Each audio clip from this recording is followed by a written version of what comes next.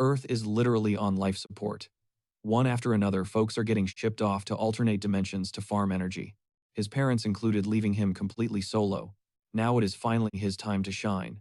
But instead of getting some hyped-up hero arc, he gets dumped into this bizarre, blocky-looking universe as the chosen champion for some totally washed-up harvest goddess. His ultimate weapon, a rusty farming sickle. His divine deity, a literal chunk of ginger. Oh, and his squad consists of entirely useless baby animals. But brick by brick, zone by zone, he is taking the most pathetic class ever and turning it into an absolute powerhouse. And it is all to reach the one spot he cares about. Cut to an epic scene, elite hunters trekking through a jungle, crawling with massive dinosaurs. Out of nowhere, a gargantuan beast snaps its jaws right over a dude's head. He gracefully dips out of the way, his mana flaring up. The guy whips out his blade with insane precision, dicing the monster and cleanly slicing off its limbs. He slides his sword back into its scabbard and the beast detonates behind him. A booming voiceover kicks in isekai to new dimensions. Secure our future. Apply right now. Our main guy is practically drooling over this flashy billboard when bam, a heavy hand slaps his shoulder. Some grumpy old boomer barks, "Hey, why are you zoning out instead of actually grinding?" The guy jolts around, panicked, and instantly bows an apology while the boss groans. "This is exactly what is wrong with you Gen Z kids. Always daydreaming." Chang-Su stammers out a desperate, "I am so sorry, sir." The old man orders him to step aside and hack down the overgrown vines. Chang-Su squeaks out a quick, "Yes, sir." Inside, he is low-key freaking out. Total nightmare. I am already getting roasted on day one. The boomer hovers over his shoulder, yapping endlessly. "Back in my day, nobody had to spoon-feed us instructions. We just hustled and got it right the first time." Chang-Su bites his lip, thinking, "No way, I absolutely cannot afford to get sacked again." He grips his blade and starts absolutely shredding through the thick brush. The old man instantly shuts his mouth, his eyes going wide with pure shock. Chang-Su clears the whole patch with lightning speed, leaving his boss entirely speechless. Fast forward a bit. He stacks heavy supply bags onto the dirt path. The boss grins. "Dang, color me impressed. Finding a kid with your work ethic is incredibly rare nowadays. Go ahead, drop off those sacks and clock out early." Hoisting a heavy sack over his shoulder, a wave of sadness hits him. Getting transferred. Man, maybe for a guy like me that is just a total pipe dream. Earth was basically dead. The planet's life energy was completely drained, straight up looking like a game server that got permanently shut down. But, right at the breaking point, some mysterious god-tier entity dropped a massive loophole. Humanity had to jump ship to alternate realities. These elite warriors, dubbed the Transferred, bailed on Earth to raid other dimensions, funneling just enough life force back home to keep the planet off life support. Chang-Su stares down at the cheap sickle in his hand, wondering if a nobody like him could ever join their ranks. Hours later, he is trudging down a gloomy street deep in thought. "I seriously hope some gig calls me back tomorrow," he mutters. He stops in front of a massive sterile building. The neon sign reads, "Transferred Family Reunification Center." Scanning the packed lobby, he sighs. "Man, the queue is absolutely insane again today." Squeezing past the crowd, he mutters, "Excuse me, pardon me," finally hitting the front desk. The dead-eyed clerk squints at his screen. "Are you Mr. Oh Chang-Su?" "Yep, that is me. I am just checking in. Is there any update on the search?" The clerk intensely squints at his monitor, where a bright red notification flashes. Reunification tracking deposit. Insufficient funds. Total amount paid toward the transferred missing persons case, 4,500,000 won. "Look, Mr. Chang-Su," the clerk sighs, leaning back. "We do not run a charity here." He dismissively waves his hand, telling the kid that if his bank account is running on empty, he needs to take a hike until he can cough up the cash. Chang-Su's voice cracks. "Wait, just tell me something. Can you literally not just give me a breadcrumb of info? Just tell me which dimension my family is in." The clerk physically shoves him back. "Beat it, kid. Next. You think you are the only one with a sob story." Crushed, Chang-Su stumbles out of the building and begins the brutal climb up to his rundown apartment. Pushing the door open, he whispers to the empty room, "I am home." He completely ignores the empty instant noodle cups trashing his floor. Flashback to when he was just a little kid. His dad was actually an S-tier returnee. But the second Earth's energy crisis hit critical mass, he was forced to jump into the portals once again. And spoiler alert, he never made it back. Chang-Su's mind drifts to a sunny memory of him and his dad kicking a soccer ball around a dusty field. But the moment he turned his head, his dad had vanished into thin air. His mom gripped his tiny hand tight, holding back tears. "Baby, Grandma and I are going to go track down your father. We will be right back. You can be a brave boy and sleep on your own for a few nights, right? Just hold down the fort for a little bit, okay?" And just like that, he was completely abandoned, snap back to reality. Changsu is slumped on his cold floor, spiraling into his thoughts. It has been so long that his memories are literally glitching out. He can barely even picture their faces anymore. But suddenly, a blinding neon glow floods through his window. What the heck is going on? He mutters, peering outside. His jaw practically hits the floor as a massive pillar of light crashes down from the sky. Boom. A massive shockwave blasts him across the room, slamming his skull straight into the concrete wall. Out of nowhere, a heavy wall clock launched straight at his face, knocking him out cold. A little while later, Changsu finally snapped out of it, groaning as he clutched his throbbing skull. What the heck just happened? He mumbled. His phone screen suddenly lit up totally, blowing up with crazy alerts. Returner disaster alert, he read aloud. The notification warned that S-Class A's massive re-entry triggered insane shockwaves, violent windstorm. Breaking news. Is the legendary S-Class A actually stepping down? Changsu gasped. Wait, stepping down. He frantically scrolled, completely desperate to figure out what was going down. A tragic voice crackled through his phone speakers. In the end, because I failed to protect our deity, my entire party was totally wiped out during the transfer. I had absolutely no choice but to return totally alone. Now my stats are wiped, my powers are gone, and my passport to the multiverse is permanently revoked. The broken hero pleaded through the screen. Please understand that after endless debates, I have absolutely no choice but to officially retire. But I have one final desperate request for you all. Defend our territory, please. Whatever you do, do not lose your fighting spirit. Changsu stared at the headline in pure shock. No way, man. First he completely botches the mission and now he just rage quits. They have got to be trolling me. Suddenly a loud knock echoed through the room. Changsu whipped his head around. Who on earth is pulling? He dragged his feet toward the entryway. He was basically a total loner. Literally nobody ever dropped by to visit him. He creaked the door open, only to hear a tiny voice ask, "Is Mr. Changsu home?" "Mr. Changsu." The voice chirped again. Changsu frantically glanced left and right, totally bewildered. Is this some kind of hidden camera prank? "Mr. Changsu, down here I am, right here." The rabbit waved its tiny paws. Changsu finally looked down and locked eyes with the furry little creature. It completely jump-scared the soul out of his body. He let out a massive shriek. The creature tilted its head. "You are Mr. Changsu, right?" Changsu felt his jaw hit the floor. A rabbit, a literal talking rabbit. "Please just chill out, Mr. Changsu," the rabbit urged with a big smile. "I have got some massively hyped news for you." The bunny beamed. "Huge congrats, you have been officially selected to transfer to another dimension." Changsu blinked in shock. What the actual? He thought to himself. What kind of unhinged fever dream is— "I totally get why you are tripping out right now," the rabbit giggled.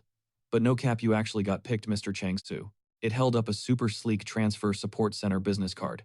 "If you still think this is fake, do you want to just warp to a totally different world right now and find—" Cut to them casually strolling down the pavement a little later. The rabbit looked up. "So, Mr. Changsu, do you have any super overpowered abilities or special skills?" "Special skills," Changsu echoed, totally confused. "Yeah," the rabbit nodded. "Most dimensional travelers have at least one busted talent under their belt." Changsu let out a heavy sigh. "Bro, you should already know I failed the transfer exams. My biggest flex is literally just pruning bushes and beautifully arranging pretty flowers. I do not have a single drop of what you would call a special skill." The rabbit bugged its eyes out in pure shock.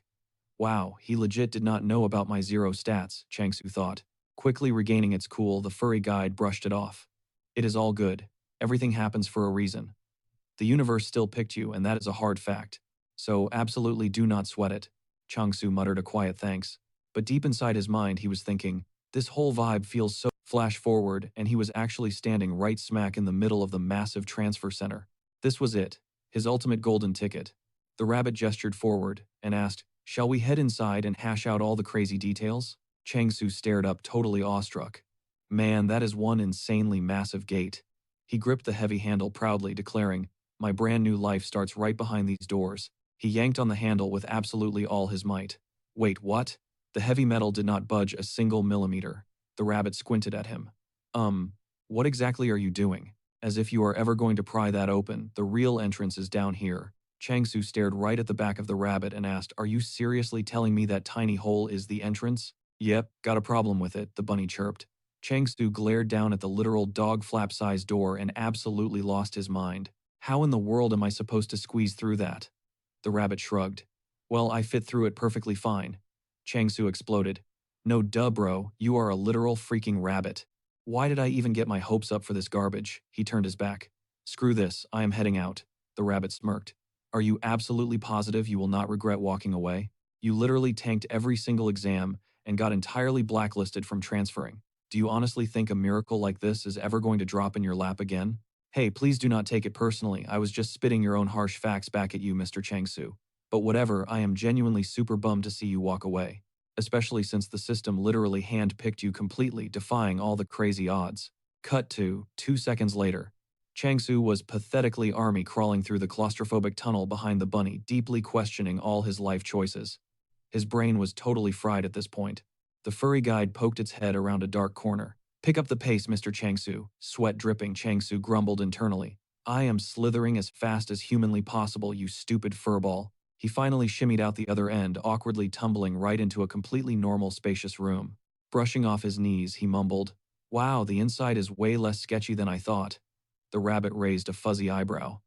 "What kind of creepy dungeon were you expecting? Anyway, we found a dimension that is totally tailor-made for your exact vibe, Mr. Changsu." He stared at the bunny, totally mind-blown, and dropped a massive question.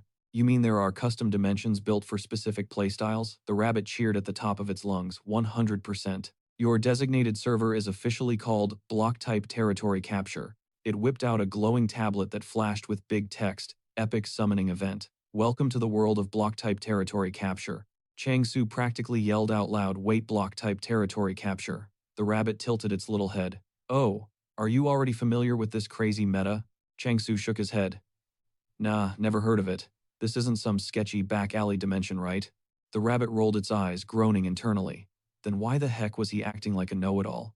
Chuckling, the furball bragged, "Guess you're out of the loop. This is literally the most hyped spot right now. It comes with a massive perk, Divine Protection." Changsu blinked. "Wait, a god. A literal deity times," he pondered. "Does that mean the guy who returned was also backed by a higher power?" Flashing a sly wink, the rabbit assured him. "Just a heads up, this realm is totally separated from all that recent drama. Zero reason to stress." Changsu raised an eyebrow. "Okay, but which god exactly are we talking about here?" "Normally it's completely randomized," the rabbit smirked. "But if you lock in your choice right this second, I'll hook you up with VIP access to pick your own patron." A glowing deck of cards materialized, floating around Changsu. "So what's the verdict?" the rabbit pressed. "You in." "What's the verdict times?" Changsu panicked internally.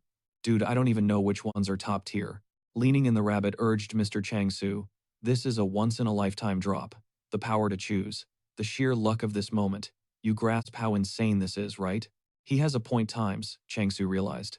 When am I ever getting a cheat code like this again? Why am I freezing up like a total noob? Snatching a card from midair, he declared, "I'll take it." The rabbit watched him like a hawk. Changsu cracked one eye open and his jaw practically hit the floor. A terrifying, rotting zombie manifested right in his face. "What the heck is that?" Changsu shrieked. The card glowed ominously times God of Negation, 44%. "Chill, it's just CGI," the rabbit deadpanned. "Why are you screaming?" Still shaking, Changsu snapped. "What kind of god needs a horror movie intro?" "God of Negation sounds absolutely toxic times," he groaned inwardly. "And those stats are mid at best." Forcing a smile, he asked, "Hey, any chance I can hit the reroll button?" "Sure thing," the rabbit shrugged. Breathing a sigh of relief, Changsu pulled another card. He stared at it. "Nope, absolutely not." A beat passed before he exploded. "Hold up, are you kidding me right now?" Desperately grabbing a fresh card, he yelled, "Third time's the charm." He flipped it over and screeched, "It's the God of Negation again." "This gacha is totally rigged times," he fumed. "How do I keep pulling the exact same trash tier?" The rabbit's voice dropped dangerously. "Mr. Changsu, the deck is perfectly fine. Are we clear?"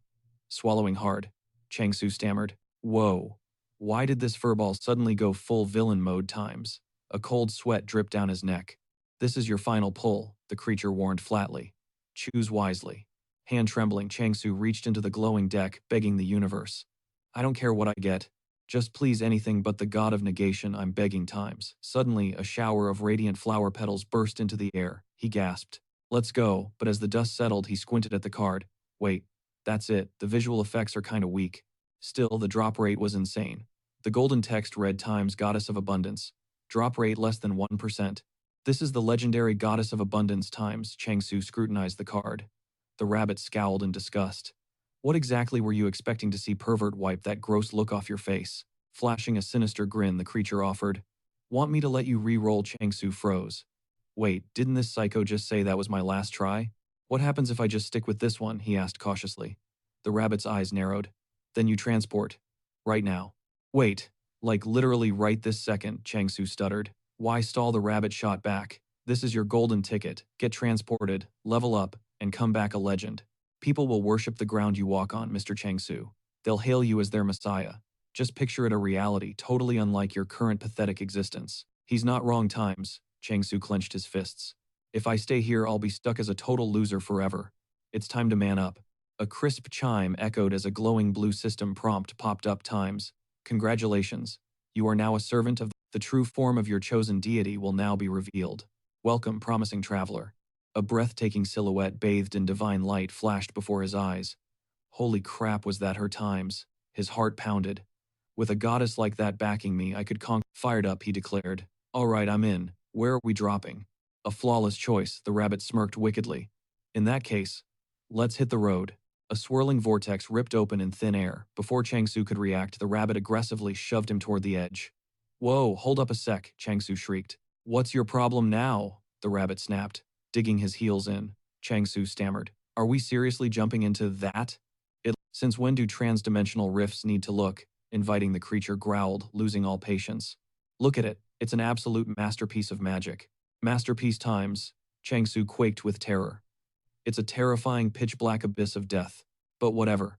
I'm not backing out now. I'm gonna show the world who's boss. Times. Wham. A swift rabbit kick planted squarely in his back sent Changsu screaming head. You psychotic bunny, his voice echoed into the void. Dusting off its paws, the rabbit called out cheerfully. I'll be waiting for your triumphant return, Mr. Changsu. Suddenly, an ominous, disembodied voice boomed. Why did you force his hand? The rabbit's cheerful demeanor vanished. You know the rules. Direct intervention is strictly forbidden. We cannot afford to lose this one, the voice rumbled. Has he truly not abandoned his god? A heavy sadness washed over the rabbit's face. Of course not. Meanwhile, tumbling through space and time, Changsu stared at a glowing loading bar. Ugh. So what happens now? He groaned. The deity's percentage reflects their absolute dominion. Changsu blinked hard. Wait, what did that just say? So that number wasn't some gotcha pull rate, but an actual power scale. Before he could process it, he shot out of the swirling portal and slammed face first into the dirt. He clutched his pounding skull. A power scale, and the system decided to drop this massive lore bomb on him just now. Scanning the endless crumbled ruins around him, a broken manic laugh escaped his lips. Total nightmare mode, he muttered. I am so incredibly cooked. And to think this wasteland is supposedly blessed by the almighty goddess of abundance. Like abundance of what exactly? Dust and despair. This place is a literal ghost. A sudden digital chime made him whip around, catching the glow of a floating holographic screen. Okay, what kind of busted user interface is this? Changsu groaned. The text flashed. Welcome to the block-style territory conquest, Changsu. You are the chosen apostle of abundance. His mission: secure and defend as many zones as humanly possible. Is her power level seriously that tragically low? He grumbled, letting out a heavy sigh. Whatever, no time to waste.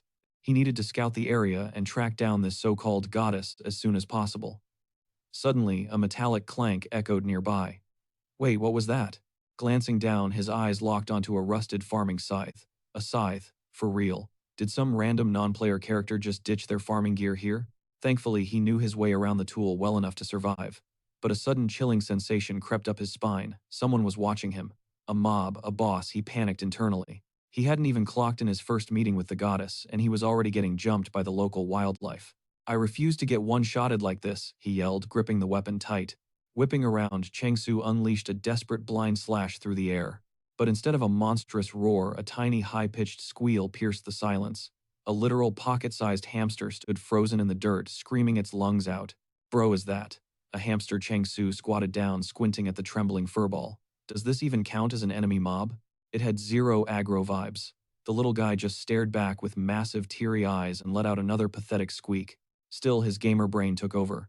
If it is a mob, do I get some sweet loot for taking it out? Sensing the threat, the critter panicked frantically, waving its tiny paws in surrender. Changsu stood back up, chuckling. Alright, chill.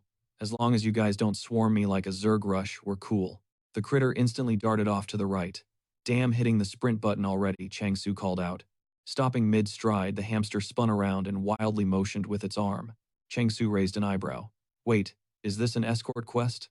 Realizing the human understood, the tiny legs, massive speed stats, Changsu mused. Where is this little dude dragging me? Minutes later, a triumphant squeal echoed from up ahead. Panting and completely out of breath, Changsu groaned. Now what? Then his eyes went wide. He scrambled to the crystal clear spring, violently shoving his empty flask into the water. Chugging it down in seconds, he gasped. Oh man, my health bar is fully restored. The hamster chirped proudly. Wiping his mouth, Changsu asked, Yo, do you actually spawn in this wasteland? Because this biome is absolute trash for a little guy like you. Hey, any chance you have the waypoint for the goddess, you know, the abundance one? The fuzzball tilted its head totally clueless and just started grooming its face. Changsu rolled his eyes. Yeah, what did I even expect talking to an NPC? Zero intel. Suddenly the furball squeaked again, jabbing its paw toward another direction. Round 2 of Follow the Leader, Changsu sighed. Alright, let's see where this side quest takes me. A short trek later, they arrived at the base of a colossal towering tree. Changsu craned his neck stunned. Absolute unit of a tree, but it's completely dead, he analyzed. Wait, are those thick roots sprawling everywhere? Snap, a loud crack echoed under his boot. Whoops, stepped on something. Looking down, he nudged the weirdly shaped lump. Is this? A massive ginseng root. Why is it just lying here? Seeing the panicking Changsu drop to his knees. My bad, was this your pet or something? Right then the holographic interface flashed a blinding alert. Alert, the ruling deity of this sector has been discovered. Bro, what kind of glitch is this? Changsu argued. It says I found her, but where is she? The hamster frantically bit down on his pant leg, aggressively tugging and whining. Dude, what is your deal right now? He scooped the frantic furball into his hands. Look, I'm kinda in the middle of a main quest, we can chill later. But the hamster violently jabbed both paws toward the crushed pathetic root. It squealed at the top of its lungs, crossing its tiny arms over its chest, then stiffened up, mimicking a brutally painful death. The reality hit Changsu like a freight train. Hold up. You're telling me this crusty, dried-up piece of ginseng is the actual divine being? His voice trembled with mounting dread. That is literally impossible. My deity is supposed to be the stunning ultimate goddess of abundance. There was 0% chance this shriveled piece of garbage was her. But that faint mystical green aura pulsing from it. Nah, the developers are straight up trolling me right now. Anyone with functioning eyes could see this was just basic herbal medicine. The majestic goddess he envisioned on the loading screen wasn't a freaking vegetable. Digging into its imaginary pockets, the hamster pulled out a tiny magnifying glass and aggressively squinting at the microscopic fine print, it read, Visual representation may vary significantly from the final in-game model. What the hell? Changsu screamed. My top-tier waifu goddess is a potato. He collapsed to his knees in front of the mangled root, aggressively tearing at his hair. His mind raced. The massive zone captures those pitiful percentage rates. It was all a massive red flag from the start. Every time he pulled dupes and that percentage ticked up, he assumed it was just a visual bug. But the gacha gods hadn't glitched, he had just been played like an absolute fool. His influence was blowing up, sure. But who could have predicted that random card was actually top tier after stumbling across it so many times? Wait, did the goddess shrink down to this pathetic state just because his influence dropped to literal rock bottom? Right on cue, a system prompt popped up. The goddess of abundance was sitting at less than 1%. Changsu frowned. Then why the heck is she still passed out?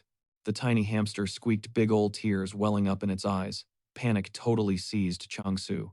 Bro, no way. Tell me, I didn't just accidentally end her.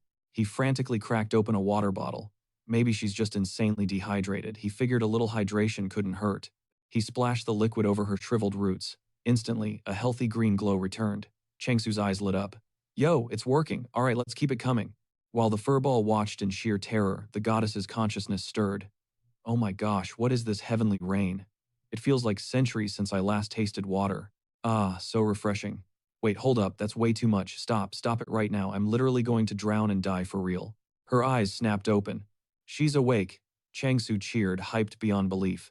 The little hamster bounced around, squeaking happily. Puffing his chest out, he introduced himself as Changsu, the Apostle of Abundance. He stared at her, utterly bewildered. So this is my supreme deity. Then why can't she even move a single muscle? He was totally clueless on what to do next. Suddenly, another system alert flashed. It instructed him to utilize his skills to level up his power. He blinked in surprise. Wait, so I get actual skills too? Blessing of Abundance. There wasn't a single lick of text explaining it, but he figured it obviously boosted crop yields or something. But then he read the next part. The prompt clearly stated Blessing of Abundance. Beheading. Changsu's jaw dropped. Beheading. His mind raced. Hold up. Beheading. Like living that rich life by literally chopping off the heads of the elite. What kind of messed up abundance is this? There's no way a harvest goddess handed me such an insanely brutal ability. Sweating bullets, he slowly turned back to his deity. Hey, so, This beheading skill, it's not what it sounds like, right? She just slowly slid her tiny hand straight across where her neck should be. Changsu gulped hard. So, you're not telling me to go slice people's heads off? Right.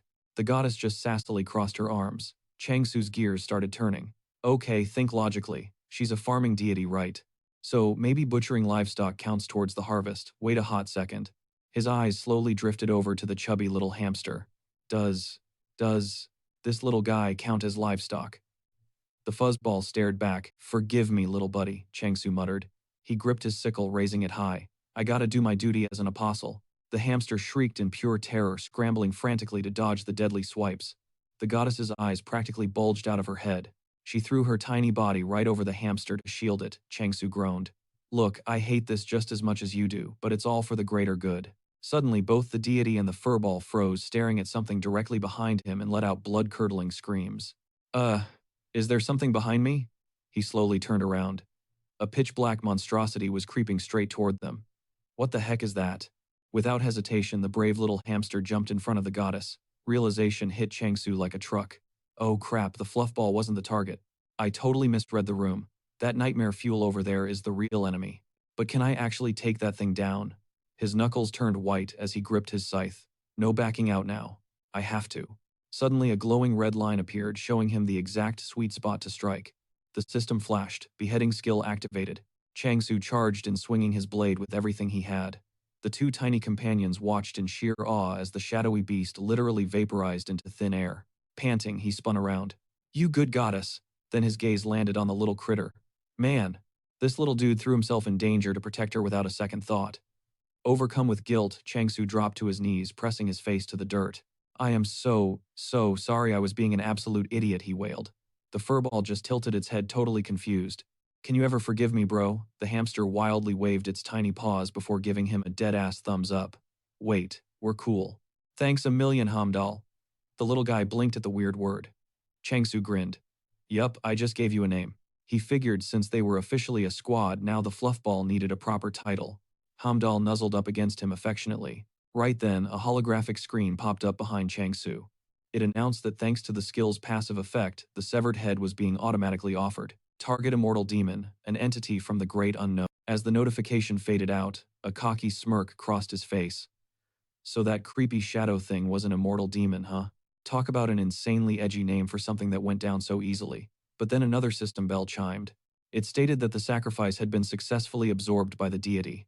Changsu whipped around, eyes wide. Wait, goddess. Her shriveled form was actually looking way healthier and smoother, bingo. If I keep farming these creeps, she'll totally regain her original overpowered form. Heck yeah, time to go on a monster hunting spree, Changsu roared. Hamdal scurried right on his heels, squeaking with pure hype. A little later, he pulled up to a super sketchy pitch-black forest, practically crawling with those immortal demons. And right on cue, the system dropped a massive hint. So we've got these mysterious all-purpose points, to basically currency for hacking the world system. Totally account-bound, though. No trading allowed. Points, huh? I muttered. And how exactly do I farm these? Honestly, it sounded like a total game-changer. But first things first, I needed to wipe out those freaks. I spun around mentally, thanking my lucky stars for this insane new ability. It was insanely overpowered and ridiculously smooth to handle. Plus, these mobs were moving in slow motion. Ding times. The system interface flashed, locking the skill in. Decapitation, I roared, slicing through the horde. The prompt instantly chimed, rewarding me with points for every kill. Hell yeah, let's go. Should we aim for 100 kills right off the bat? I grinned, just as the system flagged another target times immortal demon hunted. That made 4 kills off the grid. A little while later, as I trekked deeper into the woods, Hamdal let out a triumphant squeak. The little guy scrambled up my shoulder, throwing tiny punches in the air. I chuckled. Dude, anyone watching would think times you times carried the whole raid. Hamdal kept flexing his fluffy little paws in my face, and I couldn't help but crack a massive smile. Glancing back at the translucent screen, I tilted my head. Seriously though, why call them times immortal, times demons? They drop way too fast to be unkillable. Whatever, guess I'll figure it out if I keep grinding. Up ahead near the massive tree, I spotted her. Goddess, I called out. Just as I hoped, her aura was practically radiating energy now. I smirked to myself. The buffs are hitting way harder than I thought. Hamdal glared at me, clearly jealous of the attention. At this pace times, I realized she's gonna regain her true form in no time. The tiny goddess waved excitedly at me. So what's the next move, I asked, eyeing the ancient trunk. Should I bring you over to it? I gently scooped her up in my palm and lifted her close. She reached out, pressing her tiny hand against the rough bark. My turn, I mirrored her movement, pressing my hand flat against the wood. Instantly, a pop-up triggered, unlocking a new skill. Blessing of Abundance. Warning. All divine favors consume system points. I didn't even hesitate. Blessing of Abundance. A blinding golden pulse erupted from the trunk. Hamdall and the goddess just stared, absolutely hyped. All right then. Times, I thought. Every single point I farmed from that mob, I'm dumping it all right before our eyes. The dead rotting branches exploded with lush green leaves, and seconds later massive fruits sprouted. Whoa, it actually worked. I reached up. Wait, is this an apple yanking one free? I stared at it. I've never seen anything like this back on Earth. Since when are apples the size of bowling balls? Times? My mouth watered, but I held back. Dropping to one knee, I respectfully offered it up. The first harvest belongs to you, goddess. She wrapped her tiny arms around the giant fruit, blushing hard. Man, I really hope she levels back up to her prime soon. Not gonna lie though, this mini version is pretty freaking adorable. I blinked, watching the massive apple literally shrivel into a raisin in her grasp. My jaw dropped. Holy crap. How did she inhale it that fast? Yeah, mental note, do not get on her bad side. Sweating slightly, I scrambled up the branches to harvest the rest. Hopping back down, I tossed a piece to a very impatient Hamdall. I mean, she's literally the deity who handed me a move called decapitation, so I better stay on my toes. Taking a massive bite of the fruit, I narrowed my eyes. Yep, always sleep with one eye open. But bro, this flavor is literally out of this world. It's so good times. Tears of pure joy streamed down my face as I chowed down. Meanwhile, the goddess peeked at us from behind the massive trunk. What on earth is happening? Times? She thought, utterly stunned. He wiped out that entire horde in 24 hours and fully restored the sacred tree in seconds. Where did a monster like this kid even come from? Times. Her faction, the Pantheon of Abundance, was legendary for controlling the world's food supply. They were never top-tier fighters, but they were never considered weak either. But when the twisted forces of denial started devouring the other gods, the Abundance faction had no choice but to run for their lives. They completely abandoned agriculture to become hunters, but their holy skills were strictly for farming, not frontline combat. They were getting totally slaughtered.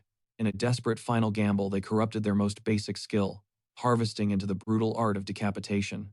Even that dark sacrifice wasn't enough to stop the fall of Abundance. Because truthfully, decapitation was never a combat spell meant to slice off it was just a twisted farming mod designed to sever the heads of crops, or already dead prey. Farmers and frontline warriors simply don't mix, so it was the only weapon she had left to give. But she realized times if the wielder's base stats are already god tier, this skill becomes an absolute cheat code. I suddenly hoisted my sickle over my shoulder, spinning around to lock eyes with the goddess. She flinched, genuinely terrified by my intense glare.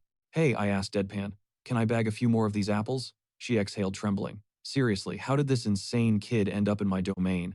Whatever the case, he belongs to my faction now. As I shimmied up the trunk, I felt a tug. Goddess. She was fiercely hugging my calf. I am never ever. I broke into a cold sweat. Wait, she's not planning to suck my life force like that apple, right? Hours later, I hiked back toward our ruined base camp, a massive sack of loot strapped to my back. Glancing into my pocket, I whispered, looks like the goddess is out cold. She was completely drained. Gently resting her tiny sleeping form on a stone step, I let out a tired, happy sigh. Man, it's been one hell of a day for me too. I gave Hamdall a soft scratch on the cheek, earning a sleepy, satisfied squeak. But suddenly, a massive shockwave rattled the ground. I leaped up, heart pounding. What the hell was that explosion? She's still out cold, huh? He muttered. His stomach let out a thunderous growl, fiercely protesting his strict all-apple diet. Yeah, fruit ain't gonna cut it, our boy grumbled, clutching his aching gut. Suddenly, a glowing system window popped up out of nowhere, catching him completely off guard. A delivery event. Wait, a delivery, he whispered, blinking at the screen. I mean, it kind of makes sense, seeing how many people get isekai'd from Earth these days. But hold up, don't they need his actual coordinates to drop off the goods? He glanced down at his furry little sidekick. You're completely wiped out. The little guy desperately needed some shut-eye. Chung-Su gently tucked Hamdall right beside the slumbering goddess, and carefully blanketed them with soft leaves. Meanwhile, miles away, a furious girl stormed down the sleek halls of the Circulation Trading Company. Fists balled tight, she practically kicked the office door off its hinges. The guy at the desk nearly jumped out of his skin, his eyes wide with sheer panic. What are you doing here? What about the drop-off? he stammered. Glaring daggers, she snapped back. Are you screwing with me, boss? Sweating bullets, he threw his hands up in defense. I have zero clue what you're talking about. Just chill for a second. Hey, Sujin. But the apostle of circulation had totally lost her cool, screeching at, I'm already drowning in work, and now you dump this absolute garbage on my plate. The boss nervously peeked at his own system screen, while Sujin continued her rampage. A restricted zone, a 3-day, 2-night business trip. Are you actually insane? You do realize we aren't seeing a single dime from this stupid free trade event, right? She fumed. What am I supposed to eat out there? Just freaking apples. The client is dead broke, so he literally wants to pay us in fruit. Seriously, what did I do to deserve this? Ryu leaned back, crossing his arms with a sly grin. Nothing at all. Actually, it's the exact opposite. You're way too obsessed with the grind. Which is great, but if you keep pulling crazy overtime like this, you're gonna work yourself into an early grave. Take a breather, even if we gotta slap a business trip label on it to make it happen. He knew if she stayed in the office, she'd just chain herself to her desk again. He just wanted her out of there to cool off. Sujin actually paused, soaking in his words. Before her eyes narrowed with bullcrap, you just couldn't find a single sucker to take this trash job, Ryu busted out laughing, hands raised in defeat. Okay, you got me, he gripped her shoulders gently and added. But hey, who knows, maybe you'll stumble into a hidden dimension, Sujin rolled her eyes. A hidden dimension, your jokes are literally the worst. Shoving her toward the door, Ryu cheered. Welp, safe travels, I got a really good feeling about this one. With a heavy, exhausted sigh, Sujin grumbled, fine, I'm out. She flicked open her holographic display and started scrolling through the endless paperwork. Why is this manifest so freaking massive, she muttered. If she was plunging into a restricted zone, she definitely should have prepped for this nightmare way sooner. She swore to herself if this trip was a total bust, Ryu was a dead man. Fast forward a bit, and our guy Chung-Soo was back on the apple grind, scanning the tall grass for his tiny sidekick. A little tuft of fur totally gave him away. Hamdol peeked from behind a giant apple, squeaking with pure joy, while Chung-Soo shushed him playfully. Keep giggling and the monster's gonna catch ya, he whispered, putting on a spooky, exaggerated villain voice as he searched for him. The fluffball froze in terror. Oh, you think you can hide behind that fruit? Chung-Soo lunged, snatching him up as Hamdol let out a dramatic, terrified shriek. Gotcha, you little troublemaker, Chung-Soo laughed. He scolded the pet for munching on their precious stash, though it was no use. Gently poking Hamdol's chubby tummy, he said, I'm telling you again, buddy. These ain't snacks. They're our literal currency. The drop-off is today. If you eat our payment and tank this deal, we're totally cooked. He couldn't shake the anxiety. They're trekking all the way out here. I gotta look somewhat professional, he thought. Based on the intel he scored from joining the event, this entire world, just like the very first event's title straight up hinted, is chopped up into massive isolated zones known as blocks. From the outside it looks exactly like regular Earth, but these towering, shimmering barriers divide everything. Want to hop to the next zone? You'll need a travel pass and they only hand those out once every 24 hours. Worse, he's stranded in the middle of nowhere. The closest town is a brutal 7-day hike. And I'm stuck surviving on nothing but freaking apples, Chung-Soo groaned. Honestly, getting a package here in just 48 hours was mind-blowing. He flopped onto the dirt, completely clueless about what kind of insane warp magic the company used. Right now, he was just praying for a sleeping bag. Though a real mattress would be god tier, plus a decent pillow to keep the goddess comfy. Let's be real, Chung-Soo knew he had to rack up some serious brownie points with her, or else she might literally turn him into a dried-up husk.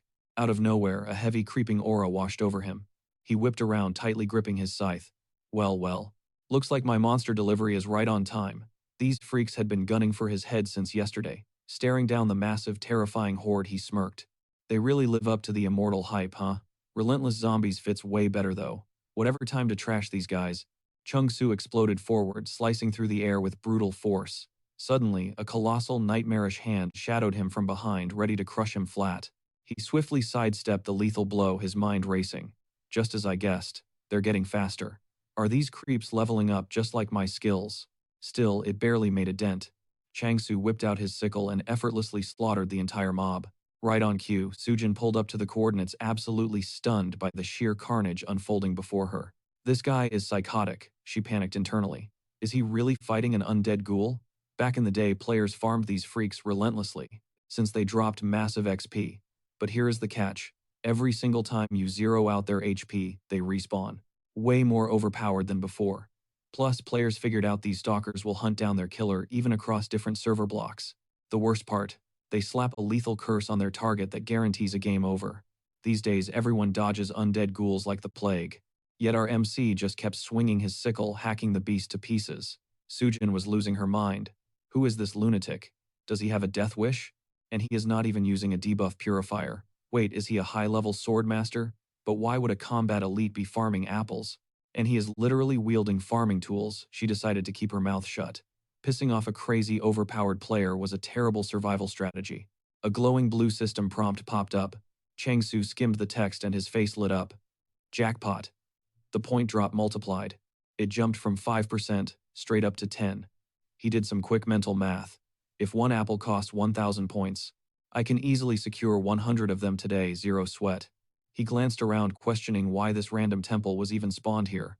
Maybe this zone has a hidden XP multiplier. Pivoting around, he finally spotted Sujin. She immediately bowed, apologizing to her VIP client. It is an honor to meet you, she greeted professionally. I am Hyo Sujin from the Logistics Guild. Your shipment has officially arrived. Changsu blinked. How did you track me down so fast? Sujin let out an awkward laugh. Well, you definitely draw attention. Shaking his hand, her inner thoughts screamed. You just wiped out nightmare-tier ghouls like they were toddlers. She reminded herself to stay hyper-alert around this guy. Suddenly her eyes locked onto Hamdall. Wait, what is that adorable fluffy marshmallow? Her brain completely short-circuited.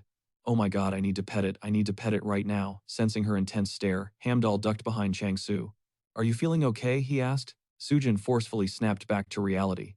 Oh yes, I am perfectly fine. Clutching her chest, she was internally sobbing. Let me squish it. Changsu tilted his head. If you are good, should we head over? He suggested, secretly wondering if he had totally misread the vibe. Meanwhile, Sujin was still obsessing over. A few minutes later, they arrived at the harvest zone. Sujin was still throwing hard eyes at Hamdall until an insane fragrance hit her. Stopping dead in her tracks, she gasped.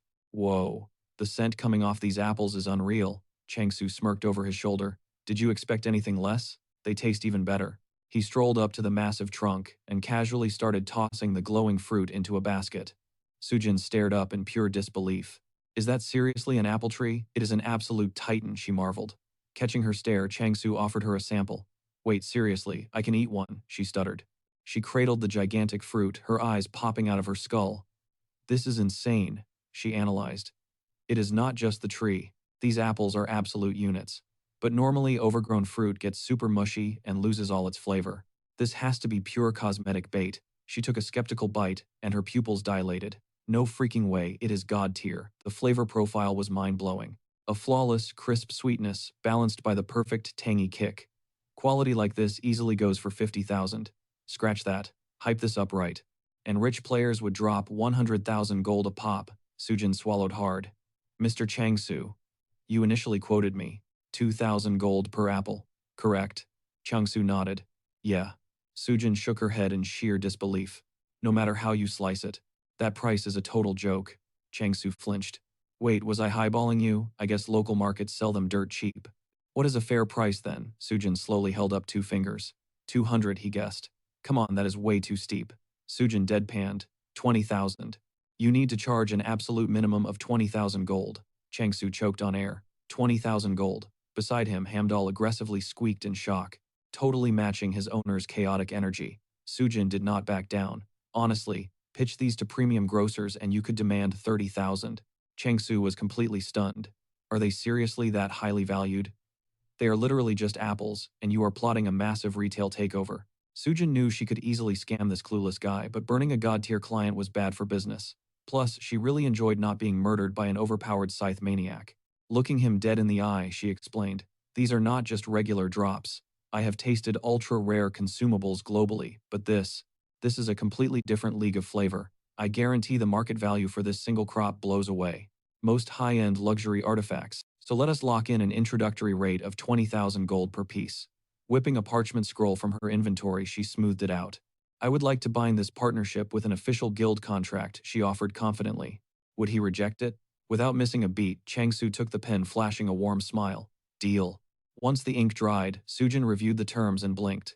Wait, you messed up the numbers. You gave me a massive commission cut. Changsu just chuckled softly. It is not a mistake. I prefer building alliances with trustworthy people, for the long run. You proved your loyalty by revealing their true worth, so consider this my way of making things fair. Changsu reached out for a handshake, catching Sujin totally off guard. A bright smile lit up her face as she thanked him for officially sealing the deal. All right, time to hand over the goods. She unloaded his massive haul, a mountain of seeds, emergency rations, heavy-duty cooking gear, and those glowing familiar eggs. Consider them a little bonus from the guild for partnering up. It'll definitely give his farming a major boost. Since he was already rocking a pet, she figured he could skip the tutorial. Her eyes drifted to Hamdall. Oh my god, what an absolute fluffball, she swooned internally. Chengsu blinked, totally confused. Wait. Him. A familiar Sujin tilted her head. Wait, isn't this little— I mean, he's way too precious to be a bloodthirsty monster. She quickly bowed her head, apologizing for the mix-up. Chengsu just chuckled. Nah, you're good. Just hit me with the instruction manual for these things. Sujin perked right up. Basically, the more system points he pumps into them using his blessing, the more insanely overpowered the hatched familiar will be. But she dropped a heavy warning flex too hard and the egg will literally shatter from the pressure. The golden rule: cut the power the exact second the shell starts vibrating like crazy. Chengsu nodded, promising he'd try not to accidentally nuke his new pets. Switching to business mode, Sujin leaned in. So real talk. What's the projected yield for your next harvest, and what's the ETA? Since he was branching out into other crops, Chengsu calculated he could comfortably drop around 50 apples a day. Sujin gasped. Wait, 50? A day? They instantly dove into the gritty logistics, hammering out the exact supply chain drop limits and daily timelines. With the fine print completely locked in, their very first mega deal was officially on the books. Once the dust settled, Chengsu glanced up at his divine sponsor. Man, staying off the radar must have been super rough for you, he murmured. Deep down, he was thrilled he bumped into Sujin before heading into the danger zone. She genuinely gave off total green flag energy, but in this world, keeping your guard up is survival rule number 1. Glancing over his newly acquired loot, he let out a breathless laugh. Who knew slinging literal fruit could make him this filthy rich? Honestly, he owed it all to the goddess. Her glowing avatar rose up, wrapping her arms protectively around the dormant eggs resting in their nest. Changsu crunched the numbers in his head. If he wanted to juice up these eggs with a top-tier blessing, his current point stash just wasn't going to cut it. Time to massively expand his hit list. Right now, his kill count was totally flatlining. Right on cue, a translucent blue interface flashed into his vision, demanding he cast his vote for the next monster wave. Changsu grimaced for a split second before a sly, wicked grin crept onto his face. His plate was overflowing with chaos right now, yet somehow, the grind ahead was going to be brutal, but fear, zero. He was actually hyped to see how far he could push this. Meanwhile, across town, Guildmaster Ryu crossed his arms. So, is he a hardcore apostle or just a casual believer? A guy pulling this off has got to be rocking a high-tier alchemist build. Ryu speared a juicy slice of apple with his fork. Sujin shook her head. We confirmed he's Korean, sir. But honestly, his stats scream combat, probably a war or pure carnage class. His ultimate endgame, a total mystery. Ryu chewed thoughtfully. Well, basically all the heavy-hitting apostles are Korean, so that tracks perfectly. But wait. You're seriously telling me the guy farming these godly fruits is actually a frontline brawler? Sujin lowered her gaze, her voice dropping. Sir, he instantly one-shotted a ghoul using a rusty farming sickle, and his signature move, clean decapitation, every single time. The flavor exploded on Ryu's tongue. He swallowed hard. Damn. So he's basically speedrunning the Swordmaster path by handicapping himself with farm tools. Forget offering him bodyguard detail. We need to completely scrub his identity off the grid. Sujin nodded firmly. She was on the exact same wavelength. Ryu wiped his mouth. Pitch these apples to the VIP grocery networks immediately. They're gonna fly off the shelves like crazy. Out of nowhere, Sujin snatched his wrist. Ryu jumped. Whoa, what the hell are you doing? Let go. Sujin glared daggers at him. You literally just housed the entire plate yourself, Ryu scowled defensively. Hey, respect your elders, but Sujin wasn't backing down. I carried that loot all the way here. Those are my apples. Back at the farm, Changsu settled cross-legged beside his glowing eggs, channeling raw mana directly into— He held his breath. Alright, what's it gonna be? An adorable mascot? Or a hardcore heavy lifter? Honestly, he'd take either one as an absolute win. Suddenly, a massive web of cracks spidered across the shell. Changsu pumped his fist. Let's go, it's finally hatching. The shell violently fractured. This has got to be a totally broken triple S rank beast, his brain screamed. Come to Papa. Pieces of shell blasted outward, revealing a literal baby chick. It let out a pathetic squeak. All the color instantly drained from Changsu's face. Wait. A freaking chicken. I dumped 120,000 points into this. Okay, fine, he had to admit. The thing was an absolute unit of a bird. But at the end of the day, it's just going to grow into a giant piece of poultry. He desperately wanted a game-changing partner. Whatever, he sighed. Worst case scenario, I'll just fatten it up for some premium fried. The giant chick actually bowed respectfully. Changsu clutched his chest, fake tears welling up in his eyes. Man, it's been ages since I had some crispy wings. 120,000 points down the drain for a walking drumstick. He swore he absolutely would not get emotionally. He decided to slap the first random name he could think of onto it. All right, listen up, Changsu ordered. Your name is Ari now, and I'm your boss, Changsu. Ari flapped a fuzzy wing toward the second egg, which was now aggressively vibrating and chirping. Changsu's eyes widened. Hold up. Round 2 is starting. A blinding pillar of light engulfed the room. Please let this one be a literal beast of burden, he prayed. The light faded, revealing a tiny pink piglet. It gave a lazy little oink. Changsu's soul left his body. Your name is Doji, he muttered, completely defeated. Seriously, why does the system keep trying to label these walking snacks as combat familiars felt like a total joke. Suddenly breaking the silence, Ari stared dead ahead and chirped out. The 10th vessel. Your humble chicken servant honors the goddess of abundance, Ari clucked. And the 12th vassal, the mighty pig, pays his deepest respects, Doji snorted. The goddess sighed, heavy with guilt. It's been far too long, my friends. Please forgive me. I utterly failed to protect you. Ari frantically shook his feathered head. Don't say that, you're for failing to serve you right. Doji nodded fiercely, vowing they'd grind non-stop to help her reclaim her breathtaking true form. Touched, she whispered her thanks, but instantly dropped a massive warning. They needed to keep a hyper-vigilant eye on her newest apostle. He has zero clue you're my divine vassals, she confessed. If this dude thinks you're just dead weight, he won't hesitate to pawn you off or worse, roast you for dinner. They had to hustle hard and prove their worth until he caught on. Doji trembled, his piggy eyes tearing up. Wait. Seriously? Is he that ruthless? Ari just scoffed, flashing a cocky smirk. This guy, an apostle, he honestly looks like a total scrub. Let's just keep tabs on him for now. Fast forward a bit, and our MC finally rolled out of bed to start his grind. Another day, another dollar with you guys, he cheered. Morning squad.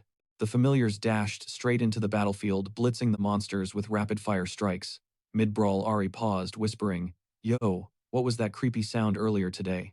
Like, something getting chopped, Doji squeaked. Suddenly their jaws hit the floor as they witnessed the absolute carnage unfolding. What in the actual hell is that? Did he just straight up execute them? Changsu was over there mercilessly swinging his sickle, slicing through a fresh wave of beasts like butter. Ari's feathers stood on end. Now that I think about it, I swear that psycho licked his lips looking at us earlier. Doji froze in pure terror. Dead serious, Ari squawked. This madman is absolutely plotting to deep fry us. Right on cue, a glowing system prompt popped up. Immortal Demon Hunt. 202 units secured from an unknown source. The MC wiped the sweat off his brow, panting. Man finally cleared those pests out. Catching a faint rustle, he glanced over and blinked. Whoa, when did you two sneak up on me? Ari instantly plastered on a fake panicked smile and chirped. Oh, dearest apostle, the chicken praised wildly. You've been grinding so hard you must be absolutely exhausted, Doji chimed in, Mr. Apostle. Good morning. Ari aggressively swatted the pig with his wing, hissing at him to force a smile. Completely clueless, the MC beamed and thanked his weird little pets. He cooed over how adorable they were acting. A little later, he sliced up a crisp, juicy apple and offered it out. You guys want a bite? Doji instantly squealed. Oh my god, yes please. Ari slapped him again, frantically whispering to chill out so they wouldn't look like useless freeloaders. The MC just tossed the slices over, chuckling, Eat up, buddy, get nice and plump. Doji scarfed it down, giggling about how insane the flavor was. Changsu muttered thoughtfully. I've heard pigs raised on grapes make premium pork. Wonder if an all-fruit diet makes the meat taste even juicier. Ari's soul practically left his body. Spit it out, you idiot, he panicked internally. You're literally turning yourself into apple-smoked bacon. The chicken desperately yanked the fruit away from the pig. Seeing this, the MC asked if Ari wanted a slice too. Ari sniffed it, reeling. This heavenly scent. He must have dumped at least 5. Is this dude totally unhinged? A basic apostle grinds a whole day for that. Scoffing, the chicken turned his beak up, vowing he wouldn't fall for such a blatant trap. Changsu tilted his head. Not an apple fan, huh? Maybe you'd vibe more with some fresh beans. Ari's eyes practically bugged out of his skull in sheer horror. His tiny body violently trembled with hunger, but he steeled his resolve. I am not that weak-willed pig. I refuse to become someone's extra crispy fried chicken. Wow, so Ari's a picky eater, completely unlike Doji, Changsu mused. Time for a rapid-fire 3-minute farming tutorial. Step 1, Doji plows the dirt while Ari drops in the black beans. Step 2, bury the seeds and soak the soil. Finally, slap on that sweet blessing of abundance. See, literally, foolproof. Absolutely flawless, the MC praised his own work. But suddenly, a heavy creeping stare prickled the back of his neck, making him snap his head around. He playfully rolled a glossy bean between his fingers, watching Ari track the movement. Do chickens obsess over shiny stuff, he wondered. Suddenly, Changsu yelled, "Whoa, chill. The absolute first harvest always goes to the goddess." The majestic deity flashed a radiant smile, before absolutely face-planting into the dirt to chow down. The MC cringed, totally weirded out. "Yeah, I am never getting used to how she eats." Shaking it off, Changsu clapped his hands. "Alright, break time's over. We've still got to plant the regular and sweet potatoes." Doji was literally munching on the enchanted dirt, squealing about how tasty it was. The MC just sighed, completely unsurprised that this pig was a massive glutton. Ari, on the other hand, played way too hard to get. A couple of hours later, the two familiars were totally stuffed, passed out flat on the ground. Ari sobbed dramatically, admitting his ravenous cravings had completely overpowered his survival instincts. "It's over for me. I'm cooked," he wailed. Changsu just beamed, hyped to see his little buddies eating so well. He promised to grow an even more massive crop for them soon. Oh, right, today was the massive apple launch day. He crossed his fingers, hoping it wouldn't totally flop. Meanwhile, over at the upscale supermarket, the display setup is practically locked in. Are we just waiting on the apple drop now? He glanced up, completely stunned to see a massive crowd already swarming the display counter. He took a closer look, but exactly as he predicted, nobody was actually pulling out their wallets. The fruit sat there on display, looking insanely extra. This was the hyped-up imperial apple, slapped with a ridiculous 200,000 gold price tag. Ryu sighed internally. Sure, they gave it a bougie name like Imperial Apple, and went totally overboard with this insanely luxurious packaging, but that monster price tag is jump-scaring the customers away. Worst part is, we can't even offer free samples. How the hell am I supposed to convince these people it's actually worth the hype? If they could just take one tiny bite, the insane quality would instantly... Out of nowhere, a crisp voice chimed, "Thanks for buying." His eyes snapped wide open as he whipped around. "Yo, what is happening over there?" Ryu hollered. He dashed straight to the register, demanding, "What is all this crazy hype about?" The cashier frantically flagged down the senior rep. "Sir, look, the Imperial apples. They are completely wiped out." Ryu's jaw dropped. "Wait, what? Those shelves were literally overflowing 5 minutes ago." The clerk gulped. "Well, that dude took one single bite and instantly cleared out our entire stock." A bold signature was scribbled across the receipt, Lohan. The rookie clearly sensed the guy was a massive VIP. Being a total newbie, the kid had no clue. Ryu stared at the retreating figure and totally lost his mind, screaming Lohan. That Lohan. The absolute legend who crushed the restricted training on his first try. The one and only undisputed swordmaster. A powerhouse like him hoarding fruit. That is a viral level scandal. The entire mall froze, staring absolute daggers of awe at his back. "Holy crap, it is Lohan," the crowd erupted. Honestly, causing absolute chaos was just a regular Tuesday for him. But then Ryu spotted the viral headline, the unshakable icon, the secret superfood that built the Swordmaster. He clutched his hair, screeching in pure agony. How could the media push such crazy clickbait? His phone started blowing up and he snatched it, snapping. What now? Do people seriously think munching on these apples magically spawns Swordmasters? Obviously freaking not. It is completely unrelated. Ring ring. He took a deep breath. "Yes, Ryu, from the Circulation Trading Company speaking." "Wait, hold up. You want to pre-order 100 boxes? Just like that. Listen, it is not that simple." Meanwhile, a full 7 days had passed since our boy crashed into this chaotic new world. He was chilling, living a super grounded lifestyle. Glancing over at the goddess, he grinned. "Since the grub is practically done, I better get myself set up too." Cradling fresh veggies, he beamed. "Man, these are going to be just as god tier as the apples." He swiftly peeled and diced the potatoes, tossing them right into the sizzling pan. Doji trotted over, letting out these pathetic, hungry little grunts. Changsu stared down at the totally starved-looking critter, raising an eyebrow. "Bro, you do realize this batch is not for you, right? You literally just stuffed your face." But Doji hit him with the ultimate puppy dog eyes. Sighing, Changsu crouched down and tossed him a snack anyway. Right on cue, Sujin practically sprinted into the yard, glowing with hype. "Mr. Changsu," she cheered. He waved back and she gushed. "Whoa, I see you actually managed to awaken every single familiar." "Yup, sure did," he chuckled. "Anyway, what brings you all the way out here today?" Sujin's eyes sparkled. "I brought absolute fire news. Ready for it, just brace yourself so you don't pass out. Your entire harvest completely sold out for 200,000 gold pieces per apple." For 2 straight days, they wiped the shelves totally clean. Changsu's eyes practically bulged out of his skull. 200,000 gold, and for 2 consecutive days, Sujin waved her hands, laughing. "Oh, don't even sweat it. Honestly, I am downplaying the absolute war zone back at the store. The crowds are literally starving for more."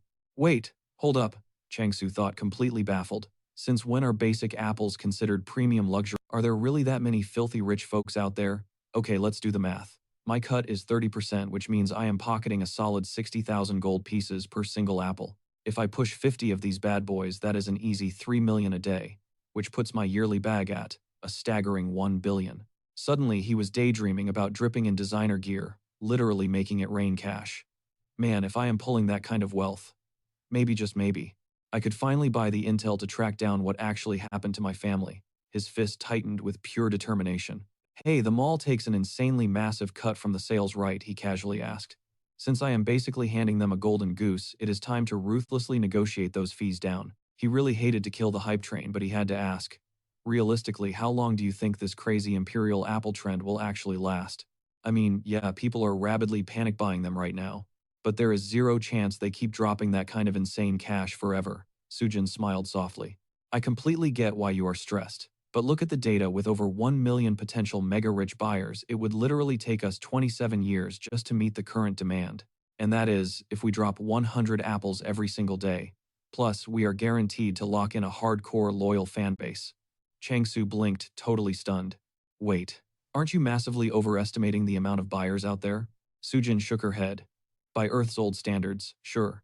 But our current market scale is literally the size of the entire former continent of China. You have absolutely nothing to worry about. So, Mr. Changsu, any chance we could crank up the production lines? He smirked. Actually, I literally just pulled a brand new harvest. You want a taste? I swear it rivals the apples. Sujin gasped, practically vibrating. Wait, are you telling me you grew something equally as legendary as those apples? She clamped down on his hand so hard he felt his pulse flatline. Bro, please let go before my fingers actually snap off. A few minutes later, setting the plates down, he smiled. Thanks for waiting. All right, dive into these boiled potatoes first. Thanks for the meal, Sujin cheered. She gently blew on the steaming spud and took a delicate bite. Instantly, her face lit up like a supernova. Oh my god, they are naturally sweet, just a tiny sprinkle of salt, and this is the absolute ultimate sweet and savory masterpiece. The skin has this rich, roasted, nutty vibe. It is insane. And the inside literally melts in your mouth like a fluffy cloud. Thank God she is vibing with it, he sighed in relief. Sliding the rest of the feast onto the table, he announced, I also whipped up some crispy potato pancakes and golden fries. Sujin stacked the ultimate bite, tears literally welling up in her eyes. I am not even joking.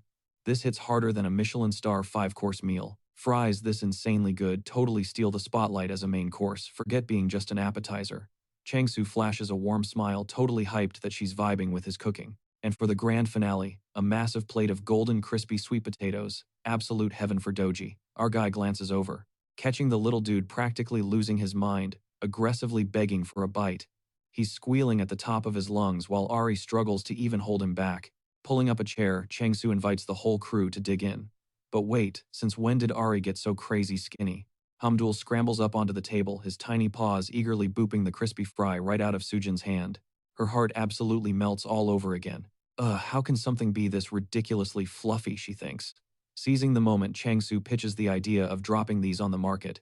Sujin hesitates, then drops some reality. Look, first off, this lunch slaps, thank you, but let's be real. Can you seriously cultivate all of these crops? While also cranking up your apple harvest? Changsu sighs, admitting it's a massive stretch without hoarding more points. He pauses, his wheels spinning. Grinding pure agriculture just isn't a viable strategy right now. Catching his drift, Sujin softly tells him she deeply appreciates the hustle, but strongly urges him to zero in on the apples. After all, every single apostle walking this realm hails from Korea, meaning their cultural roots are literally rewriting the rules of this world. Sure, unearthing these epic new flavors was mind-blowing, but basic groceries just don't pull insane profit margins no matter the hype. Mr. Changsu, please listen. The thirst for apples is about to skyrocket. Just trust me on this one, I'm begging you. She drops her gaze, a wave of guilt crashing over her as she reflects. Considering the brutal cut she's skimming off the supermarket sales, plus the backbreaking work he pours into this harvest, and he still hooked her up with a feast. Did she push him way too hard? God, she totally messed up. Breaking the tense silence, Changsu drops a bomb. 100 pieces, he states flatly. Sujin's eyes snap wide. Wait, what? He doesn't miss a beat. I'll supply you with exactly 100 apples every single day. Jaw practically on the floor, Sujin stammers, Are you for real? He throws her a solid nod, silently figuring, why sweat over the ultimate hardcore grind? Testing the waters was absolutely worth the hassle anyway, especially seeing her vibe so hard with his cooking. Hamdul beams his tiny goofy smile. while Sujin showers Changsu with endless gratitude. Cut to the very next morning, our guy is trekking through a totally dead, scorched forest with his furry squad. Doji pipes up, questioning why they even tag along on these runs. It's not like their pint-sized bodies are dealing any actual damage. Ari snaps back, telling him to quit yapping. If they aren't out here watching the boss's back, who the heck is going to? They definitely can't rely on that brain-empty furball of a hamster.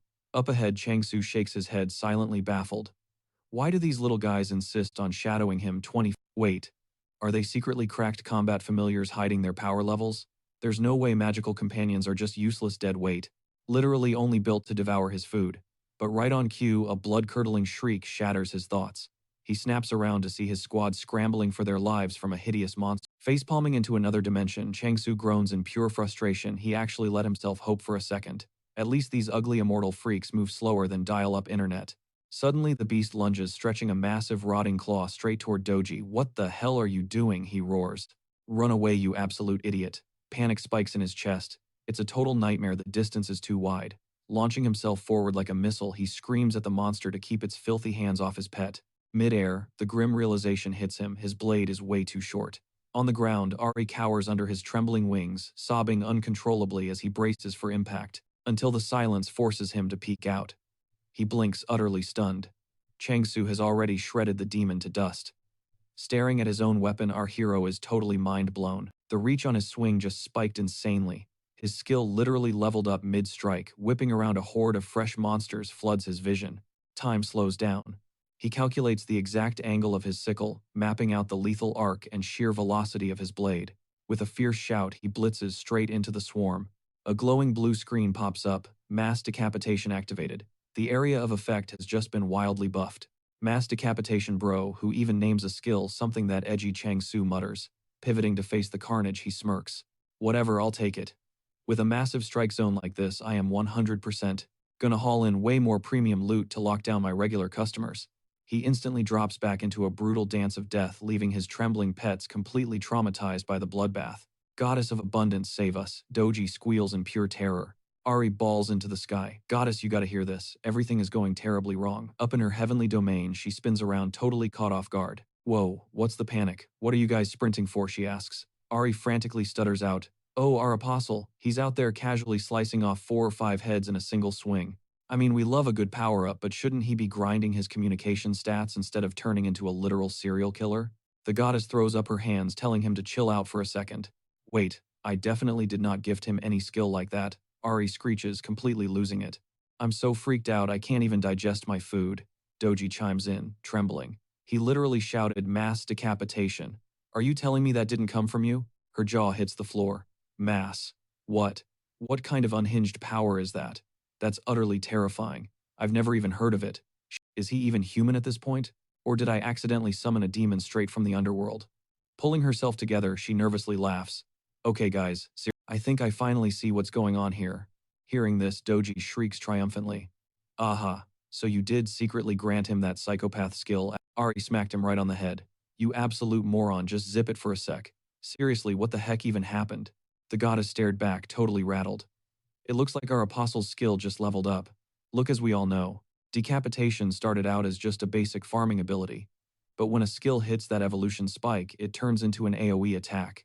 Makes sense, so his basic decapitation just morphed into mass decapitation. Ari gulped, trembling. Wait, but normally, you've got to grind for at least a solid year to unlock something that broken right. The goddess nodded grimly. Exactly. His growth rate is genuinely terrifying. But honestly, we owe him big time. Sure, his insane power scaling is scary, but he's the whole reason we're sitting here chilling right now. The second our boy gets back, I'm dropping the communication skill on him. So just relax, we're good. Ari bowed his head. My bad, I totally lost my cool there. Just then, Changsu sprinted over, shouting, Goddess. I'm back. She eagerly waved him over, her mind racing. Where does she even start? She was dying to finally chat with him face to face. But first things first, time to formally introduce her squad.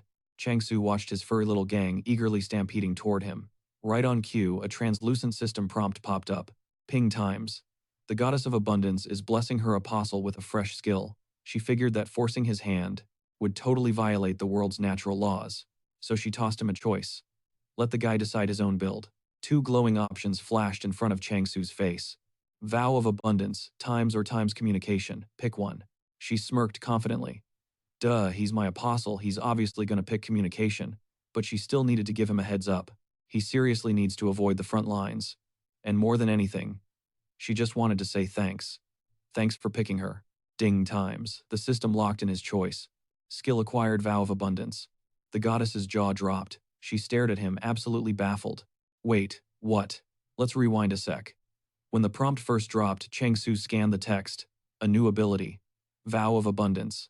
He had literally zero clue what that did. But times communication times. That obviously meant chatting it up with the local flora and fauna. He instantly pictured Ari screeching at him. How could you do this? I trusted you. We were fam, bro.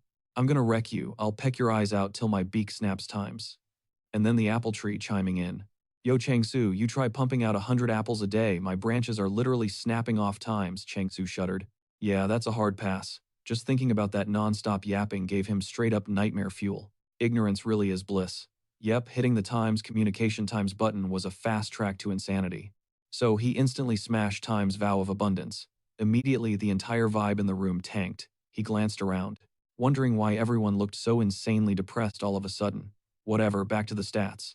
The interface showed his two active skills, decapitation times and times vow of abundance.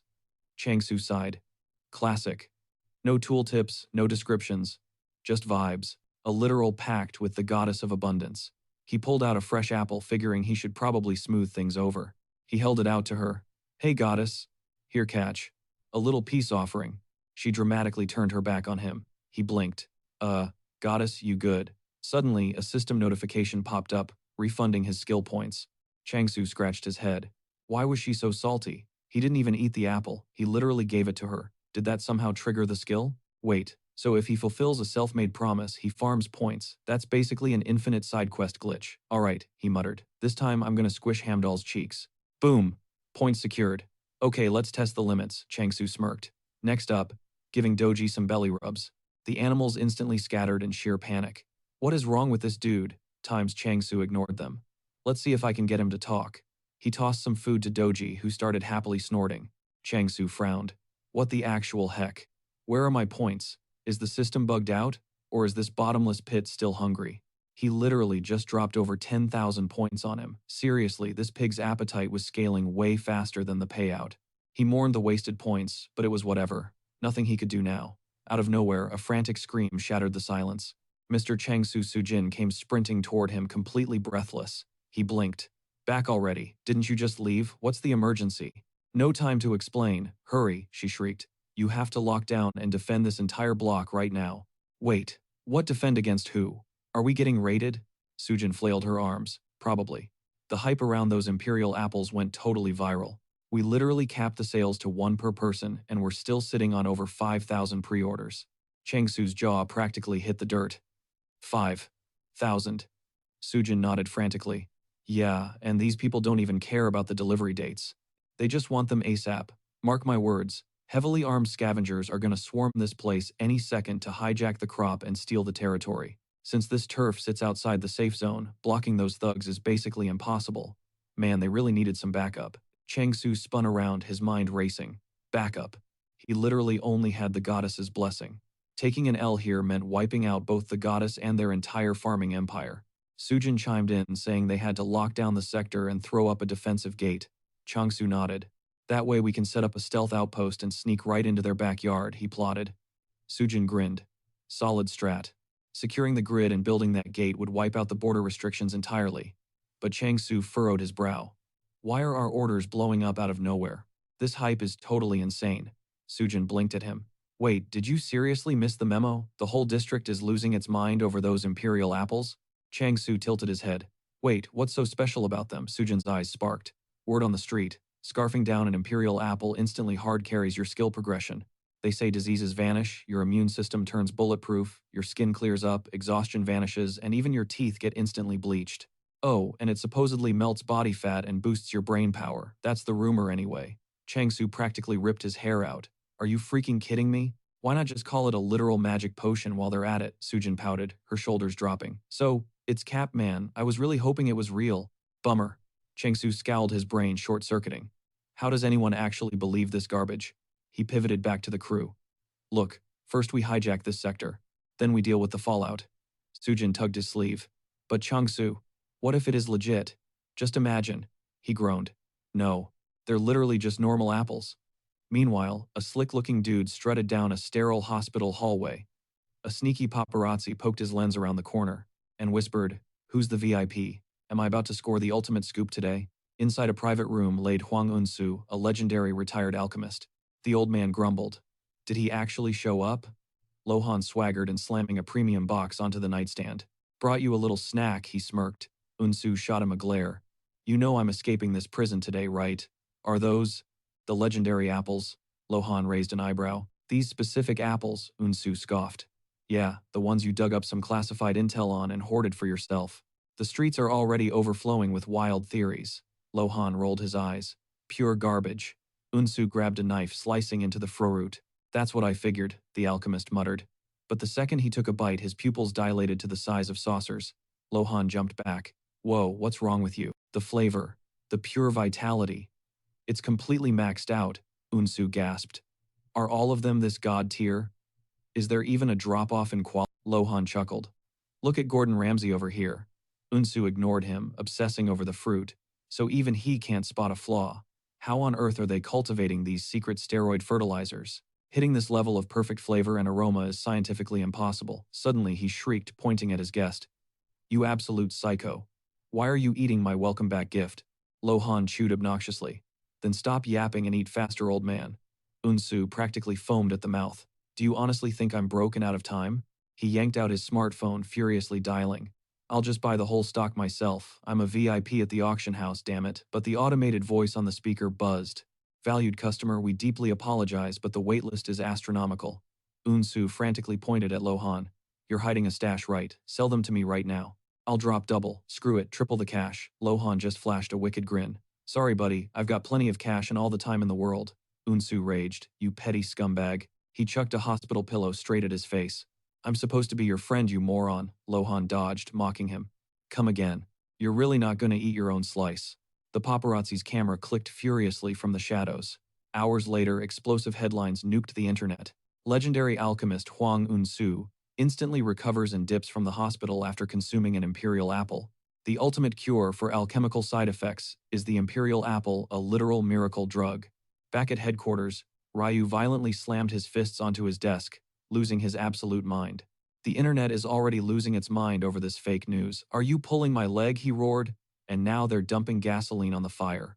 It definitely wasn't a magic cure-all. Later that night, Changsu sighed. Goddess, looks like we've got zero choice but to hijack the neighboring zones. We ride out tonight. He turned to his pets. Doji Ari, guard the goddess with your lives while I'm gone.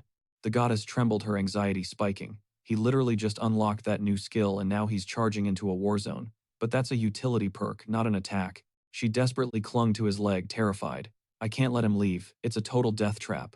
Changsu glanced down, confused. Goddess, you good. His eyes sparked. Is it finally time? He smirked. Time to load up on some heavy protein. Gotta admit, this stuff looks incredibly tasty. Honestly, he felt way too guilty scarfing down premium meat right in front of his crew. A massive beefsteak should hit the spot right. This is literally what the goddess has been craving. I just hope the others don't get too jealous. Deep inside the storage bunker, he pumped his fist. Jackpot. Found it. This was the ultra-premium beef he had imported a while back. The authentic legendary meat he used to only hear myths about back on Earth. Before this, he had only suffered through lab-grown synthetic slop, or drooled over digital JPEGs. Even just thinking about those old pictures made him salivate like crazy. Firing up the burner, he tossed the slab onto the searing iron. Changsu inhaled deeply. Bruh, just the smell alone proves this is absolutely god-tier quality. Suddenly, Doji unleashed a deafening shriek. Changsu panicked. Back off, buddy. This high-class dining is strictly for the goddess. Ari just shook his head, totally unbothered. Whatever. The dude had literally just stuffed his face, but he was already eyeing round two.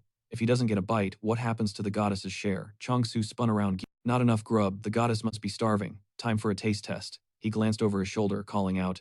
Just a sec. Hang in there, ladies first. Watch out. It's scorching hot.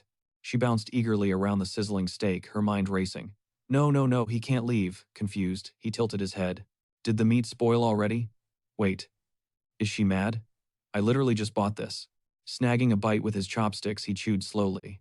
Wow, this is actually incredible. So what's the deal? Changsu sighed inwardly. What a bummer. Guess those apples really set the bar way too high. Is that why she's turning her nose up at this? Total flavor fail, apparently. But then she stared up at him, big glossy tears welling in her eyes, silently pleading for him to stay. Please. Don't go. Don't leave me here.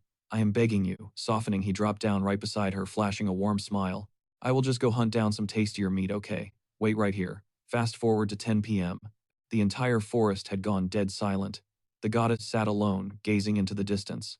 Scanning his surroundings, he muttered, "So this is the boundary of the block." It stretched out like an endless void, but the illusion quickly shattered as a sleek system window popped up. "Transport me to block 35-10, he barked. The glowing UI loaded, flashing a crisp notification. Pro tip: travel passes reset daily at midnight. Chang Su let out a breath. Man, even during a jump, these pop-ups are weirdly comforting. Moments later, he squinted at the flickering lantern gripped tightly in his fist. Why is this thing dying on me right now? Seriously, this sucks. He whipped his head around, completely lost. Wait. Am I in a freaking jungle? The entire vibe was terrifyingly alien. Suddenly, a massive, buzzing black cloud of insects materialized, swarming aggressively straight at his face. Panic spiked. He sprinted for his life, glancing back in sheer terror. What the hell are these things? Slashing his sickle wildly, he roared. The blade is way too short, I can't even reach them. His heart pounded. What a literal nightmare, I need to bail right now. Reaching out frantically, he watched massive shapes rip through a portal. Wait, undead ghouls. Absolute shock hit him. What are they doing in a place like this? Did they seriously show up just to save my life? The grotesque beasts unleashed a blood-curdling roar, locking onto the swarm, ready to rip them apart. The ultimate unexpected team-up. They charged shoulder to shoulder, but the sheer chaos of it all had him screaming his lungs out. What is even happening right now? He scanned the battlefield, eyes going wide. Hold on. These bugs are literally getting deleted on contact. That is it. Ducking a massive dive bomb attack, he calculated his next move. Tactical retreat first. The undead giants reached out, shielding him as he moved. He squeezed his eyes shut and threw himself through the rippling portal. Holy crap, barely made it. Ding. Another notification flashed. Bonus points awarded for eliminating a high-level threat. He blinked in total disbelief. Wait, bonus points. I get credit for their kills too. Are you kidding me? This is a literal gold mine that completely changes the game. And they are bulking up in the process, aren't they? He grinned, shaking his head. Man, how could I not absolutely love these guys? Instant rewards, zero waiting required. Meanwhile, back at the corporate office, Sujin slammed her hands on the desk. Ryu, I am literally losing my mind over these complaints. The insane hype around those imperial apples is totally spiraling out of control. Ryu leaned back coolly. Look, I let it slide initially because free marketing is free marketing. But you are right. We cannot be dragged into this chaotic rumor mill anymore. Effective immediately, any mention of the imperial apples is strictly blacklisted. He ordered her to block unknown numbers and instantly reject all media interviews. Ghost everyone. Absolute radio silence. Sujin stared at him bewildered. Are you serious? It is going to be a total PR bloodbath. Right, Ryu snapped. I do not care. Even if they hold a literal blade to your neck, you keep your mouth shut. We have to lock this down. She flinched. About that whole blade to the neck thing. What if they actually do that? He scoffed. Seriously, are you cracking jokes right now? What kind of stupid hypothetical is that? He paused, noticing her terrified gaze locked on something. Wait, is someone standing behind me? A towering shadow loomed over Ryu's shoulder, casually resting a massive broadsword against his own neck. My bad. Did not mean to spook you. Just dropping in for a friendly hello. Ryu froze, his blood running ice cold. Wait, is this guy? Lohan, the legendary swordmaster. A friendly greeting. Are you freaking kidding me? How did he even bypass security? Swallowing hard, he stammered, "Why are you here?" Lohan smirked, mentioning he had already visited their president, but the guy had kept his mouth shut. Let's hope you are not quite so stubborn. The supplier for those imperial apples. Where are they? Trembling, Ryu bolted upright. Yes, sir. Without hesitating, he shoved Sujin straight into the line of fire. She is the one you want. She will explain everything. She glared daggers at him, hissing under her breath. Are you freaking kidding me? You are using me as a meat shield? Sunbae, Ryu whined. How was I supposed to predict a psycho with a giant sword would just casually drop in? Sujin scowled deeply. Classic. Just like they always say. Never trust a senior throwing you under the bus. Straightening up, she faced the swordsman. Look, if you already shook down our director, you should know exactly how this company operates. The Circulation Guild flat out refused to leak customer data. She froze, her eyes going wide while Lohan just stated coldly, so that's how it's going to be. He really wanted to wrap this up the easy way, but plan B it is. He gripped his sword hilt, sending absolute terror through the room. Sujin and Ryu huddled close, convinced this was their final moment. They just prayed he would spare them. But Lohan just tossed his blade to the ground. "I'll track it down on pure instinct," he muttered. They stared, completely baffled. "Wait, what?" Sujin blinked. "By instinct, what is he even talking about?" Without another word, Lohan turned and walked away. Ryu gulped. "They say sword masters operate on a completely different wavelength than us normal folks. Lohan has tracked down exactly what he needs this way before." Sujin just thought, times. Is that even physically possible, times? Fast forward 2 days, MC was standing by the gate muttering. He is still a no-show. She had been freaking out so much back then, it actually made him anxious. He could still hear Sujin's terrified warning. "Mr. Chang-Su, the sword master, is going to crash this block any second." Now MC was just chilling on a stump, wondering, do swordmasters get some kind of VIP fast travel? Yeah, even prime shipping is faster than this. 2 whole days and nothing. Suddenly, a system prompt popped up. Someone had breached the sector. MC sighed. Finally, there he is. He totally remembered the guy. He stared at the front gate, totally confused. Nobody walked through. Is the system glitching? He wondered out loud. Literally everyone has to use the main entrance. But this doesn't feel like a bug. He figured he should scout the perimeter just to be safe. Suddenly, he gasped, absolutely stunned. What on earth is that? A massive rift tore through the air right in front of him. Wait, did he literally slice through the zone boundary? Is that even a thing? Lohan casually stepped out of the dimensional tear. Chang-Su gulped. So this is the legendary swordmaster Lohan. He had to ask. Wait, does he actually farm Imperial Apples? MC, aka Chang-Su, cleared his throat. Mr. Lohan, to what do I owe the honor? The guy actually tracked him down. Lohan deadpanned that he was here to stock up on apples. MC blinked. Just like that. How many are we talking? Lohan replied without missing a beat. 100 if you have them. 200 would be even better. Chang-Su's jaw dropped. Are you kidding? That is way past the limit. I can only do 50 tops. Lohan just gave a slight nod. Understood. MC studied his face. He doesn't even look mad.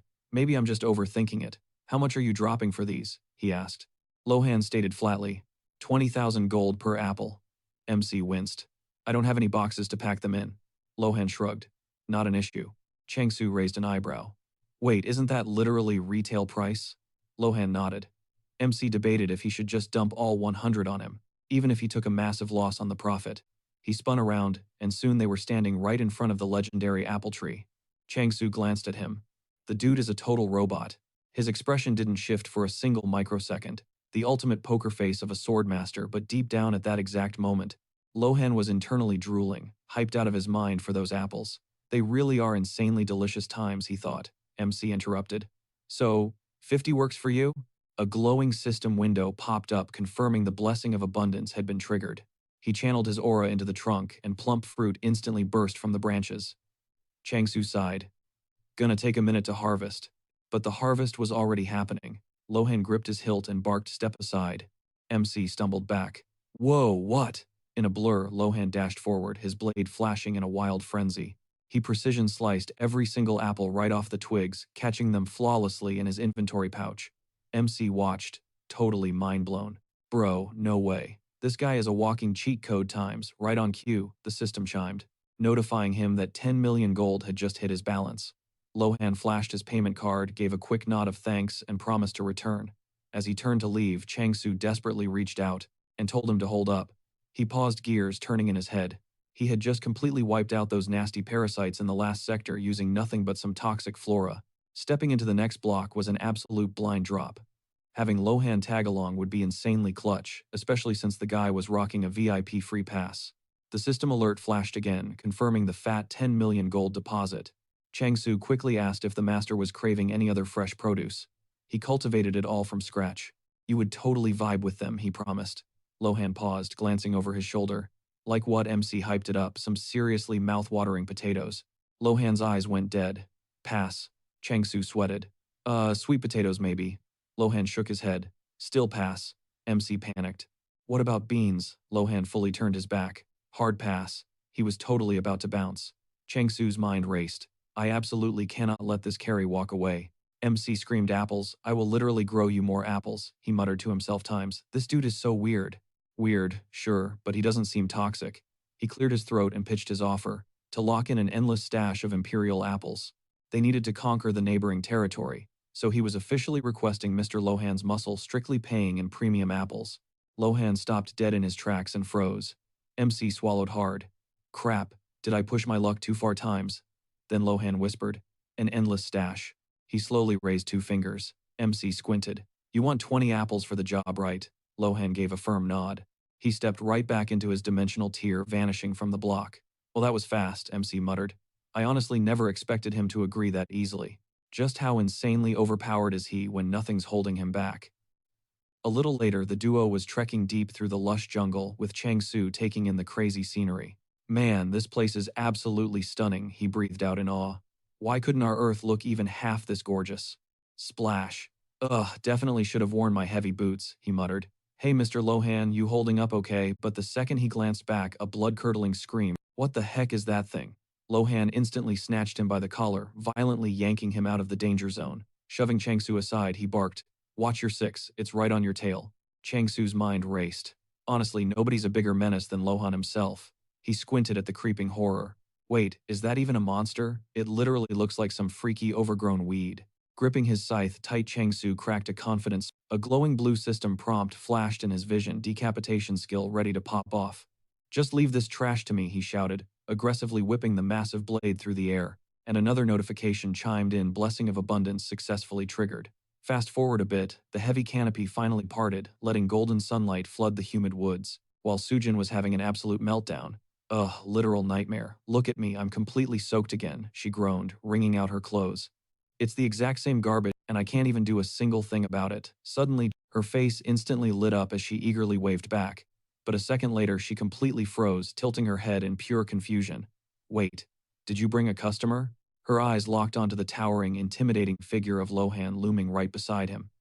What in the... Sujin sprinted over to them, and Chang-Su's face totally beamed with relief at seeing his ally.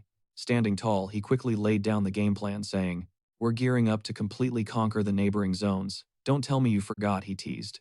I figured I'd link up with you guys and just speedrun the whole takeover right off the bat. But Sujin was absolutely not having it.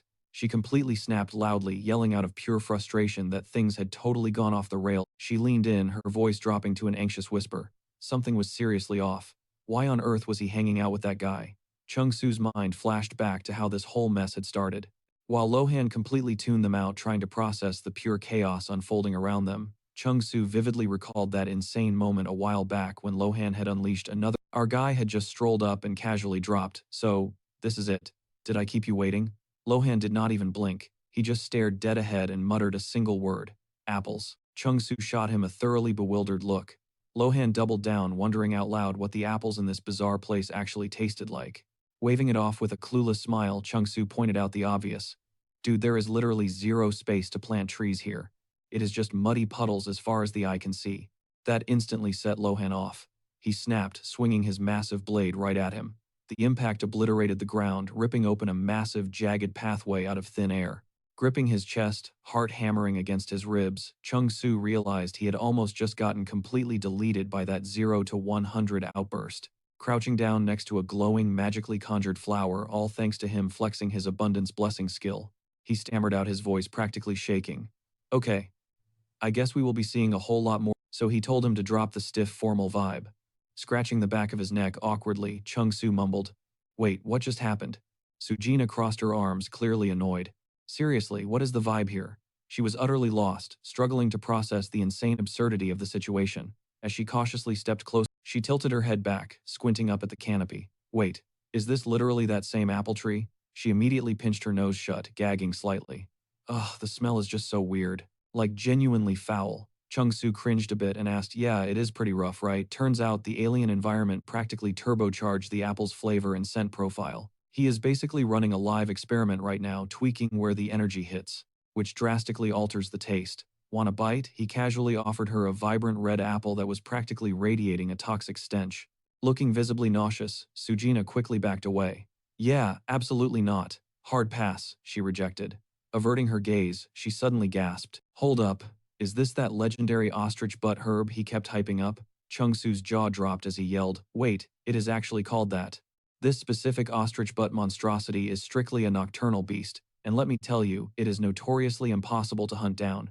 She boldly approached the creature's remains. pulling out a high-tech flask.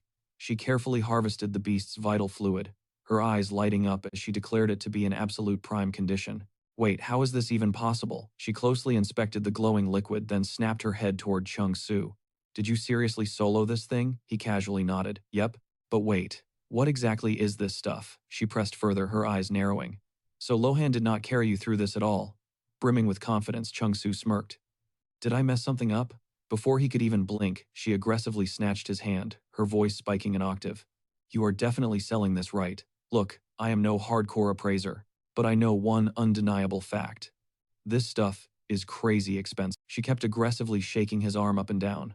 Okay, chill, I will sell it, Chung Su yelled, desperately trying to calm her frantic energy.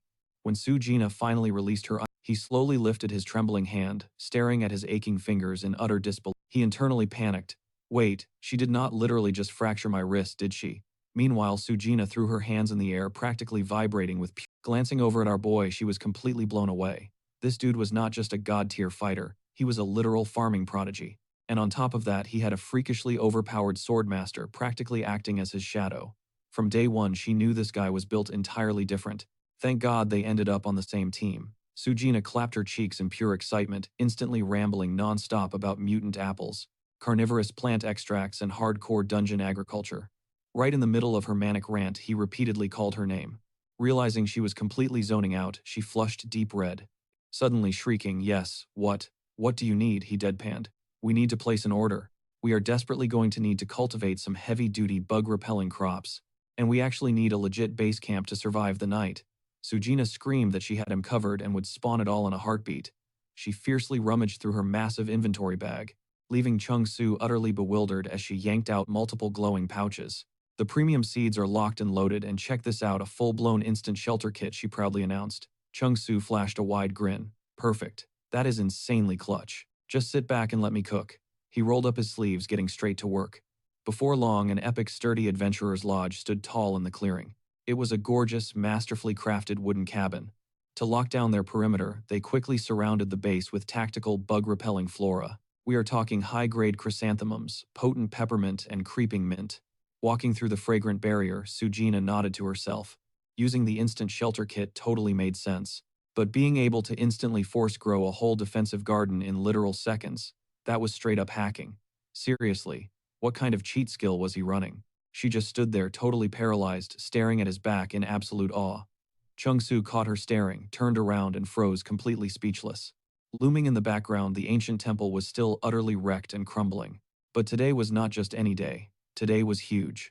The system interface flashed, prompting him to secure territory rights. A split second later, the glowing text confirmed that Block 36, 10th floor, was officially his domain. Chung Su was genuinely buzzing with hype. Let's go, I finally locked down 100 block rights, he cheered. The system capped him at buying 10 zones every 24 hours, meaning this insane grind took 10 straight days. But right now, he was the undisputed lord of this realm. And the ultimate flex, he bought every single inch of it using his own hard-earned loot. Dropping to his knees, Chung Su completely melted as he started aggressively petting his adorable. A standard territory grid packs a massive 100 plots of land. Claiming every single one hands your crew absolute ownership of the zone.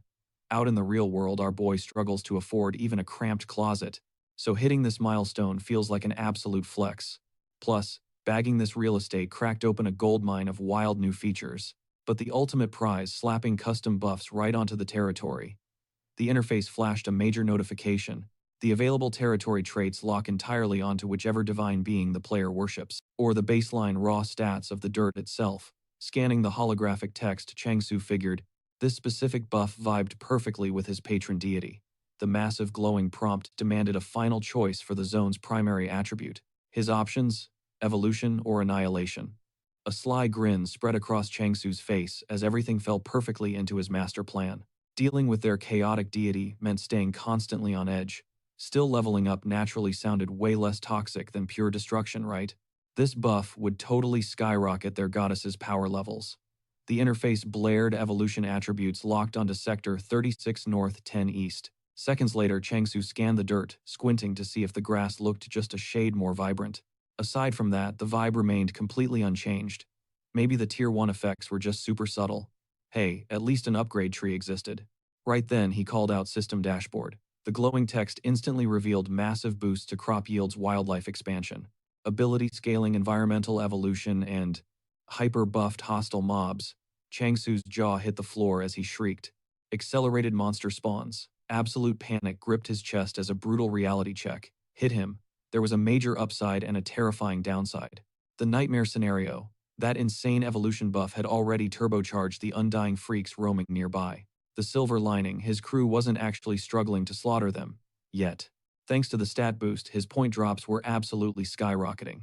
Exhausted, he dragged a sleeve across his sweaty forehead only to spot a looming figure stepping out of the shadows. It was Lohan gripping his massive blade. Changsu jumped, asking how long he had been lurking, to which the swordsman bluntly stated he literally just walked up. Changsu blinked.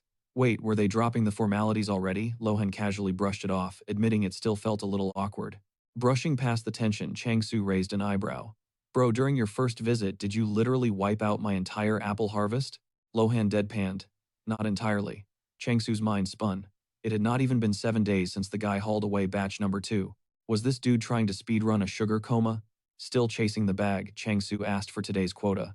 The swordsman calmly demanded 120 units. Honestly, I'd cop even more if you had them in stock. Changsu smoothly countered, explaining that, thanks to the zone's brand new environmental buffs, the fruit's flavor profile got a bit of a remix. Nothing toxic, just a slightly different punch to the taste buds. First bite is on the house. Lohan gave a curt nod and the duo strolled forward into an unusually chill, sunlit afternoon. They straight up laid out a picnic. The vibes were absolutely immaculate right now, but you gotta wonder, will this wholesome peace survive the incoming chaos? Gazing at his little animal familiars chilling in the distance, our boy abruptly spun around, whispering, "Hey goddess, why are they all huddling up like that? This feels super sus." Lohan quietly shifted his gaze, locking onto the bizarre little gathering. One trembling pet squeaked out, "Is that guy literally a butcher?" In a flash, Lohan unsheathed his massive steel blade, flashing it right at the tiny bird, sending the poor thing into an absolute panic. Lohan coldly muttered that our guy was lucky to score such insanely rare familiars. Changsu's heart stopped as he screamed at him to back off, but the swordsman was already unleashing a blinding slash straight toward the helpless pets. Diving like a literal action hero, Changsu threw his own body over his tiny companions to tank the fatal hit. He slammed face first into the dirt, only to watch a massive shower of perfectly ripe fruit raining down from the branches above. It instantly clicked, this absolute madman was using a death strike just to harvest. A tiny heads up would have been nice, bro. Meanwhile, their actual deity went completely ignored, having basically been downgraded to a background NPC. Snatching the falling fruit midair, Lohan admitted he was skeptical at first, but one test swing told him everything he needed to know. This entire territory got an evolution buff right. I am renting this spot for my hardcore training arc, and I am paying cold, hard cash. Whipping around so fast he almost got whiplash, Changsu stammered. Wait, hold up. Did you say cash? Like exactly how much Lohan casually dropped a bombshell? He would drop an insanely huge payout of completely short-circuiting Changsu's brain and leaving the pets with their jaws on the floor. Without skipping a beat, they locked hands in a firm shake. Dollar signs flashed in Changsu's eyes as he enthusiastically welcomed his VIP tenant. Doing the quick math in his head, he realized his little fruit side hustle was literally pocket change compared to this massive rental income. This bag alone could cover their own real-world rent for months. Locking eyes, Lohan confirmed. So we have a solid deal. Changsu hyped him up. Heck yeah, absolutely. But wait, since we are literally hosting a legendary Blade Masters training camp, you are not going to accidentally split the planet in half or slice the sky open, right? The swordsman dryly responded. Nope. Sweating bullets, Changsu pressed harder. And we aren't going to have massive shockwaves blowing up my property. Lohan firmly swore that his turf was completely safe from any collateral damage. Anyway, Changsu made it clear that if he accepted the deal, he absolutely wouldn't drag any monsters into the mix. He felt pretty bad about it since his point balance was practically zero, but Lohan brushed it off, telling him to drop the apologies. All the Swordmaster wanted was a quiet little corner to completely vibe by himself. Blinking in surprise, Changsu asked, "Wait, is that seriously it?" When Lohan gave a firm nod, Changsu just shrugged and agreed. Honestly though, he had one more massive favor to ask that had zero to do with cash. He desperately needed Master Lohan to act as his personal bodyguard. Turf wars literally run this entire world. Honestly, a brutal battle could pop off at any given second. Having an absolute powerhouse like Master Lohan guarding their backs would be an insane game changer. The price tag was definitely steep, but returning to his home turf was non-negotiable. Closing the distance between them, Lohan muttered that if the kid could somehow boost the base's buffs, he might actually consider the gig. Dripping with confidence, Changsu fired back with an offer of 50,000 points for the upgrades, plus a daily bribe of exactly 10 apples. Lohan immediately double-checked if he could still buy those apples separately. Changsu beamed absolutely while secretly wondering to himself, seriously, how many apples does this dude inhale every single day? Right on cue, his animal companions began radiating this super sketchy dark aura while Ari questioned what he was whispering about. The little pig deadpanned, pretty sure catching on. Changsu felt absolutely hyped that a legendary swordmaster was officially watching their backs. Even the goddess would definitely be stoked about this setup. Pivoting back to his animal crew, he questioned why they were acting so incredibly awkward. He reached out to break the ice and politely asked to introduce their magical familiars, but first they needed to say hi to their new guest. The pets just froze, utterly clueless and shaking in pure terror. Lohan was just staring them down with that signature creepy death glare. 1 second later, the animals completely lost it, bursting into dramatic tears and sprinting out of the clearing. Blinking in sheer confusion, Changsu glanced at his new ally, nervously joking that his pets were just a tiny bit introverted. Lohan, looking visibly embarrassed, stayed dead silent. Breaking the awkward silence, Changsu announced he already had their very first mission lined up. The system had just flagged a totally wild sector swarming with flesh-eating plants. The moment our hero set foot on that cursed dirt, both he and Lohan, glancing over his shoulder, he caught the swordmaster literally digging into his apple stash yet again. This crazy patch of land was destined to transform into abundance territory, and snatching up the remaining ownership rights would be an absolute massive win. Without hesitating, he locked down the deal and claimed the entire sector as his own. Suddenly, Lohan ripped his blade from its sheath, his muscles coiling like a spring. Startled, Changsu spun around. "Whoa, what's wrong?" he asked. The master coldly whispered that something was lurking nearby. "Wait, what is it?" Where Changsu pressed. Lohan just silently locked his icy stare onto some nearby bushes, making Changsu's jaw practically hit the floor. Peeking into the foliage, he spotted a tiny jet-black kitten lounging on its back, giving them a totally goofy grin. He paused to process the sight. Supposedly, 0 normal animals lived around here. It had to be some kind of weak monster like those harmless ham dolls. Honestly, it looked totally innocent. Lohan barked a warning to hold up, but Changsu had already dropped to his knees, enthusiastically scratching the kitty's head while cooing. "Aw, look how unbelievably chill and adorable it is." Lohan was too stunned to even speak. But in a flash, the adorable feline snapped its eyes wide open and screeched a demonic hiss right at our hero, flashing a terrifying mouthful of. Scrambling backward in sheer panic, Changsu watched helplessly as pitch-black magic began swirling violently. His heart basically flatlined from the jump scare, and he ducked straight behind a completely unbothered Lohan. "What the hell is that thing?" Changsu screamed. Right then, a system alert blasted. The Apostle of Vice had officially declared an all-out war on their sector. Changsu's brain short-circuited. Seriously, why was this happening just because he gave the kitty a tiny little head pat? Actual tears of frustration stung his eyes, and he nervously asked Lohan if this feral little furball was actually the infamous Apostle of Vice. Lohan just scoffed, telling him to stop spouting such ridiculous garbage. But Changsu argued that war had literally just been triggered. It seemed the beast was just insanely salty about being touched without consent. Still, escalating straight to a full-blown war was totally unhinged. Were they seriously about to have a death match with a house cat? Lohan simply turned his head flatly, stating, "No, not the cat. Since the war alarm tripped, the real enemies are about to crash our borders." Human enemies, obviously. Changsu choked on his own breath, stammering, "Wait, actual humans." Slaying brainless monsters was one, but brutally ending another person's life was a massive no-go. Lohan shot back instantly, swearing that Changsu could definitely pull it off. Utterly lost, the kid stammered, "Wait, what?" The swordsman casually explained that taking down vices was totally fair game. Changsu just froze his mind completely blank until Lohan randomly dropped the real bomb. Those guys would just resurrect anyway. Completely baffled, our hero demanded to know what he meant. Like, they literally just respawn at save points.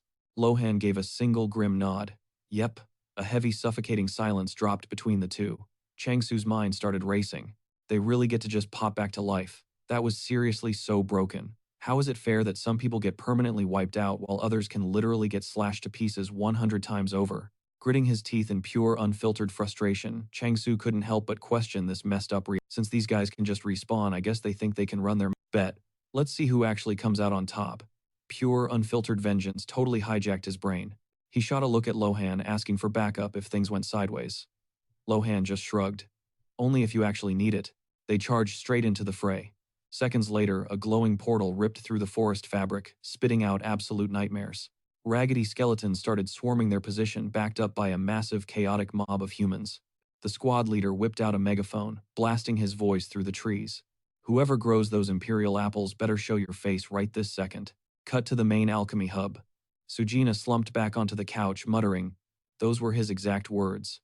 Flashing back to her chat with Lohan, she admitted she totally underestimated his actual power level. They had observed Changsu in action and Lohan was genuinely hyped. The guy is exceptional, and honestly exceptional is putting it lightly. Changsu even confessed that this swordmaster was basically a dual-class legend, maxing out both blade skills and farming. Plus, the dude didn't look a day over 30, but his raw talent across the board, absolutely broken. Unless he got pulled in through a tier 2 or 3 summon and somehow de-aged, none of this made sense. And get this, it was already his 5th time. Which begs the question, what even is that artifact? Did a god forge it, or is it literally made from a dead deity's bones? Whatever it is, it lets the user completely hijack god-tier abilities.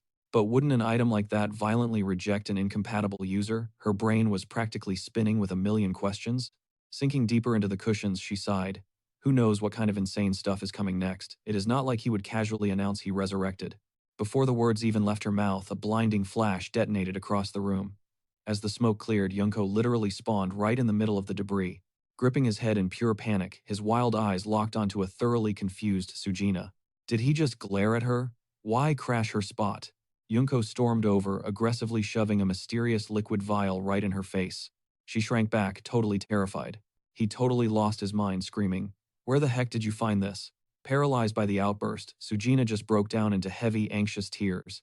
Choking on her sobs, she shakily whispered, "What in the world is even happening right now?" Meanwhile, back in the woods, the monstrous horde relentlessly bulldozed through. Changsu and Lohan chilled on the sidelines, casually observing the absolute chaos. Crouched in the brush, Changsu squinted at the enemy. Wait, this is supposed to be a stealth scout mission. Lohan took another loud crunch of his apple, utterly unbothered. Beats me, man. Changsu started spiraling. If human society leveled up but they ended up dead, what was the point? Was any of this actually worth the risk?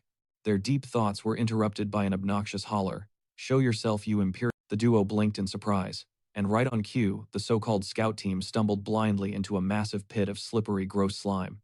The leader raged over why they got stuck in this specific swampy trap. Snatching his megaphone, he barked, "Quit playing games and step out before things get ugly." Got it. Changsu was completely baffled by their massive skill issue. Were they really just rushing in blindly because they knew they had a respawn point? Tossing his apple core, Lohan nodded. Pretty solid theory. We are operating completely in the dark here. But honestly, Changsu could not care less. He had a literal swordmaster standing next to him if things went south. Everything was totally going to be fine, right? He was putting all his faith into this overpowered legend. With a cocky smirk, Changsu swaggered out of the tree line. The bandit kid immediately spotted him, sneering, "Who the heck is this guy?" Rolling solo, and packing nothing but a farming sickle. The bandit mocked him, asking if he was the head honcho. Skip the drama and hand over the loot, farmer. Changsu tightened his grip around the rusted blade, his eyes flashing with a dark, lethal intent. The kid scoffed, "Are you blind? Look at our numbers. What is one dude with a trash-tier sickle gonna do?" The enemy was confident Changsu had 0 backup and 0 mana left. The kid relentlessly trash-talked, screaming that they were literal demons who would gladly make. Changsu let out a cold, mocking laugh. "Man, I thought I was facing a legit guild. Turns out you are just a bunch of brainless bandits playing dress-up." The mob froze, completely triggered by the disrespect. Changsu smirked to himself. They thought the real threat was miles away, completely oblivious to the swordmaster lurking right in his shadow. Boiling with rage, the kid roared that this was his final warning. He demanded Changsu personally deliver the imperial apples straight into his palms. Changsu deadpanned, "If you are that hungry, bro, go hit up a grocery store. Why the heck are you throwing a tantrum on my turf?" The kid's face twisted into pure fury as he shrieked, "You really think you can take us all on?" Changsu smirked, utterly unfazed. "You sure ask a lot of questions. If you want someone to baby you with answers, go cry to your mom." Changsu instantly caught his own slip-up and scrambled to apologize, blurting out that she probably didn't even exist in this reality anymore. The whole squad just froze, totally deadpan and completely lost for words. To them, the disrespect was absolutely wild. They barely stepped onto his turf, and he was already acting entirely out of pocket. Catching onto his own toxic vibe, Changsu shot a puzzled glare at his rivals, who were still standing there totally baffled. He threw his hands up, yelling, "Hold up. I'm talking about parallel dimensions here. Like literally, she is not in this realm." He was dead serious. But the enemy leader's face burned red with pure rage, barking at his crew to waste him on the spot, while Changsu frantically yelled back, "Bro, seriously, I swear it wasn't a flex." Cutting to another scene, Yunko locked eyes with Sujina and demanded the absolute truth. "Did Lohan harvest that juice in the vial?" She visibly flinched and whispered, "No, it was not him." Yunko pressed harder, so some other elite master pulled it off. Sujina practically pleaded with him to back up and give her some breathing room. Leaning in even closer, Yunko smirked, claiming he totally respected client privacy, and tossed out a slick apology. He brushed it off, saying his snooping was probably pointless anyway, especially since hazard pay for the crew meant her bonus was off the table. Her eyes widened as she stammered, "Wait, no bonus at all?" He sighed dramatically. Thank heavens, because paying those insane master-level rates for drops was straight up unsustainable. But deep down he knew he could not afford to fumble this massive bag. They both knew ostrich plant sap rots insanely fast, making it a nightmare to keep pristine. Just farming the stuff is brutal, yet the batch she dragged in boasted a purity level that was completely off the charts. Whatever cheat code she was using, he desperately needed her on a recurring subscription. He shoved a glowing tablet in her face to sign. Scanning the screen, Sujina nervously mumbled about needing to double-check the fine print, but hinted they were basically locked in. Yunko smoothly fired back, "Well, lock down that signature right now and hey, remind your boss that we are always ready to drop cold, hard cash." He flashed a greedy wink. Meanwhile, our main guy was caught in an absolute nightmare, boxed in by a massive horde of spear-wielding freaks launching a full-blown raid. He casually scratched the back of his neck, scanning the mob in dead silence, as his rival totally lost it, roaring slaughter, "The clown who mocks our suffering." Changsu sighed, "Dude, you are heavily twisting my words." Guess diplomacy was out the window, leaving him no choice but to throw hands. On the flip side, his hater was fuming over Changsu's zero-effort energy. Where was all this cocky swagger coming from? Our hero just analyzed the boneheads, realizing they were literally copy-pasted NPC mobs. Every single thrust was completely predictable, right on cue. The system flashed, mass decapitation triggered. In one savage sweep, he wiped out half the squad. A split second later, he snapped his fingers and grinned. Not bad for a single strike. The rival leader turned pale, violently sputtering. What the actual hell just happened? He watched the skeletal skulls rain down like crushed glass jaw, literally on the floor. As his entire army turned into dust, the dude was heavily glitched out, stammering with a shaky breath. "Who? What are you?" Changsu shrugged. "Honestly, they are super squishy. Probably because they lack, actual meat." "So, are we calling GG, or what?" Changsu smirked, ruthlessly crushing a skull beneath his boot. The kid shrieked, cursing his trash tier summons, before growling that he never wanted to unleash his ultimate trump card. Suddenly, a blinding aura erupted from a pendant clutched in his fist, which he violently yanked off his own neck. He screamed, "Take this as a massive flex and meet your doom, Hercules." A booming shockwave hit as he spawned his elite beast, burning a colossal magical glyph into the dirt. Our hero took a step back while the kid hyped up his incoming titan. Changsu blinked in shock as Hercules materialized, dropping an absolutely deafening roar that shook the earth. He figured he better respect the kid's weird naming conventions or else he'd get hit with a totally fake copyright strike, and nobody has time for that drama. The kid aggressively yelled not to disrespect his masterpiece, hyping it up as absolute peak performance, dropping a price tag of 30 million gold and 100,000 points. He commanded Hercules to turn the guy into minced meat. The absolute unit charged our hero, winding up for a brutal pounce, while Changsu just coldly calculated the math in his head. 30 million gold and 100,000 points. So basically a smooth 200 imperial apples to my stash. The hulking beast closed the gap, throwing a haymaker that forced Changsu to dodge. Hercules let out a psychotic screech, completely obliterating everything in its path, ripping entire trees straight out of the ground. When Changsu finally anchored his footing, the massive brute was already looming directly overhead, closing in fast. Changsu flashed a sinister grin. "Aw, how sweet of you to drop by." A fraction of a second later, his blade flashed. With one clean, ruthless swipe, he slashed the giant's throat, instantly deleting the titan. The execution was flawless, and as the giant's colossal body slammed into the dirt, his rival was left absolutely paralyzed with pure dread. "No way. This just can't be happening," he gasped in pure disbelief. His ultimate creation, Hercules, was totally shattered. That was 10 years of grinding. The skeletal remains of his mighty golem literally dissolved into thin air, scattering into nothingness. Panicking, the guy whipped around to his teammate, screaming, "Why are you just standing there? Do something." But this wasn't just any girl. This was Soyo, an infamous apostle of evil. A wicked smirk crept across her face. "You were acting so tough a second ago," she mocked. Where did all that big energy go? Look, fighting costs extra, she brushed him off. After all, her only job was to play tour guide and point the way. Right then, Chong-Su locked eyes with them. Is that really it? We're done here, he challenged. Glancing at the girl, he scoffed, I figured you'd just keep hiding in the back. Taking the bait, Soyo strutted straight into the war zone, practically oozing pure confidence.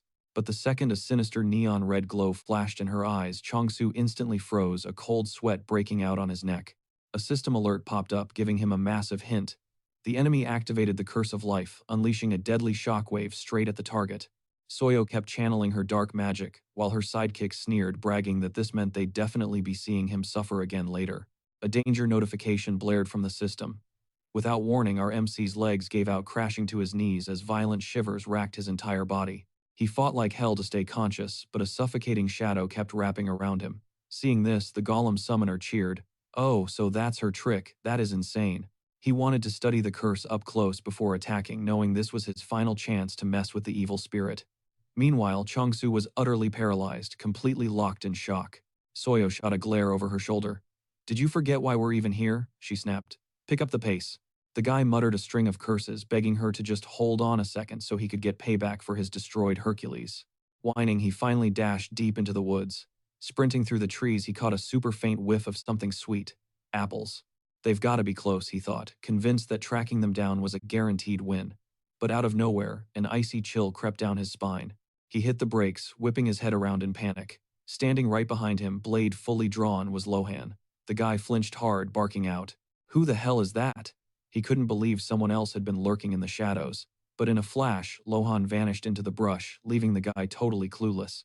A split second later, Lohan launched himself straight out of the bushes. The summoner's jaw literally dropped, his pupils dilating as he watched the killer closing in. The crimson hair gave it away. No freaking way. It's him. Complete dread washed over him as reality hit. Before he could even blink, Lohan's blade sliced clean across his neck, wiping him from existence. Suddenly, the scene shifted.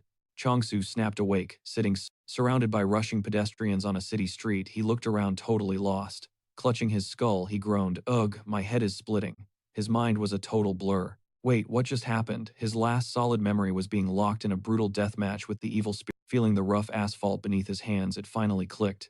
This was Earth. But how did he get here? And why did this place feel so off, like some weird alternate reality? Even the kids running around looked totally foreign. Just then, a familiar voice cut through the noise. It was his parents frantically asking where he had disappeared to. They looked absolutely sick with worry. But Chong-Su was still completely out of it, trapped in a massive daze. Seeing their faces, his tough exterior instantly crumbled. "Mom, Dad," he choked out his voice, cracking with heavy emotion. Without hesitating, he sprinted over and tackled them into a desperate, bone-crushing hug. Hot tears streamed down his face. He had literally never felt this kind of pure. "I missed you guys so damn much," he bawled, clinging to them for dear life. "Where did you go? Please tell me you're staying for real this time." But right as he said that, his mother's hand firmly pushed against his chest, shoving him back. Confusion slammed into him. "Wait, what's happening? Where are you going?" he pleaded, his entire body shaking like a leaf. But his parents just turned their backs, walking away without a single word. "Don't go, please don't leave me alone again," he screamed, desperately reaching out to grab them. Just seconds away from bursting into a full-blown mental breakdown. Suddenly, Lohan grabbed his shoulders and shook him hard. "Snap out of it, man, it's all an illusion from that witch, get a grip." Still totally lost in the sauce, Chong-Su just stared blankly ahead, his brain struggling to process the heavy emotional whiplash. Lohan whipped around his mind, racing to figure out how the enemy swordsman had tracked them down. Just then, Soyo touched down right beside him, clutching her trembling shoulder from the impact.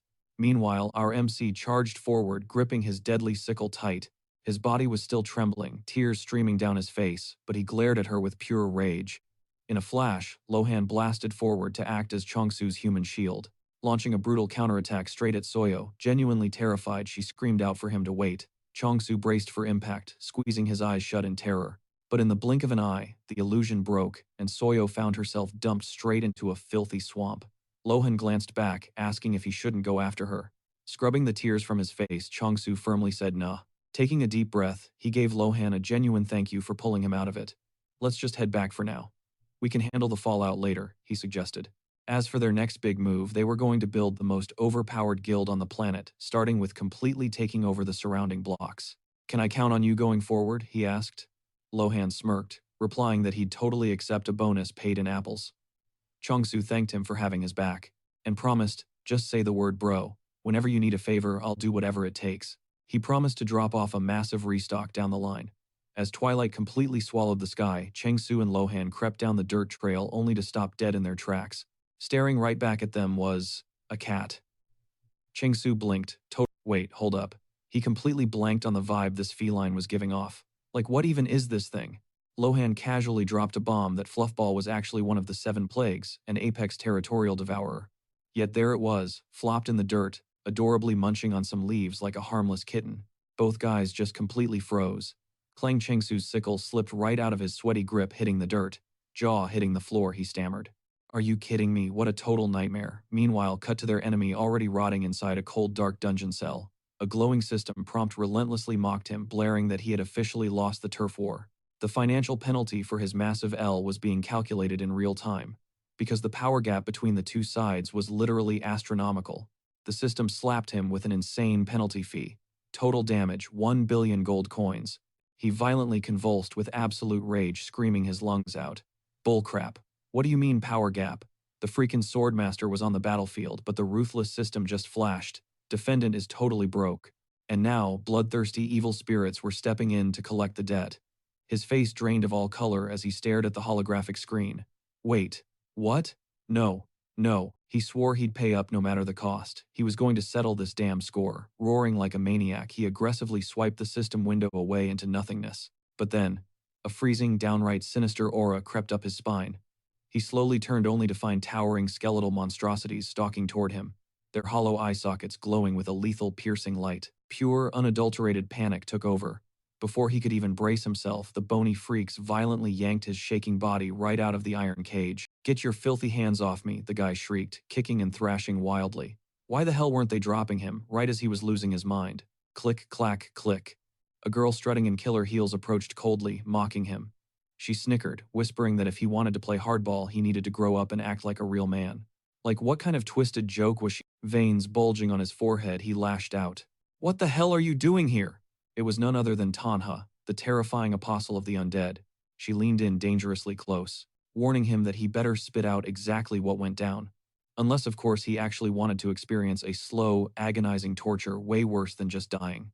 Desperation dripping from his voice, he practically sobbed.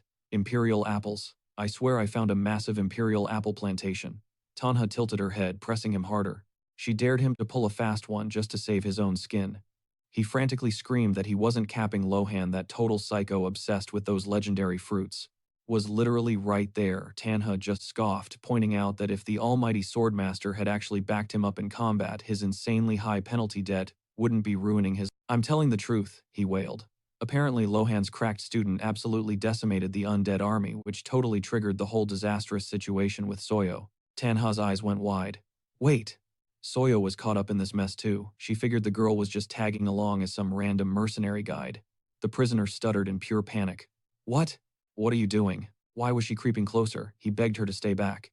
Tanha just flashed a wicked grin, sighing that it was a real shame she had no one else to use as a punching bag for this massive screw-up. But at least watching him writhe in the excruciating agony of death would bring a little joy to her day. Dropping that terrifying line, she smirked at her monstrous minion and elegantly raised her hand toward the cowering guy, playfully purring that she just came up with a genuinely brilliant— Having only 2 lackeys for all this heavy farming just wasn't going to cut it. Meanwhile, the system forcefully chimed in.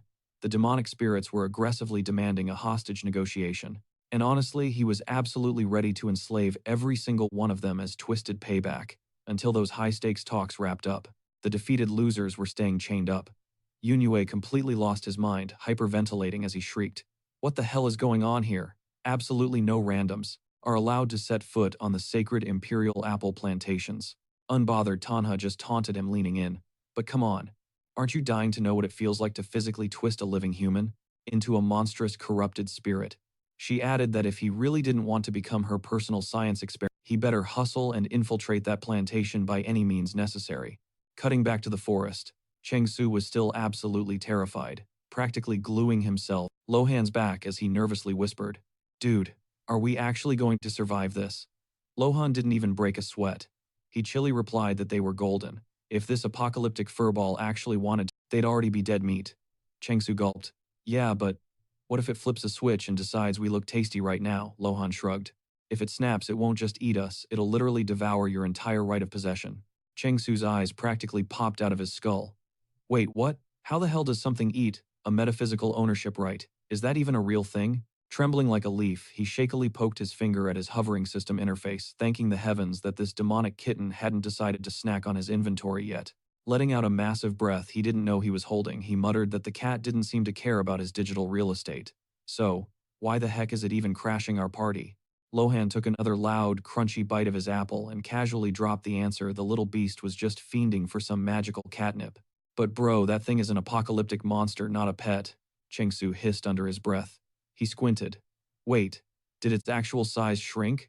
Was this insanely overpowered creature? Still sweating, he cautiously reached his hand toward the nearby greenery. Channeling his mana, he fired off a Blessing of Abundance spell. Within seconds, a gorgeous array of glowing daisies erupted into full bloom all over the stems, and the lethal kitty's eyes sparkled with pure awe. Taking a massive leap of faith, Cheng Su slowly squatted down. The fluffball immediately trotted over, aggressively sniffing his boot and inching dangerously close to his face. Suddenly, a terrifying pitch-black aura flared up around the tiny beast, making Cheng Su swallow hard. Was this apocalyptic? This beast was no fluffy little house cat. It was massive and sleek, but dropping his guard right now would be a total death wish. The creature looked straight out of a nightmare, radiating pure walking chaos. Cheng Su locked eyes with the monster and struck a deal. If you lock down this territory, he would hook it up with an endless stash of top-tier catnip. How does that sound? The giant beast let out a rumbling meow of approval. Chang Su spun around, declaring they were officially roommates now. But what the heck should they name this thing? Lohan deadpanned, saying territorial devourer was way too edgy, so they should just dub the furball young chick. The second that name dropped, the feline absolutely lost it, bearing a set of wicked bone-crushing fangs. Chang Su quickly pivoted with a nervous grin. Okay, how about Sky? Instantly the beast chilled out, settling onto the dirt, and Cheng Su blinked, realizing he had to actually pitch the vibe of the name. Honestly, this monster had better boundaries than half the humans he knew. He laid it out smoothly, hyping up how the feline's shimmering coat mirrored an endless starlit galaxy, and those glowing eyes held the wisdom of an ancient moon. Vibing with it, a deep, thunderous purr vibrated through the air. Cheng Su wiped his sweat, figuring crisis averted right. But Lohan was visibly salty, muttering that it was fine, but he still failed to see what was so wrong with young Shik. Cheng Su shot him a wild look. Wait, you were being totally deadpan about that. Talk about a massive misread. Seconds later, a blinding system interface flashed a victory notification. They had officially crushed the war, triggering an insane payout, 10 billion in sheer spoils. Cheng Su stood completely paralyzed, stammering out that astronomical number like a broken record. He whipped his head around, screaming that they had just bagged a 10 billion windfall. The relentless system kept dumping information, stating that the crushed enemy faction was now forced to the negotiating table, and until those talks wrapped up, every single loser was classified as a hostage. But Cheng Su only cared about one thing. Where the heck was his cold hard cash? Just hand it over immediately. Fast forward a bit, our guy crashed at his sprawling estate, kicking back with his squad of mystical familiars. He got super real with the goddess, confessing how utterly terrified and isolated he felt when he first spawned into this chaotic world, but now, he wouldn't trade this found family for anything. Earlier that day, he had hallucinated his parents. Sure, it was just a twisted mirage born from a curse, but the warmth was real. The agonizing homesickness finally caught up with him. Sparking a fierce vow, he was going to elevate abundance into the absolute greatest faction on Earth, and he swore to restore their divine original bodies. Overcome with raw emotion, he just broke down sobbing. The goddess gently clasped his trembling hands, her own face streaming with sympathetic tears. Cut to the next morning. Chang Su stared at Lohan like he had completely lost his mind. Bro, are you for real? How is it physically possible to scarf down that many apples? The swordmaster just kept crunching through fruit like an absolute machine. Exasperated, Chang Su snapped. Do you even know the concept of macros, proteins, carbs, and fats? A human body needs an actual balanced diet. I am not even trying to steal your stash. Visibly offended, Lohan whipped around with a deadly glare, fiercely hugging a half-eaten apple to his chest as he kept aggressively chewing. Chang Su let out a heavy, defeated sigh, complaining that they were swimming in top-tier cuisine, yet this psycho survived purely on fruit. It drove him absolutely insane, making him aggressively grip his own hair as he ranted about the ridiculous apple diet. Out of nowhere, Lohan shoved a tiny, pitiful apple slice toward him, gesturing for him to take a bite. Just try one single sliver. Chang Su's jaw dropped. Wait, you are seriously capping me at one slice? Dude, I am the one literally growing these things. But honestly, arguing logic with a stubborn swordmaster was totally pointless. The guy clearly thought his bizarre diet was peak performance anyway. Shaking his head, he ditched the dining table and strolled over to his mystical squad, wondering out loud if they had bothered to get any grub. They were sprawled out lazily across the dirt, blissfully rolling around in food comas. Half of them were completely out cold, dead to the world. Hit the spot, huh? Changsu asked with a smirk. Right then, the goddess casually took a bite of her food. The entire pet squad froze, absolutely shook by the sight, and Changsu's brain started working overdrive. His absolute top priority was keeping Lohan's secret identity completely under wraps, and he silently prayed she would let his casual attitude slide. Suddenly, the ginseng goddess went rigid, totally flabbergasted by what had just slipped out. Ari instantly bolted forward, going full bodyguard mode as he screamed. Who the hell do you think you are, talking casually to a literal deity? Changsu figured scoring massive system points gave him VIP privileges to act however he wanted. He was totally off the leash.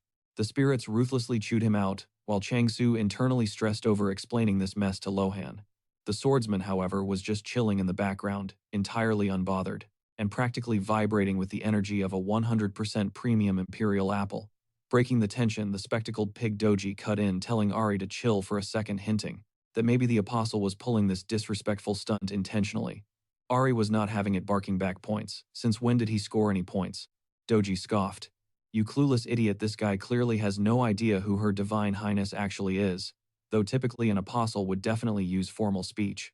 He is just totally lost in the sauce, right? Hearing this, Ari snapped, launching himself like a furry missile straight into the pig's squishy gut.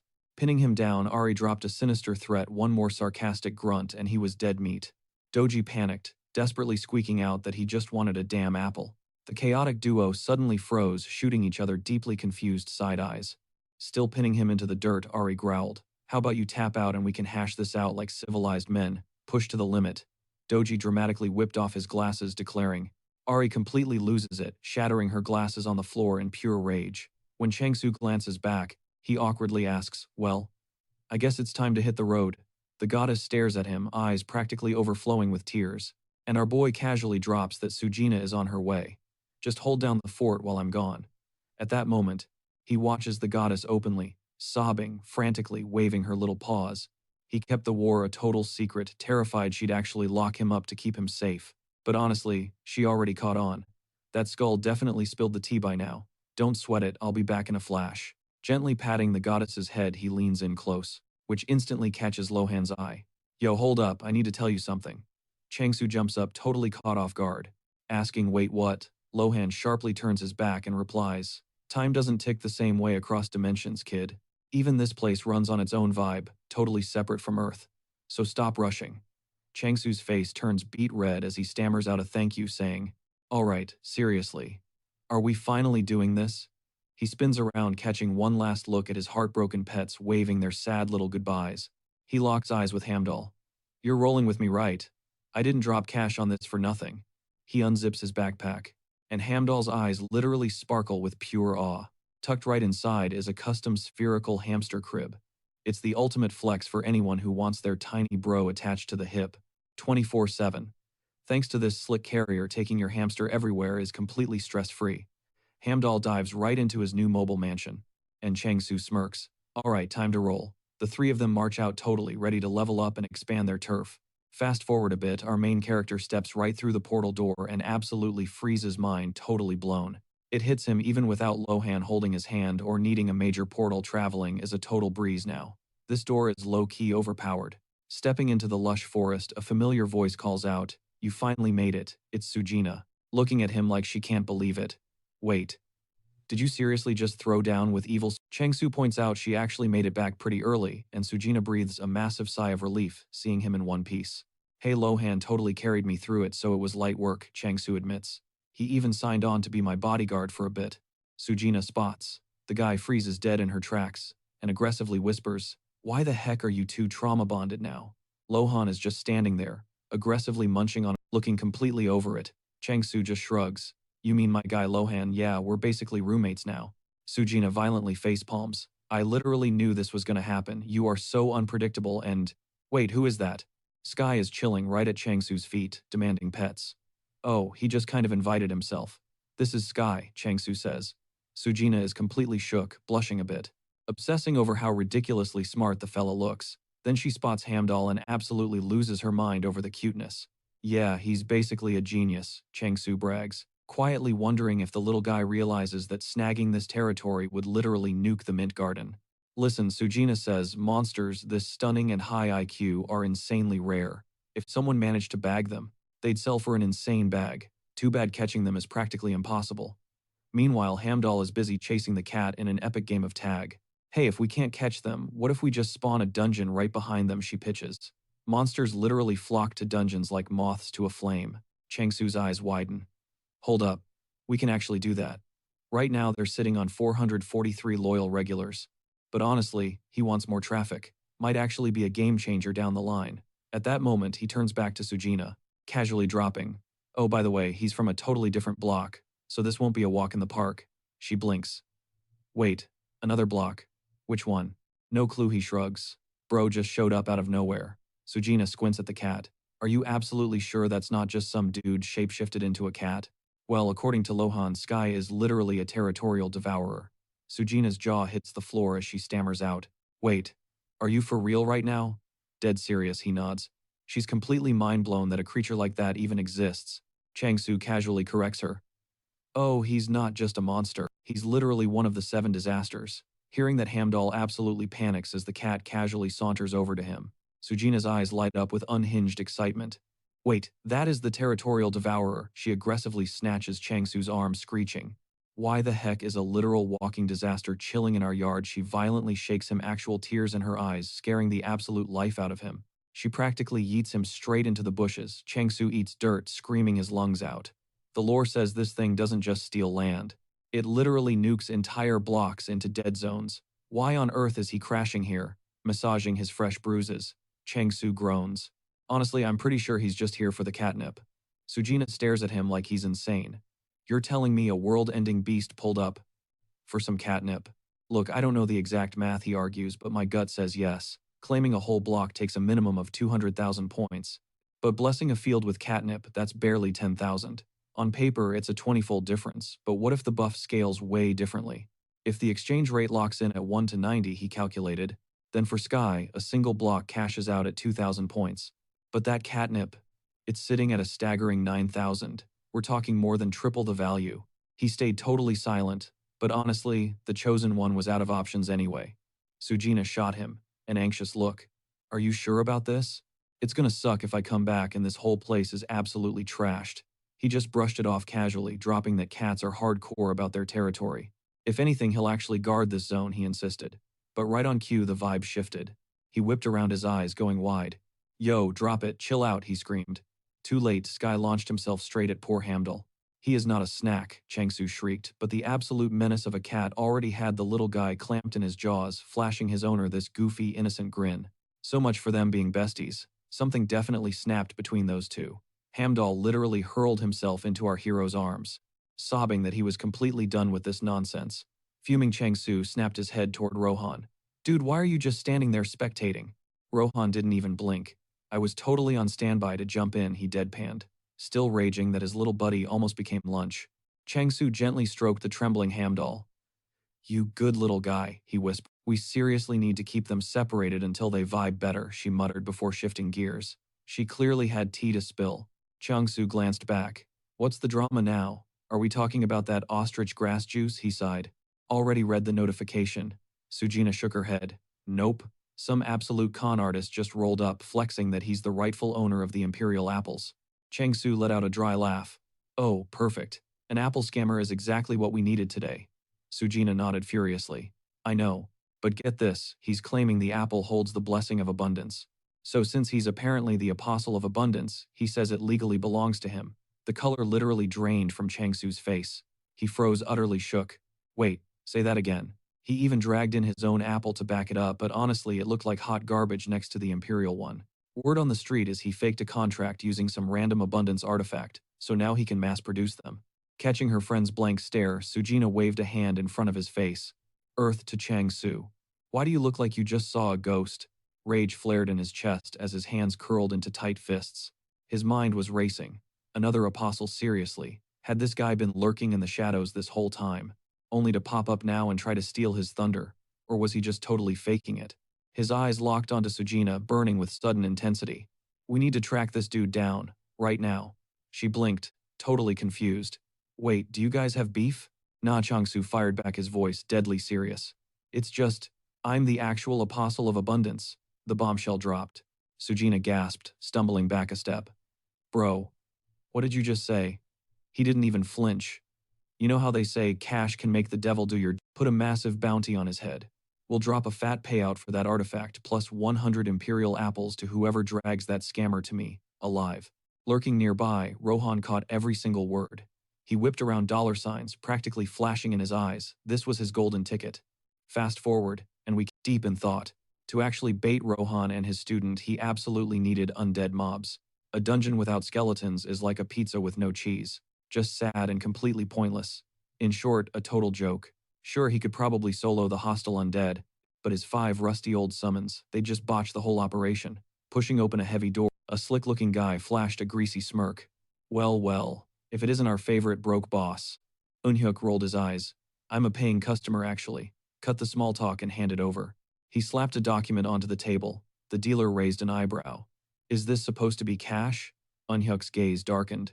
In a flash, he whipped out a wickedly sharp steel blade, pinning the guy's arm. Whoa, let go of my hand, psycho, the dealer shrieked. You remember this, don't you? Eunhyuk growled. I bought this off the old guy for a stupid amount of gold. Sweating, the dealer nodded frantically. Yeah, I know, Eunhyuk leaned in closer. And now I'm basically dumping it back to you for pennies on the dollar. So don't try to play me, my memory works just fine. He demanded a solid discount. But the shady merchant just scoffed. Look, man, we both know I'm not running a charity here. Eunhyuk let out a low sigh. Come on. This might literally be the last time you ever see my face, he deadpanned. Hook a guy up just this once. The merchant chuckled, shaking his head. You're dangerously good at the guilt trips, you know that? He paused, eyes narrowing. Though, the streets are saying you completely zeroed out your bank account hunting for that imperial apple. Tell me you didn't fall for that clown's scam, Eunhyuk scoffed. Not exactly. But honestly, a lot of heavy hitters took the bait. Yeah, everyone knows that part, the dealer smirked, leaning across the counter. But I just got some piping hot tea off the wire. Eunhyuk tapped his fingers impatiently. Spit it out. The merchant's grin widened. Someone just dropped a massive bounty on the scammer. We're talking 100 imperial apples if you bring him in breathing. And a whole separate bag just for the artifact. A slow, wicked smile spread across Eunhyuk's face as he thanked him for the intel. The dealer crossed his arms. Well, if you're so thankful, he needed to bounce back. Right then it clicked for Eunhyuk, this was actually happening. He finally tracked down the ultimate engagement gift. Out of nowhere, Eunhyuk started screaming at the top of his lungs, begging them to take them in, promising they'd grind nonstop. The guys dropped to their knees, desperately pleading for a chance, while the skeletal crew chilling behind them just cackled at the pathetic scene. Changsu stood there, totally stunned, his brain short-circuiting as he muttered. Clueless on how to handle this, he glanced over at Luhan, who was literally just munching on an apple and catching vibes. Changsu sighed inwardly. Whatever, let him snack, he thought. After all, Eunhyuk's crew claimed they dragged this hostage all the way here just for him. He was practically begging for approval. And get this, they actually lugged in a dude hogtied in thick ropes who was absolutely fuming over the whole kidnapping situation. Changsu's jaw literally hit the floor as he gasped. Wait already. Factoring in the insane distance and strict travel bans, the madman must have snatched the bounty the exact second it dropped. 100 imperial apples carried serious weight, and the hostage totally felt that pressure. The tied-up dude shrieked, desperately thrashing around and begging to be set free. Changsu instantly fired up his magic, channeling the raw, surging energy of the abundance spell. Honestly, the captive didn't even look like a mastermind scammer. He was just violently kicking around, fighting like crazy to snap his bindings. Changsu figured he was just some random NPC, making it totally baffling how this loser ever managed to cast such high-tier spells. The prisoner snapped, calling him a total moron. Are you gonna untie me, or what, he barked. Do you even get how the real world works? Changsu just smirked, firing back. I don't know about all that, but you're definitely a pro at pissing me off. The guy shrieked that it was all a bluff, yelling that Changsu didn't have the guts to kill an official apostle of abundance. Changsu knew the class's basic skill tree like the back of his hand. His eyes locked dead onto the exact critical spot he needed to slice. But first he had to verify the artifact. The captive started wailing in pure terror, accusing Changsu of trying to scam the elder for cold hard cash. Rolling his eyes, Changsu shot back that he was yapping just as much as the old man. Eunhyuk stepped up, flashing a mysterious wreath in his face, and told him to grab it. Changsu snatched it up, staring at the glowing relic in total confusion. he muttered. So that wasn't the artifact's aura at all. Wait, is this trash bag seriously my senior? The hostage just kept screaming his lungs out, demanding he take his filthy hands off, claiming it was rightfully his. His face turned beet red as he scowled, practically foaming at the mouth in rage. It suddenly hit Changsu toxic seniors exactly like this guy, were the whole reason the goddess of abundance fell off so hard. His knuckles turned white as he clenched his fist. And shoving the wreath onto his own head, he coldly declared the guy a straight-up traitor who never gave a damn about returning to their. So why the hell are you suddenly obsessed with the imperial apples now, he pressed. The hostage spit back that he was an apostle of abundance, and that the loot was his absolute right, fully earned and legit. Changsu totally scoffed, snapping that he hadn't lifted a single finger for any of it. What freaking right are you even yapping about, Changsu demanded. The guy lost it, screaming, "Oh yeah, and what makes you so special? Every single thing here was built on the foundation I laid." Changsu's eyes narrowed. "Are you seriously claiming all this is thanks to you?" The captive shrieked. "Yes. The apples, the entire temple, even the freaking monsters roaming around, it's all because of me." Hearing that absolute garbage, Changsu saw red. He ground his teeth together, his blood practically boiling as he thought, "Does this clown have any idea the hell I dragged myself through in this wasteland? How dare he spout such massive cap?" Taking a deep breath to chill out, Changsu quickly realized the math wasn't adding up. There was zero chance a solo apostle could pull off a scheme this massive. He told the whining dude to cut the bullcrap, then suddenly hit him with one deadpan question, who he leaned in close, staring right through the guy's soul, making the prisoner instantly stiffen up. What are you talking about?" he stammered. Changsu dropped his voice. "I'm asking who's pulling your strings. An apostle's one job is to guard their god and expand their territory. You ditched the goddess and ghosted us, which means you put your faith in someone else." The captive frantically screamed, "There's nobody else, I swear! I just wanted to survive, that's the only reason I hid out in the middle of nowhere." Ignoring the tears, Changsu viciously swung his scythe, mocking him with a sharp, "Those are some top-tier last words." He brutally bid the guy farewell, absolutely paralyzing him with sheer terror. Face twisting in pure panic, the captive shrieked for him to wait.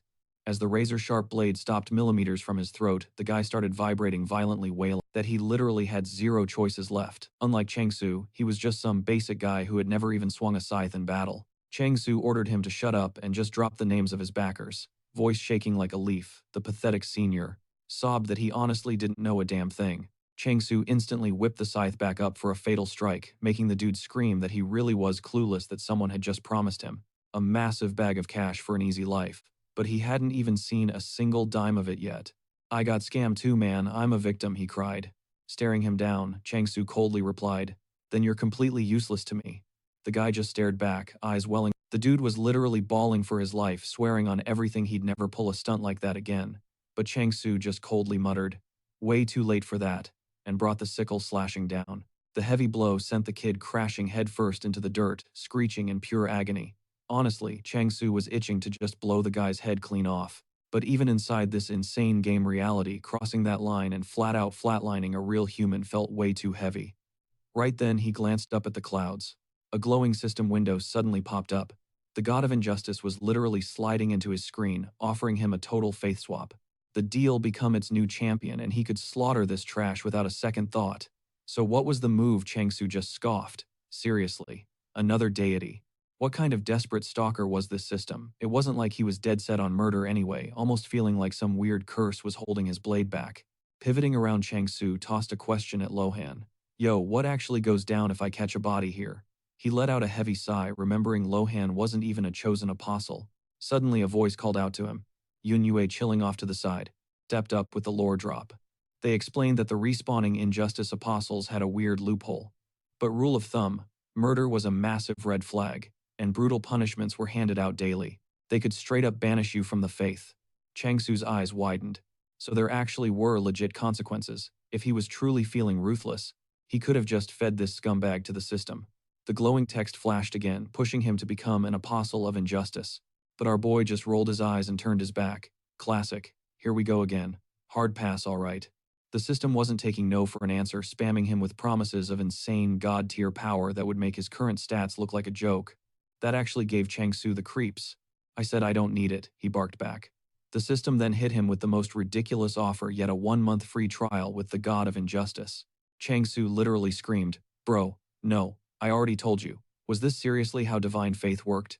He started scheming. If he could just shoot a message over, that meant he was fully hardwired into this universe. He spun back to the crew. You guys wanted me to hire you, right? Yun Yue beamed, absolutely hyped. Heck yes, and we'll even do it for zero pay, Changsu just smirked, saying they'd hash out the exact contract details later. Time for their very first mission. Their job. Babysit this absolute backstabber. He pointed a finger at the bruised mess on the dirt, who was completely out cold. A little while later, the familiars back at the base started waking up, and Ari suddenly let out a piercing shriek. What the heck is that? Changsu approached the goddess, holding out a beautifully woven flower crown. The crew instantly gasped. It was the legendary abundance artifact. He was finally handing back the divine power that was rightfully hers. The goddess slowly stood up, locking her eyes on Changsu. She hesitated, freezing up as she whispered, What is this? She gently tried to push the relic away, but he told her it was all good, that her just being there was more than enough. The moment he crowned her with the floral halo, heavy emotional tears immediately flooded her eyes. Suddenly, a blinding emerald gem materialized right in the center of a blossom. Changsu blinked, totally shook. Wait, what's happening? The familiar's jaws practically hit the floor, staring at their deity in absolute awe. But seconds later, a terrifying, overwhelming aura exploded through the room. Changsu tensed up. What kind of crazy energy is this? He stared at the goddess. The frail figure was gone, replaced by a stunningly gorgeous girl with flowing, vibrant green hair. He stammered. Whoa, who is she? Doji instantly clicked that the deity's ultimate power was fully restored, and it finally hit Changsu. This top-tier beauty was actually his goddess. As the magical dust settled, his brain was still buffering. Like, who is this stunner? Was she truly his goddess? Was she really a divine being? He sprinted over and gently grabbed both her hands. Staring into her eyes, he flashed back to the miserable state he'd first found her in. He was honestly mind-blown that this epic glow-up had actually happened. Back in the day, she looked like she was 1 second away from fading into pixel dust. The revived goddess gave her hero the sweetest smile, and the system chimed in. The goddess of abundance had officially promoted Apostle Changsu to the head of the apostles. He was literally the boss now, with full command over the faction. He blinked at the screen, totally caught off guard. Wait, it's that easy to get promoted? The interface confirmed his new god-tier status. He was an abundance. Apostle of the 5th generation. The absolute head of the apostles. Meanwhile, looking at Hansu's stats, this guy was merely a 4th-generation pawn, which meant Changsu had the admin rights to straight-up banish him. Changsu did the math. There were literally only 2 apostles in their entire faction, but somebody had to take out the trash. He definitely wasn't about to catch a murder charge, but no way in hell was he rooming with a snake. Without missing a beat, he slammed that excommunicate button, and the familiars instantly lost their minds, shrieking, "What is this crazy dude doing?" And just like that, Hansu was instantly booted from the faction. The system flashed an update. The traitor had been massively nerfed, stripped down to a basic commoner rank. Changsu just stood there, scratching his head in pure confusion. Bro. So my shiny new boss title is already useless. The goddess was completely frozen, totally clueless on how to handle the sudden drama. Changsu glanced at her and instantly felt it. She had given him that promotion to help him out, but he totally just used it to create chaos. She stared down at her glowing hands, visibly shook, and Changsu quickly rubbed the back of his neck, tossing out a soft apology. My bad. I just couldn't let a toxic snake stay in our abundance family. Don't worry, I'll grind hard and rebuild our numbers as soon as possible. And honestly, she had zero reasons to stress. Those words totally made the goddess's day, prompting the system to flash a shiny new alert. The goddess of abundance was blessing her apostle with a fresh skill drop. The options: healthy abundance or communication. Wait, she was actually handing out a skill too. Changshu double-checked, completely blown away by her sudden flex of generosity. He had to see this for himself. Meanwhile, Ari was watching this whole circus go down, pointing out the glaringly obvious fact that they literally only had 2 apostles. So who the heck are you planning to excommunicate, you absolute clown? Ari snapped, while Doji quickly wrapped him in a tight hug, begging him to chill out. But Ari was still seeing red, barking that Changshu better at least pick the communication buff. Maybe then they could dodge these PR nightmares. But nope, Changshu instantly locked in healthy abundance, making Ari freeze up, absolutely boiling with rage. Changshu just stood there, scratching his head. There was zero description, zero tutorial. Maybe it was just some sneaky passive ability. Like you eat some divinely blessed snack and magically boost your HP. That would totally clutch it for Lohan, since the dude was literally surviving on nothing but apples right now. Ari totally lost it, groaning that they were officially doomed. Doji and the goddess instantly matched his vibe, completely deflating. As their shoulders slumped in sheer defeat, Doji whispered that their so-called apostle clearly didn't give a single thought to leveling up his communication game. Catching this, Chengshu whipped around, telling them to hold up.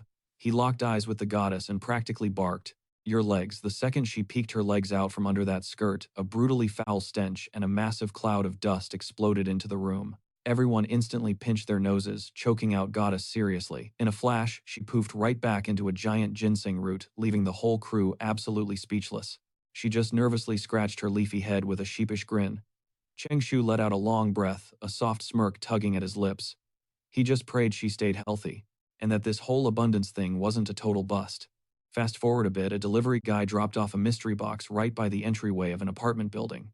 A mom scooped it up from the doorway, her face absolutely lighting up as she hurried back inside, cheering that her long-awaited haul was finally here.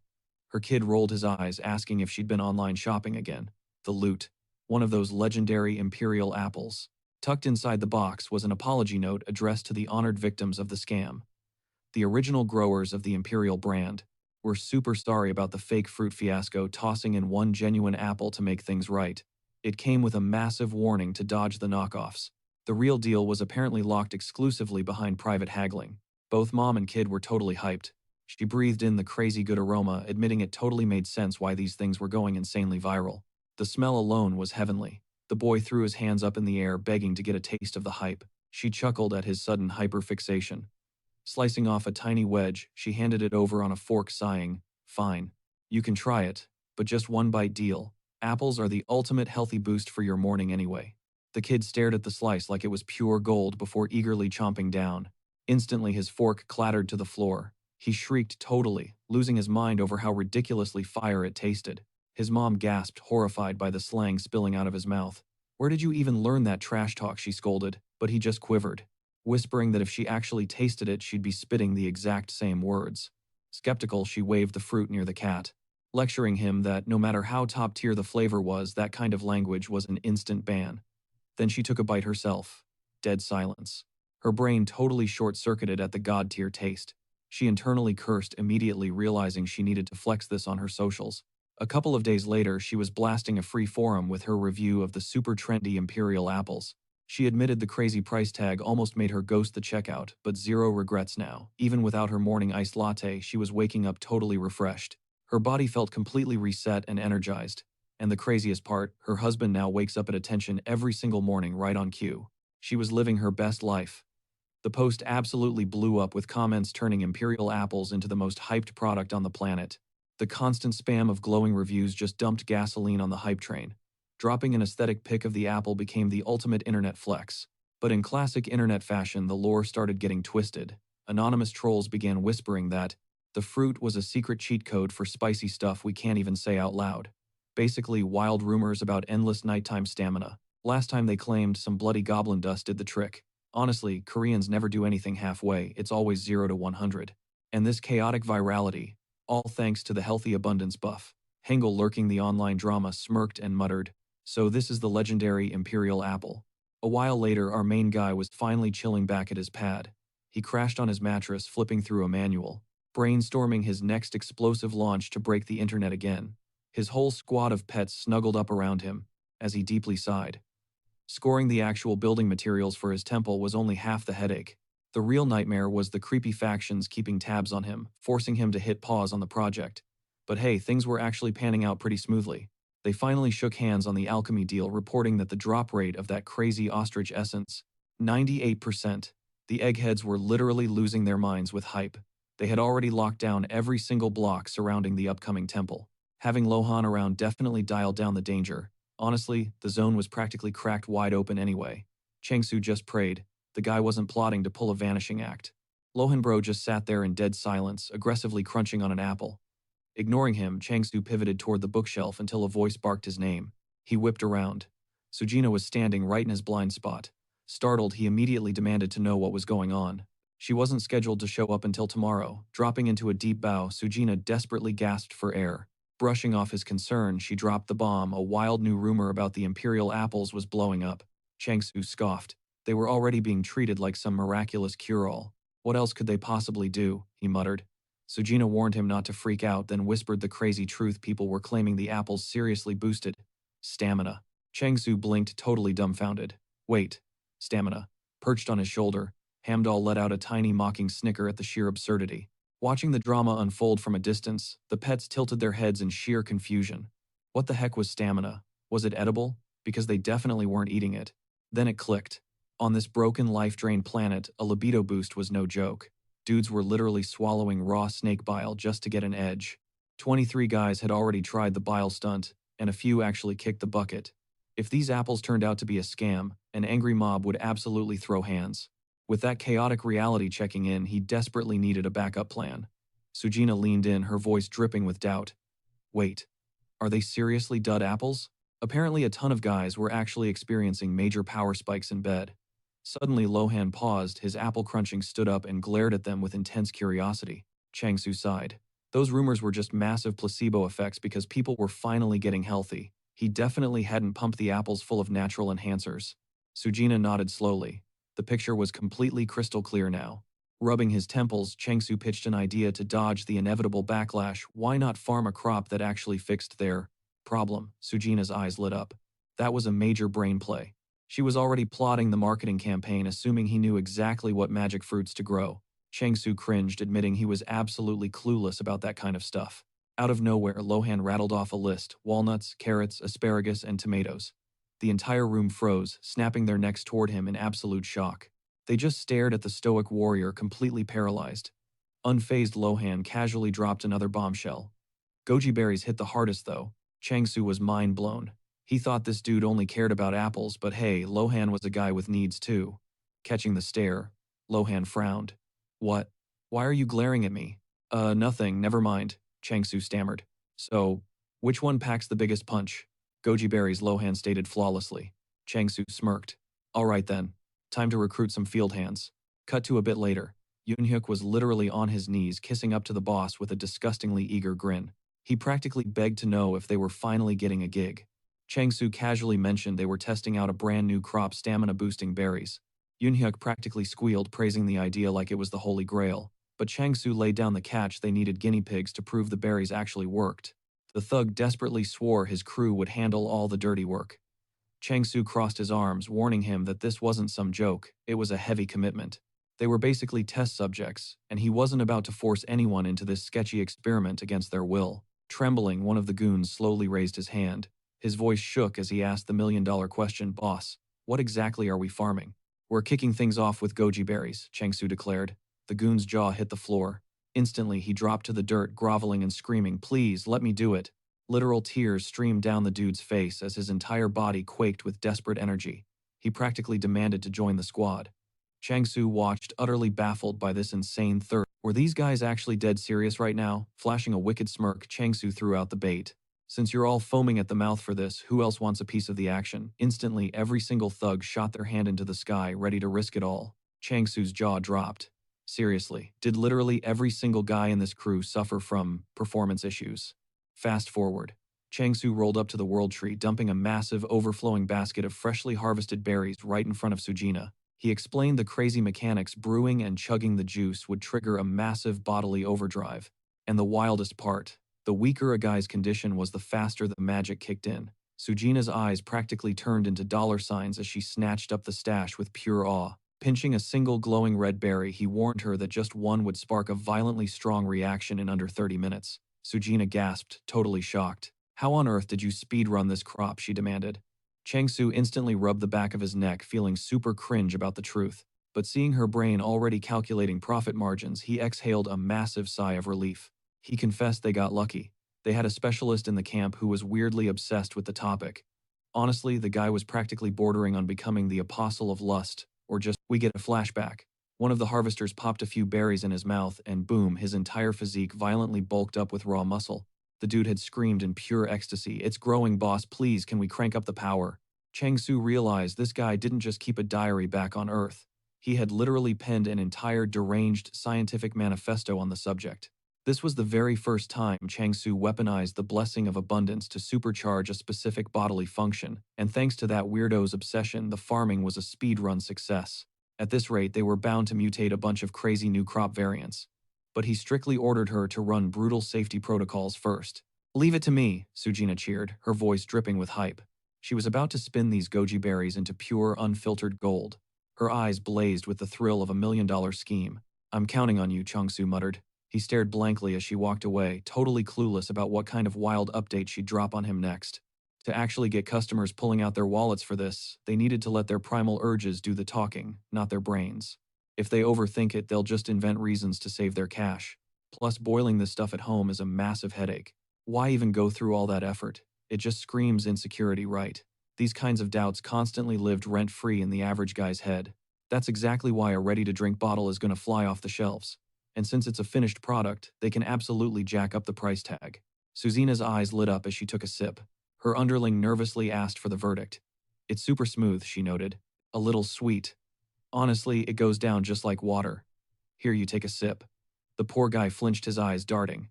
Wait me. He frantically waved his hands. He absolutely did not need a stamina boost. But Susina just smirked. Oh, come on, just taste the merchandise. She practically jammed the bottle past his lips. Caught off guard, the dude had no choice but to gulp it down. After gasping through a few forced swallows, he wiped his mouth. I have zero clue if it actually works, but the flavor kind of slaps. Susina flashed a wicked grin. Well, obviously, anyway, I'm out of here. Panic hit his face. Hold up, you're ditching me already. Susina tilted her head.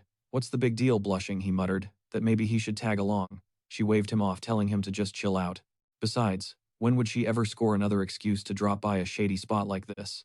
Normally, magical potions get stamped by the Alchemy Guild, but she was skipping the alchemists today. For a hardcore vitality booster, she needed a totally different kind of authority to sign off on it. Tapping her boot on the ground, she pivoted sharply. A pulse of raw mana flared around her, and instantly she was free-falling high above the sprawling cityscape. Her target, the syndicate running the underground nightlife, touching down flawlessly in the neon-lit zone. She scanned the alleyways and blinked. Literally nothing had changed. Even in broad daylight, the whole district felt insanely bleak and shadowy. The heavy vibe was enough to crush any lonely soul walking through. But to her, every single sad sap shuffling past was a walking goldmine. Pumping up their mood meant skyrocketing her profits. Looming dead center in the main plaza was her destination, the Chastity Temple. Susina casually strolled up to the massive double doors. Stepping inside the grand hall, a front desk attendant instantly greeted her. How can I assist you today? I'm Susina, she declared confidently, here representing the Circulation Trading Guild. I need official certification for a new vitality enhancer. The clerk nodded smoothly. Understood, ma'am. Right this way to the VIP lounge. Honestly, Susina rarely ever stepped foot in this joint. The bizarre atmosphere was just impossible to vibe with. She glanced around the pristine corridors in awe, trailing the receptionist until the girl halted sharply. With a deep bow, she asked Susina to hold tight, sinking into a plush leather couch near the boss's door. She mentally reviewed the insane market dynamics. You'd think the adult entertainment industry would be run by the Lust faction, or some other wild desire group. But in reality, the Chastity Order had a total monopoly, wiping those trashy rival gangs right off the map ages ago. Cut back to Chongsu, whose jaw just hit the floor as he completely lost his mind. Hold the phone. Did you just say Chastity? Susina, leaning back casually, just nodded. Yep. He stared at her, totally bugged out. Are you messing with me? Did the dictionary definition of that word change overnight? Nope. You heard me right, she fired back. Basically, the plot was just starting to thicken. Back at the temple, the High Apostle of Chastity swept into the room, declaring that for the first time in decades, someone actually brought them a top-tier product, and they were hyped to run tests on it. He slid the golden certificate across the desk, ordering her to lock in this exact chemical ratio. The herbal base she used was solid, but it lacked a certain kick. Susina blinked, totally caught off guard. Wait, what's wrong with the current mix? The apostle leaned in. Goji berries are a god-tier core ingredient, but they desperately need a catalyst to really pop. Could your team boost the potency of secondary herbs to match the goji extract? What if we cultivated them side by side and fused the extracts? If cracking the recipe is too much of a headache, we could just swap the base components. But if we do that, the final performance drink launches strictly under the Chastity trademark. The ball was in her court. Susina stared at the contract, her gears turning. Why would the absolute kings of the underground market risk creating their own downfall? After all, if her guild pulled this off, a massive rival would enter the arena. Reading her face, he shook his head. No, you're entirely missing the point. Our order is constantly hunting for extreme new temptations. There just aren't enough alchemists out there who can brew the intense heat we require, so we were forced to dominate the industry ourselves. Seeing a genuinely talented producer rise up, that's a massive win for us. Hearing this backstory, Chongsu stared at Susina like she had two heads and screamed, Are they totally psychotic? How did a bunch of pure monks end up running the dirty business? With a sly smile, she answered. The apostles are strictly banned from doing the deed themselves, so they actually level up their holy power by constantly hyping up and suppressing their own insane urges. But when it comes to leveling up, they rely on far more intense triggers. That is how the Chastity faction completely hijacked the night market, and even as a tiny guild, they sit on an absolute goldmine with a powerhouse military. Chang Su could not help but wonder, was this just some twisted obsession? Sujina chimed in, pointing out that teaming up with Chastity would be a massive brain play. But before shaking hands, diving into production was a solid backup strategy. Here is the ingredient list they pitched. Thoughts. She shoved the paperwork into his hands. Skimming the files, Chang Su spotted some wild stuff: black raspberries, dodder seeds, magnolia berries, and conidium seeds. He had literally zero clue what any of those were. Meanwhile, Sujina was already totally zoning out, aggressively cuddling Hamdall. Wait, we are just brewing berry tea to sell, right? Chang Su pressed. Yep, Sujina replied without missing a beat. And we need to stock every single hotel owned by the Chastity faction. Chang Su pushed himself up from the table, sighing for what felt like the 100th time. They had already smashed their short-term milestone. So he pitched the idea of slowly rolling out some heavy-duty stamina boosters. Sujina was still hopelessly distracted by the little hamster when a sudden low grunt from Doji caught our hero off guard. She whipped around, demanding, "If that is grub, fork it over." Apostle Ari blinked, genuinely curious. Is it seriously that hyped? Chang Su stood there dumbfounded, wondering if these girls had literally just rolled out of bed to hijack his brainstorming session. Still, they had an actual pro on standby. There was no need to speedrun this. At least that was his game plan, until reality decided to drop a massive curveball. A literal living legend of the Chastity faction, a dude who had not caught a break in over 40 years, showed up at his doorstep. It was none other than Hengel, the Grand Mage of Chastity. The guy rolled up to his turf, and Chang Su hesitantly asked, "So you feel like your hardware is basically shutting down?" Hengel gave a grim nod, confirming the absolute worst. Chang Su pressed on. "If that system fully crashes, do you get booted from the Chastity Guild entirely?" The old mage bowed his head in defeat. When Chang Su asked about the odds of bouncing back, Hengel just stared at the floor, his face burning with intense shame. Seeing this, Chang Su felt a knot form in his stomach. Was the guy seriously doomed? Back in the day, the Chastity faction was literally the epitome of innocence, a totally uncorrupted squad, living an incredibly strict, spotless lifestyle. They flexed a massive moral high ground over everyone else. But let us be real, the block world is all about vicious turf wars, and since Chastity was practically dead last in combat power, their total wipeout was basically guaranteed. To guard their innocent vibes, they desperately needed muscle, and then it hit him like a truck. Chastity was not actually about staying pure. As long as a guy kept his cool and did not completely fold, the sky was the limit. Hengel slammed into a chair, revealing that in just 1 year he had grinded his way up to solo farming 50% of the entire faction's points. Wait, the big guy upstairs actually greenlit this, Chang Su gasped frantically, covering Hamdall's tiny ears to shield the innocent pet. Hengel sighed, admitting that initially, the deity hit him with a massive threat of excommunication. But the second god checked his insane scoreboard, even the divine being smashed the like button on his methods. And just like that, the Chastity faction went through a hardcore reboot.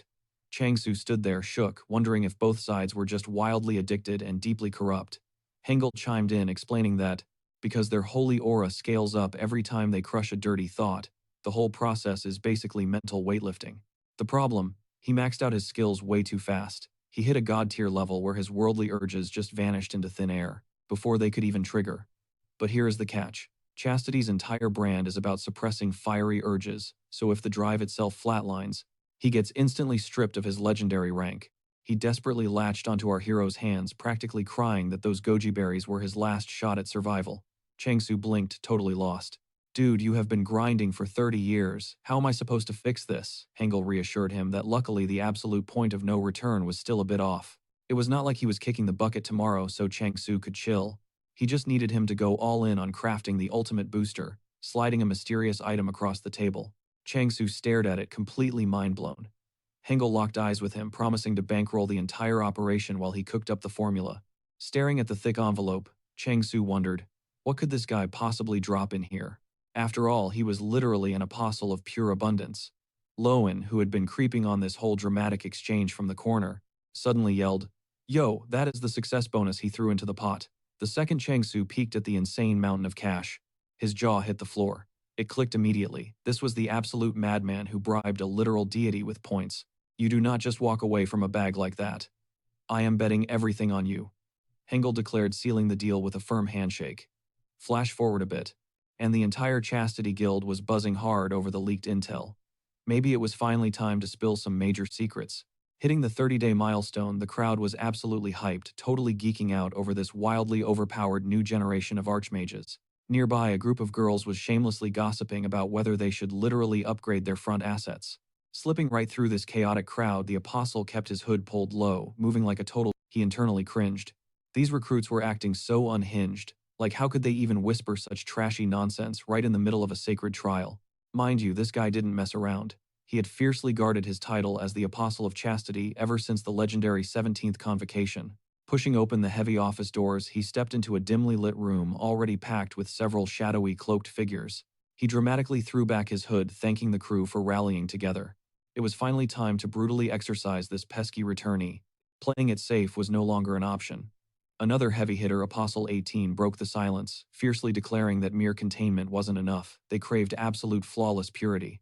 And just like that, their ultimate summit on true chastity kicked off.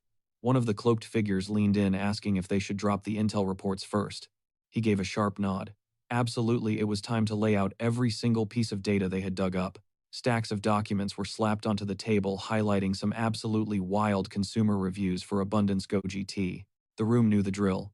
The Abundance brand had recently dropped a line of insane stamina-boosting products, and this squad had, honestly, skimming through those customer reviews, they could totally crank up the supplement's power. Meanwhile, the legendary alchemist had gone completely radio silent. But word on the street, the entire alchemy food division was melting down over that Abundance Go GT. Right then, one of the apostles demanded to know who Eunhyuk was actually shielding. The answer, rumor had it, the kid was Luo Han's own disciple. A tight-knit ally. This guy would way rather swing a blade than harvest crops. If they played their cards right, maybe they could bait him with a sweet gig. One dude chimed in, claiming they'd already tracked down his territory. But crashing his turf in person, total waste of time. That absolute freak would toss them out on their faces the second they showed up. The apostle chewed on that for a second. Then a dark grin crept up. Fine. If that's how it is, they'd switch tactics. Step 1. Forge a massive pact with the Alchemy Guild. The goal: lure the Apostle of Abundance out of hiding. The moment he was isolated, they'd ambush him and finish the job. Cut back to our boy Chang-Su. He violently rubbed his nose, squinting into the distance. A random bout of hiccups hit him, was someone out there bad-mouthing him. Back on the grind, the crew was totally zoned into harvesting those rare berries. Chang-Su tapped Eunhyuk on the shoulder, shooting him a quick apology. He muttered that they needed to chat. Eunhyuk spun around and Chang-Su motioned for him to tag along. The two of them trekked deep into the shadow of the woods, stumbling onto a pile of brutally mangled skeletons. And out of nowhere, Eunhyuk utterly broke down. Tears streamed down his face as he recognized his precious Hercules. He threw his arms around the undead beast, sobbing with pure relief. His voice cracked with warmth as he whispered that he thought he'd lost him forever. Did Chang-Su actually save this for him? Chang-Su let out a dry laugh. Yeah, pretty much. Honestly, he was low-key stressing that the bones were about to decompose. Eunhyuk just kept bawling, letting all his walls crumble. He missed his heavy hitter so much. If Chang-Su had permanently, he definitely would have held a massive grudge. But now, they could go right back to kicking it together. Time to bury the hatchet. Chang-Su pointed out the elephant in the room. Was it cool that the dude was literally missing his head? Eunhyuk brushed it off. Obviously. Hercules was strictly built for heavy lifting anyway. Without a head, his grinding efficiency would skyrocket 17 times over, plus he could shrink on command. Our protagonist raised an eyebrow. That oddly specific math was kind of wild. And what about the backup skeletons just chilling in the dirt? Eunhyuk sighed, admitting they didn't have the chops to pilot a makeshift head yet. Honestly, he wasn't sure if those scraps were even worth keeping. Chang-Su clapped him on the back. Hey, nobody goes pro on day one. They just had to grind it out and level up their skills. Eunhyuk muttered that he seriously hoped so. If his undead summons were just going to drag them down, what was even the point of having him around? Watching this entire dramatic display, Chang-Su mentally rolled his eyes. He'd clocked it ages ago. This guy was a textbook tsundere. Either way, crushing quests together was gonna be a blast. Eunhyuk softly agreed, totally vibing with the energy. Boom, frantic screaming ripped through the trees. They whipped their heads around just in time to see Hangale sprinting like a maniac after some random dude. He was hollering for the guy to just stop and listen. The poor victim wailed that this nightmare was repeating itself all over again. Hangale roared that he was the absolute perfect vessel for the path of purity. After all this time, he had finally uncovered an apprentice. Someone worthy of inheriting his sacred, completely untouched legacy. The guy just bolted faster, shrieking that he wanted to find a wife. and live a normal, happy life. Changsu deadpanned, realizing Hangale was genuinely unhinged. Right on cue, the terrified runner dove behind Changsu like a human shield. He screamed at the top of his lungs about starting a family with a wife and kids. Changsu grumbled, shoving the sweaty guy off his back. Hangale stopped, utterly offended, demanding to know what was wrong with his teachings. The guy barked back that he would literally rather die. And honestly, that was the exact moment Hangale should have taken the hint. Instead, the poor dude scrambled deeper. Hangale whined that such top-tier talent was going to waste. Changsu sighed. Since this psycho was, they might as well use him as a guinea pig for the latest brew. He tossed Hangule a handful of berries. Hangule popped one and chewing thoughtfully. The verdict: a pathetic 33 out of 100. The second berry clocked in at 32. Changsu aggressively scratched his head, totally gutted. Their target was 90, they weren't even close to the finish line. Hangale waved a hand, telling him to chill out and stop stressing. Any normal dude eating those would have gone completely feral by now. Changsu groaned, demanding to know why he couldn't crack the 40-point ceiling. Hangale smirked, flipping the question. Did he even realize that a caster's mental state directly controlled the blessing's power? Changsu blinked, totally lost. What was that supposed to mean? Hangale leaned in. It meant raw emotion triggers the magic, not logic. Take him for example, he gets incredibly hyped over forbidden, scandalous texts like this one. Maybe Changsu needed to get thoroughly stimulated before dropping a blessing. Changsu's blood boiled. He practically felt his ears bleeding just listening to this garbage. He violently clapped his hands over Hangale's ears, trying to reboot the conversation. Meanwhile, just picturing his stash of dirty magazines made Hangale flush bright red. He shyly mumbled that he was only sharing his private collection because they were tight. Changsu spun on his heel and snapped. Hard pass, you absolute creep. Keep that to yourself. Was this guy completely out of his mind? Hangale defensively clutched his precious smut, treating it like a holy relic. Whatever. If Changsu wasn't ready now, he could always brainwash him later. Changsu snapped his patience, wearing dangerously thin. I literally told you to keep that shut. Just then, Sujina strolled in, instantly greeted by Hamdal, who happily bounded right into her embrace.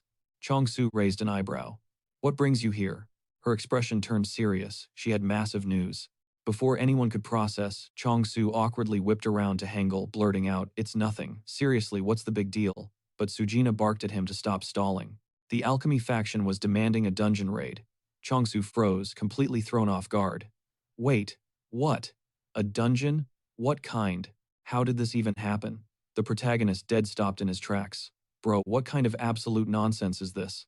He's literally just a farmer. His entire arsenal consists of a rusty sickle and a single skill decapitation, which is a massive stretch to even call a combat skill.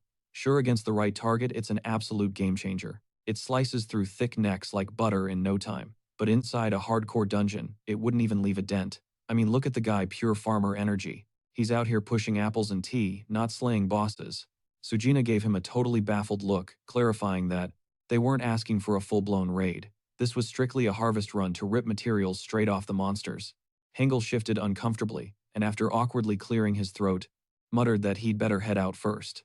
Changsu eyed the glowing system interface, pointing out that peak freshness was absolutely vital. Just like extracting ostrich juice, whatever he sliced wouldn't rot right away. Because of that, they specifically needed plant-type beasts. Nope, Sujina countered. It's a high-tier water spirit. Literally anyone can fold a basic one. So that makes zero difference. But the high tiers, totally different beast. If you don't instantly snuff out its breath in one massive strike, the thing starts devouring other spirits and rapidly heals itself. That totally wrecks the material drop rates. So we desperately need a heavy hitter who can drop insane burst damage. Someone like a swordmaster, for instance. Changsu squinted. Wasn't that a massive leap in logic? He shot a glance over at Lohan, wondering if this request was secretly meant for the swordsman. Were the rumors hyping him up already spreading everywhere? Maybe the guild figured if they invited the farmer, Lohan would just naturally tag along, but there was no way he could stay gone for long. He was totally gonna pass. Stepping up, he politely thanked Sujina but gave a hard no. Her face instantly dropped. Are you seriously backing out? She groaned. The payout is insanely stacked. First off, they're supplying top-tier weapons. And your personal cut. A literal water spirit. The protagonist's brain short-circuited. He completely froze, asking again. Wait, a water spirit. He practically lunged at Sujina, violently shaking her by the shoulders. A water spirit was the ultimate god-tier mobile sprinkler for any farmer. He needed that thing like air. Can't I just buy one? He practically begged. She sighed, hinting that this whole situation ran way deeper than just the loot. Honestly, ghosting this request was a terrible move. The alchemy faction was already super salty with them right now. Word on the street was that their goji berry tea had totally hijacked the hangover cure market. And hangover meds, that was the alchemist's main hustle. Sujina nodded, confirming the unspoken beef. And she was convinced this raid was just a low-key excuse to squash the misunderstanding. Why else would they randomly reach out? Chong-su admitted the deal was crazy, lucrative, but honestly, he was stressed out about leaving his territory undefended. Sujina leaned in and whispered to the monk, "Trusting outsiders is way too risky. We need to construct a temple first." They already had all the building materials stockpiled. From the alchemists and temples actually doubled as a fortress. Lohan quietly absorbed the strategy only to flinch when Chong-su randomly hollered, "Wait, is that seriously how that works?" She smirked, replying that there's a reason they label him a strategic asset. Flash forward a few days. The goddess was completely stressed out, drowning in a sea of pure anxiety. Her chosen guy was besties with a sword master, and was basically speedrunning neighborhood takeovers. He and the apostle had a massive falling out, and he'd even excommunicated one. Now these rivals were griefing them with zero business ethics whatsoever. But hey, at least her dude had been shockingly chill lately. The apostle was entirely locked in on leveling his inner stats. The temple construction, 100% finished. Now the apostle could finally unlock the highly anticipated communication skill, and everything was supposed to be flawless. Yet the goddess just sat outside sulking while the other pets stared at her in total confusion. Suddenly, a system alert flashed. The last line skill was triggering inside the sanctuary. In a split second, every single pet's jaw dropped. This wasn't some basic shield, it was a full-blown military-grade defense mechanism. At the exact same time, Lohan savagely swung his blade, testing the sheer strength of the protective barrier. The protagonist watched in awe. "Bro, is it seriously that cracked?" Lohan effortlessly absorbed the massive shockwave. The pets were practically trembling, terrified the apostle was cooking up another wild scheme. Right then Sujina strolled up. "Alright, we rolling out," or what she asked, ready to guide them straight to the target zone. And that's when it hit him. Chong-su's stomach dropped. He had completely forgotten to warn the goddess about literally any of this. "Hurry up," Sujina hollered, waving for him to tag along. He figured a quick detour wouldn't hurt. I mean, what's the worst that could possibly go down? Flash forward our guy, and Lohan rolled up to the alchemy headquarters. "We made it," Sujina announced, totally hyping up their arrival. Chang-su breathed a heavy sigh of relief, stoked that they'd already locked down the entrance portal for their return trip. They were officially standing in human territory. Sujina pointed out that with their current points, pulling this off should have been straight up impossible. But if you drop extra points, you can literally bypass the ownership cap and snatch up bonus plots of land. The catch: the price tag skyrocketed insanely fast, meaning he couldn't just sweep the whole board right now. "Alright, I'm out." Sujina flashed a peace sign, tossing them a quick good luck before dipping. Chang-su shouted his thanks, wishing her a safe trip back. The second the boys stepped inside the facility, a receptionist locked eyes with them. "You must be Mr. Chang-su, right?" she asked. "We've been expecting you. The gear you picked out is fully prepped. Are you dead set on these? If you test them out and the vibes are off, you can totally swap them out." Snagging the crate, he nodded. "Nah, we're solid. I have a feeling these will definitely get the job done." Chang-su pivoted to Lohan. "Mind holding onto this for a sec?" Lohan smirked, demanding a 2-apple fee before hauling the heavy box. The guide kept talking, explaining they had to cast a 7-year blessing to successfully wrangle the water spirit. Her guild could totally hook him up with a blessing that had top-tier compatibility. The downside: he'd be stuck feeding the spirit their specific magic forever. On the flip side, using his own skill risked completely bombing the mission. "So what was the game plan?" he asked about his abundance blessing. The girl winced, apologizing, since they literally had zero data on that specific skill. "No biggie," he brushed it off, deciding to just roll the dice and use his own power anyway. She motioned toward a heavy door, waving him over. This dark tunnel linked straight into the dungeon, and she promised to drop all the details once they crossed over. Spotting the glowing portal ahead, Chang-su narrowed his eyes, inspecting it. Lohan suddenly stiffened, dropping his gaze to the floor. Stepping through, the girl called out that their VIP had arrived and everything was locked and loaded. He nodded a greeting while she revealed this was the prime farming zone for basic water spirits. Sparking the blessing would flush them out, letting him farm as many as he needed, but the contract had strict conditions. He had to totally shred the dungeon boss, hand the loot over to alchemy, and face the head honcho in an isolated arena. Could he buff the potion first? Chang-su didn't hesitate, slamming down his abundance blessing. His logic was simple: go big or go home. Time to see how this plays out. Instantly, the liquid inside the flask started churning like a violently raging whirlpool. Is it supposed to do that?" he asked. Without warning, the concoction flashed a toxic neon green. The guide shrugged, mentioning that overkill blessings can trigger crazy reactions. That was an understatement. Changsu just smirked. Bet. Let's keep going, he said. She clarified that usually, stacking blessings doesn't actually make the spirit that overpowered. Right on cue, he dumped a massive 500,000 points into the mix, and the potion literally went radioactive, glowing blindingly bright. He casually admired the aesthetics, assuming everything was totally chill. Jaw dropped. The girl admitted she had never witnessed anything this insane before. Things were officially getting spicy. She scrambled to fetch backup immediately. Our guy joked that this whole thing felt like a wild tutorial quest. Suddenly, she rushed back, cradling a bizarre, wiggling creature, shrieking at the top of her lungs. In a split-second blur, she fumbled and accidentally yeeted the massive blob straight into the glowing brew. Wait, was that a water spirit? The creature belly flopped into the vat, blasting radioactive green sludge across the room. Did it actually work? Viscous slime oozed off the spirit before it let out an absolutely cursed, skin-crawling screech. The compatibility was straight-up garbage, leaving Changsu totally paralyzed. He clutched his head internally, panicking over his next move. But before he could even get a word out, an entire army of water spirits flooded through the doorway, swarming him. The girl was left completely gagged, jaw practically hitting the floor, and she started shrieking, "What the heck is happening? We didn't even drop the bait." Realizing the madness, she knew she had to document this stat. Whipping out a notepad, she frantically started scribbling down notes. Changsu was drowning in a sea of spirits, utterly clueless. "Bro, read the room. This is definitely not the time to be playing reporter." Jolting upright, he pointed a shaking finger toward the chaos. "Yo, look at that. The alpha spirit was getting devoured whole." "I haven't even blinked," the girl whispered, utterly mesmerized. Seeing her zero fear, Changsu was seriously stunned. "Do something," he yelled, but she just stared, totally stunned. I've literally never seen this before," she stammered. "Did you chug some weird potion?" she demanded, eyes narrowing. He swore up and down he hadn't touched a thing, but her frown only deepened. She just kept glaring at him, dead silent. "I swear I'm clean," he insisted, but she wasn't buying it, pressing him again. Maybe he'd totally overcooked it with his powers. It looked like his maxed-out blessing was acting as straight-up monster bait. Groaning, Changshu asked why he suddenly felt like he was going to hurl.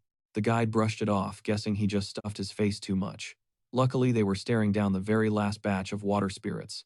But the second they spun around, the girl gasped. "No way. This is impossible." Her tablet and pen hit the floor with a clatter. "Why is the boss here? The bait isn't supposed to aggro the boss." Right on cue, a massive glowing blue tail whipped into view. Chengshu's blood ran cold. It was the dungeon boss, the supreme water spirit. The colossal beast materialized right over their heads, flooding the entire room with its terrifying presence.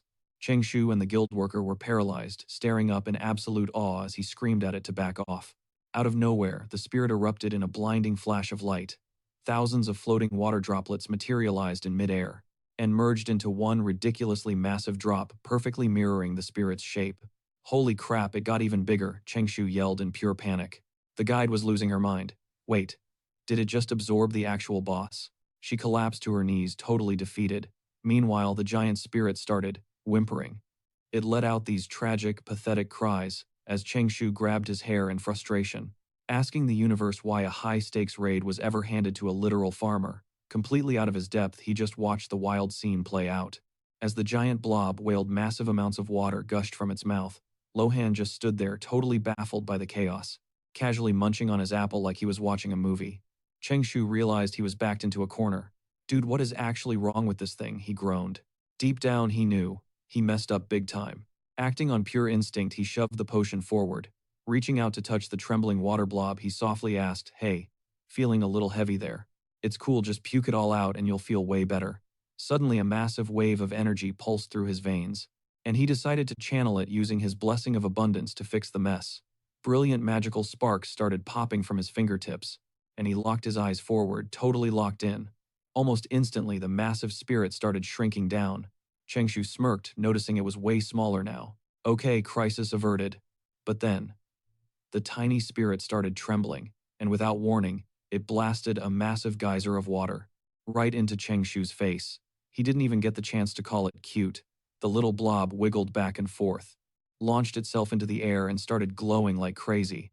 Chengshu blinked, realizing it had transformed into a literal orb. As it dropped into his palms, the guide let out a massive sigh of relief.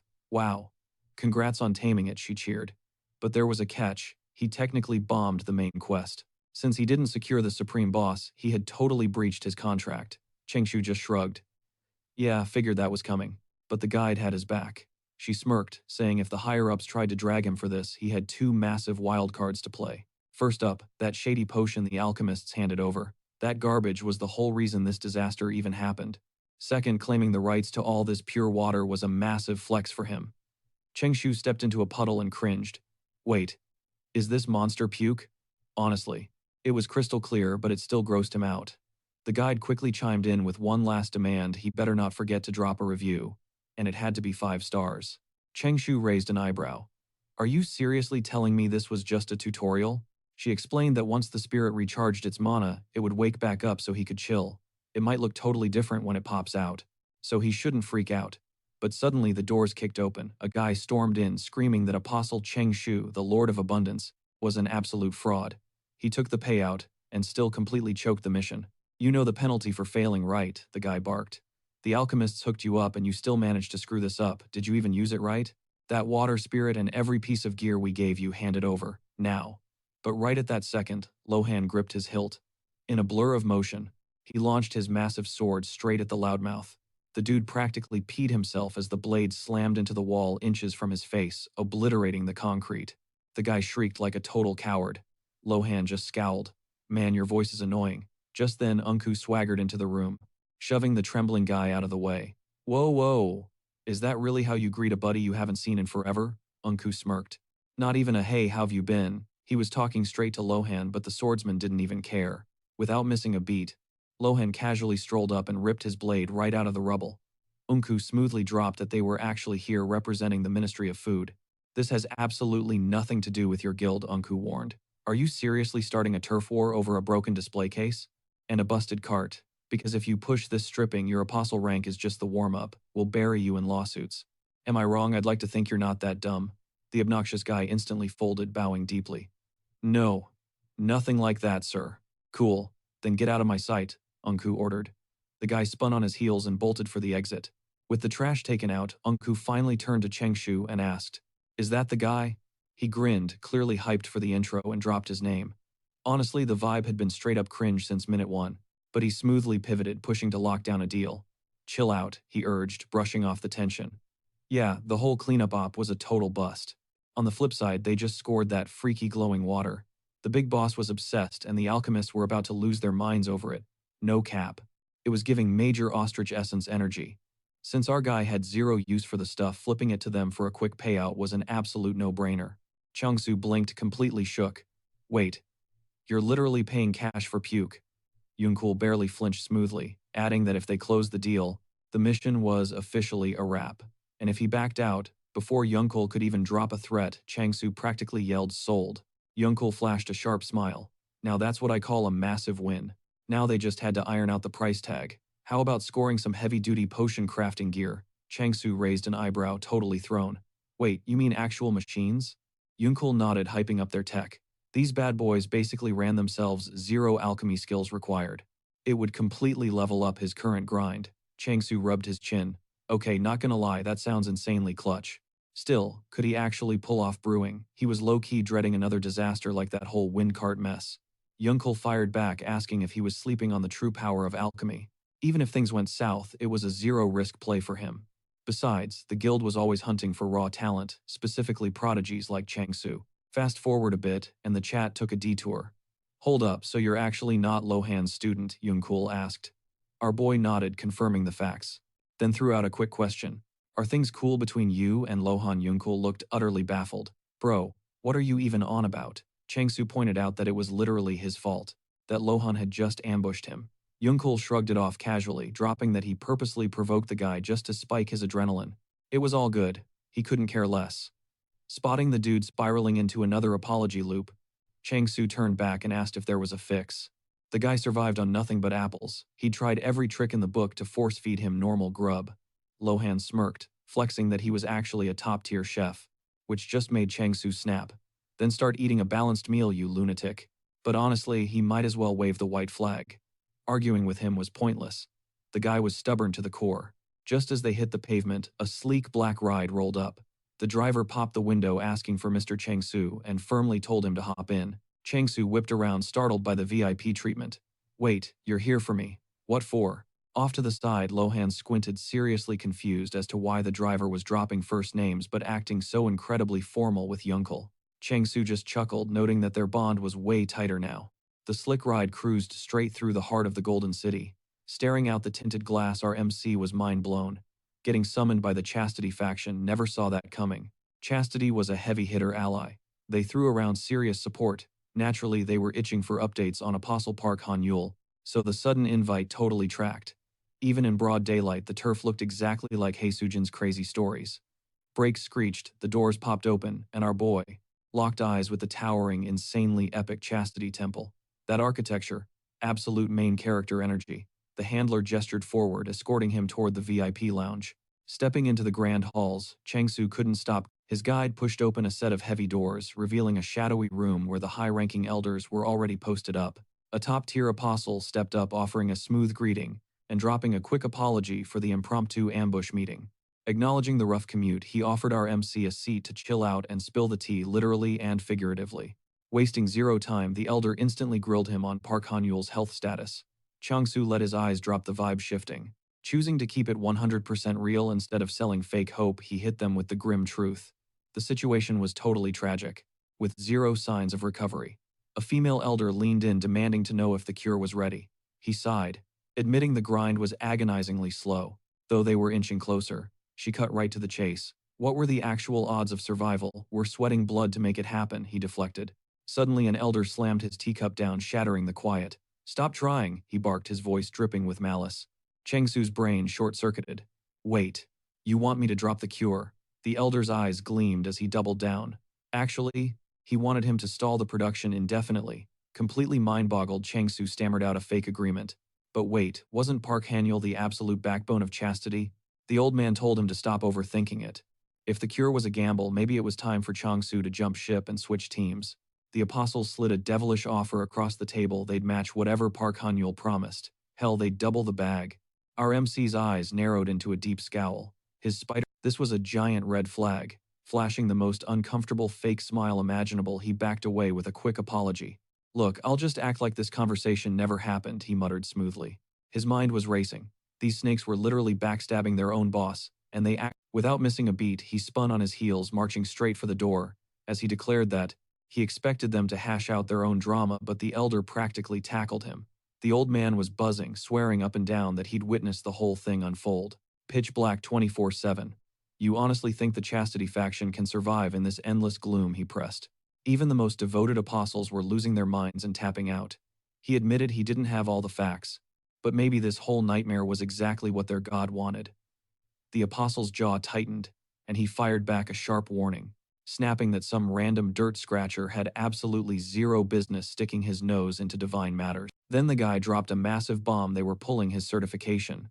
Changsu just blinked, utterly blindsided, thinking, is this seriously the big bad authority of a faction, Elder Times? You could practically see the shady ulterior motives flashing like neon signs on their foreheads. Whatever, he played along. He flat out told them that flipping their script every 2 seconds was completely torching his faith in their faction. Right on cue, Lohan clapped him on the shoulder, signaling it was time to dip. The trap was insanely obvious. Totally thrown off, the elder stammered. Wait, you're seriously just walking away? Changsu gave a firm nod, prompting the guy to explode, screaming that they were making a huge mistake. Lohan just casually tossed back that any regrets would strictly be a times-them times problem. The second the door slammed shut, the apostles spat out a curse, demanding, did they see right through our act? The lackey cringed, apologizing for not selling the performance well enough. A sly grin crept onto his face. Since a direct attack was off the table, playing dirty from the shadows was their only move. He'd honestly done his best. The woman beside them sighed, pointing out that strike 3 had just whipped past them. What was their next play? The apostles' eyes darkened. If that was how the game was going to be played, their hands were tied. It was time to unleash plan number 4. Any complaints? They needed to chill, because the endgame was literally the only thing that mattered. They needed to throw a massive wrench into the Apostle of Abundance's workflow. They'd drag him into some other wild mess, just to make sure that Endurance Tonic never sees the light of day. The strategy: turn him into a hero. Cut to Hong Yul, who was casually hauling the goddess around. And when she started squirming like crazy, he finally asked if she wanted down. The absolute second her boots hit the dirt, she bolted. He couldn't help but respect her insane radar. She moved like a phantom, though her destination was pretty much a no-brainer. She was dead sprinting straight for Changsu. Launching herself into the air, she tackled him into the dirt and started playfully beating the absolute crap out of him just as the rest of the squad caught up. Looking at their faces, he realized they'd been losing their minds with worry. Hongyul grinned, asking if they were finally back in one piece. Changsu nodded, giving all the credit to the protection buff, but his tone shifted. He had some tea to spill. The goddess, totally unbothered, wandered off, while the others immediately started chewing her out, lecturing her about acting like a total menace. Changsu ignored the chaos, turning to Hongyul to ask if he was hip to the fact that the chastity elders were literally plotting a backstab. Hongyul shrugged, mentioning that they claimed it was just a difference in core values, and swore there was no bad blood. But when Changsu dropped the bombshell that they tried to force him to scrap the stimulator project, Hongyul's jaw hit the floor. He quickly averted his eyes, deeply apologetic, and promised he would handle the mess personally, so Changsu wouldn't have to deal with those creeps anymore. Lohan waved it off, saying it wasn't necessary, while our MC revealed he'd had an epiphany. During their little chat, those bozos were actually willing to nuke the entire certification just to buy some time. They're just trying to throttle our progress, he concluded. Hongyul nodded, admitting the strategy made twisted sense. Changsu added that they were definitely cooking up some backup schemes, even if he couldn't see the exact play yet. Hongyul told him to chill. Those cowards valued their own lives way too much. To try anything genuinely lethal, they'd fold and beg for mercy first. Changsu gave a crooked smirk. Do these guys even know what pride is? Honestly, isn't this the ultimate stall tactic? Hongyul pointed out. Changsu shot back that he never planned on playing their game anyway, and he sure as hell wasn't going to start now. So, what's the game plan? Hongyul pressed. Flashing a cocky grin, Changsu vowed to keep grinding out that cure. Success was literally the ultimate flex. Hongyul opened his mouth to reply, but a blinding light suddenly erupted from Changsu's pocket, instantly sending him into a panic. He lunged forward, freaking out and shouting, "Wait, did you just trigger the goddess's blessing by sheer willpower?" Changsu desperately yelled back that it wasn't that at all. He frantically yanked the water spirit pearl out of his coat, realizing the thing was actually hatching. The goddess's eyes went wide with pure shock, wondering what kind of glitch he'd triggered this time. The whole squad locked onto the pearl as its glow went absolutely supernova, until it slipped right through his fingers and splatted onto the ground as a weird jiggly blob. Changsu just stared, utterly flabbergasted. It was just a basic tier slime. The little jello puddle decided to test drive its brand new body, attempting a jump that ended in an embarrassing faceplant. Watching this pathetic display, our MC remembered how everyone had hyped this thing as some majestic water spirit. But nope, it was literally just a derpy slime. Are they always this pathetic? He mumbled. Hangul stared in absolute disbelief, admitting he had absolutely no clue spirits could even take on a shape like that. Changsu cautiously poked the gelatinous blob. The second it touched his skin back, our guy flinched hard, stumbling backward in a sheer panic. Wait, did that thing just have tiny hands? He reached out for a second poke, instantly fascinated by how insanely squishy it felt. Could this little dude actually understand English? Right on cue, the slime gave a cheerful little wave, leaving Changsu stunned. Wait, did it seriously just get everything he said? Hangul pointed out that legend has it taming spirits is basically impossible. He gave Changsu massive props for pulling it off. Before the shock could wear off, Ari wandered over, eyeing the slimy creature and asking if it was a new pet. Doji instantly barked at him to show some respect and bow to the goddess first. Changsu spun around grinning as he told the crew their timing was literally perfect. He introduced the bouncy little guy as a brand new water spirit. The only problem, it desperately needed a name. Lohan confidently stepped up with a pitch since it is squishy and a spirit. Why not name it Squishrit? Changsu forced a painful smile, secretly thinking that was absolute garbage. The rest of the squad visibly cringed in agreement. Pivoting quickly, Changsu threw out, "How about spring?" Hangul nodded, totally vibing with it, and asked if there was some deep poetic lore behind it.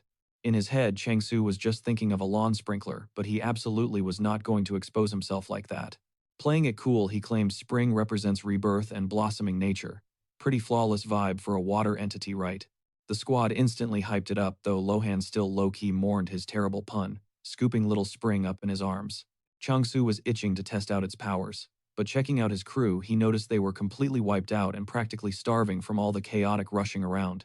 Throwing on his trusty apron, he locked eyes with the apostle and asked if his stomach was rumbling too. Realizing the sun was already setting, Changsu warmly invited him to crash their dinner party, promising to whip up an absolute feast. Without missing a beat, our boy transformed into a master chef. While he was intensely rolling out a fresh batch of dough, Hangul kept dying to know what was on the menu, but Changsu playfully kept him guessing. Instead of answering, he chucked an apple straight at Lohan, instantly launching the dough right after it. The swordsman snatched the fruit out of thin air, drew his weapon in a flash, and unleashed a rapid-fire flurry of slashes, dicing the raw pastry into perfect razor-thin noodles. Changsu caught the prepped food, tossing him a casual thanks, while Lohan smirked and demanded a 2-apple paycheck for his. Hangul stood frozen, totally mind-blown by that ridiculous flex. Who on earth uses god-tier blade skills for meal prep? Ignoring the shock, Changsu casually dumped the fresh pasta into a sizzling pan. Fast forward a bit and a legendary spread was ready to devour. The table was practically groaning under the weight of potato noodles, crispy hash pancakes, roasted sweet potatoes, sweet, caramelized tofu, and an insanely flaky apple pie baked just for Lohan. The second Hongyun shoved a bite into his mouth. He aggressively declared it culinary heaven. Were they seriously eating like royalty every single day? He was kicking himself for skipping out on their past meals. Changsu just chuckled, telling him to breathe and chew. There was more than enough grub to go around. Meanwhile, the other end of the table looked like an absolute war zone. Doji was inhaling his plate like a vacuum. Ari slurped his noodles so violently that pasta splashed literally everywhere. While the goddess nibbled on her portion looking super green around the gills, Changsu watched Lohan hyper-focus on his pie. Feeling a bit bummed, the guy would not even touch the savory stuff, but whatever. Shifting focus, he held out his palm to Little Spring, figuring the magical pet needed some fuel too. He channeled a few glowing blessings into the slime, which the creature slurped up in a heartbeat. But just as Changsu went to dig into his own meal, Spring started throwing a total temper tantrum. Confused, he asked what the deal was. Those magical vibes should have kept it full, right? Did this tiny blob seriously crave human food? The spirit aggressively bobbed its head, and the moment Changsu handed over a crisp red apple, its cute little eyes practically exploded with stars. The slime hopped onto the fruit, which was basically the exact same size as its entire body, and utterly annihilated it in seconds, gleaming with pure hype. The flavor hit so incredibly hard that the squishy little dude literally morphed into a giant pulsating heart shape. Grinning at the wholesome sight, our hero told the little guy to go crazy since they had leftovers for days. Spring was living its absolute best life. Morphing into a bouncy shooting star, it bounced all over the room. Fast forward to the next morning. As Changsu strolled outside for some fresh air, he froze. A perfectly paved road had magically appeared overnight.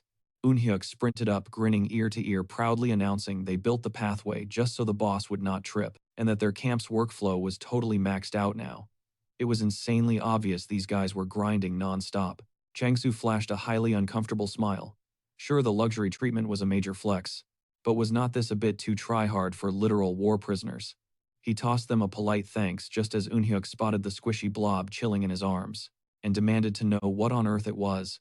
Our boy calmly introduced Spring, the elemental water spirit. Eunhyuk's jaw hit the dirt, utterly shook that the boss had already conquered a spirit, drawing a massive, nosy crowd of captives wanting a peek.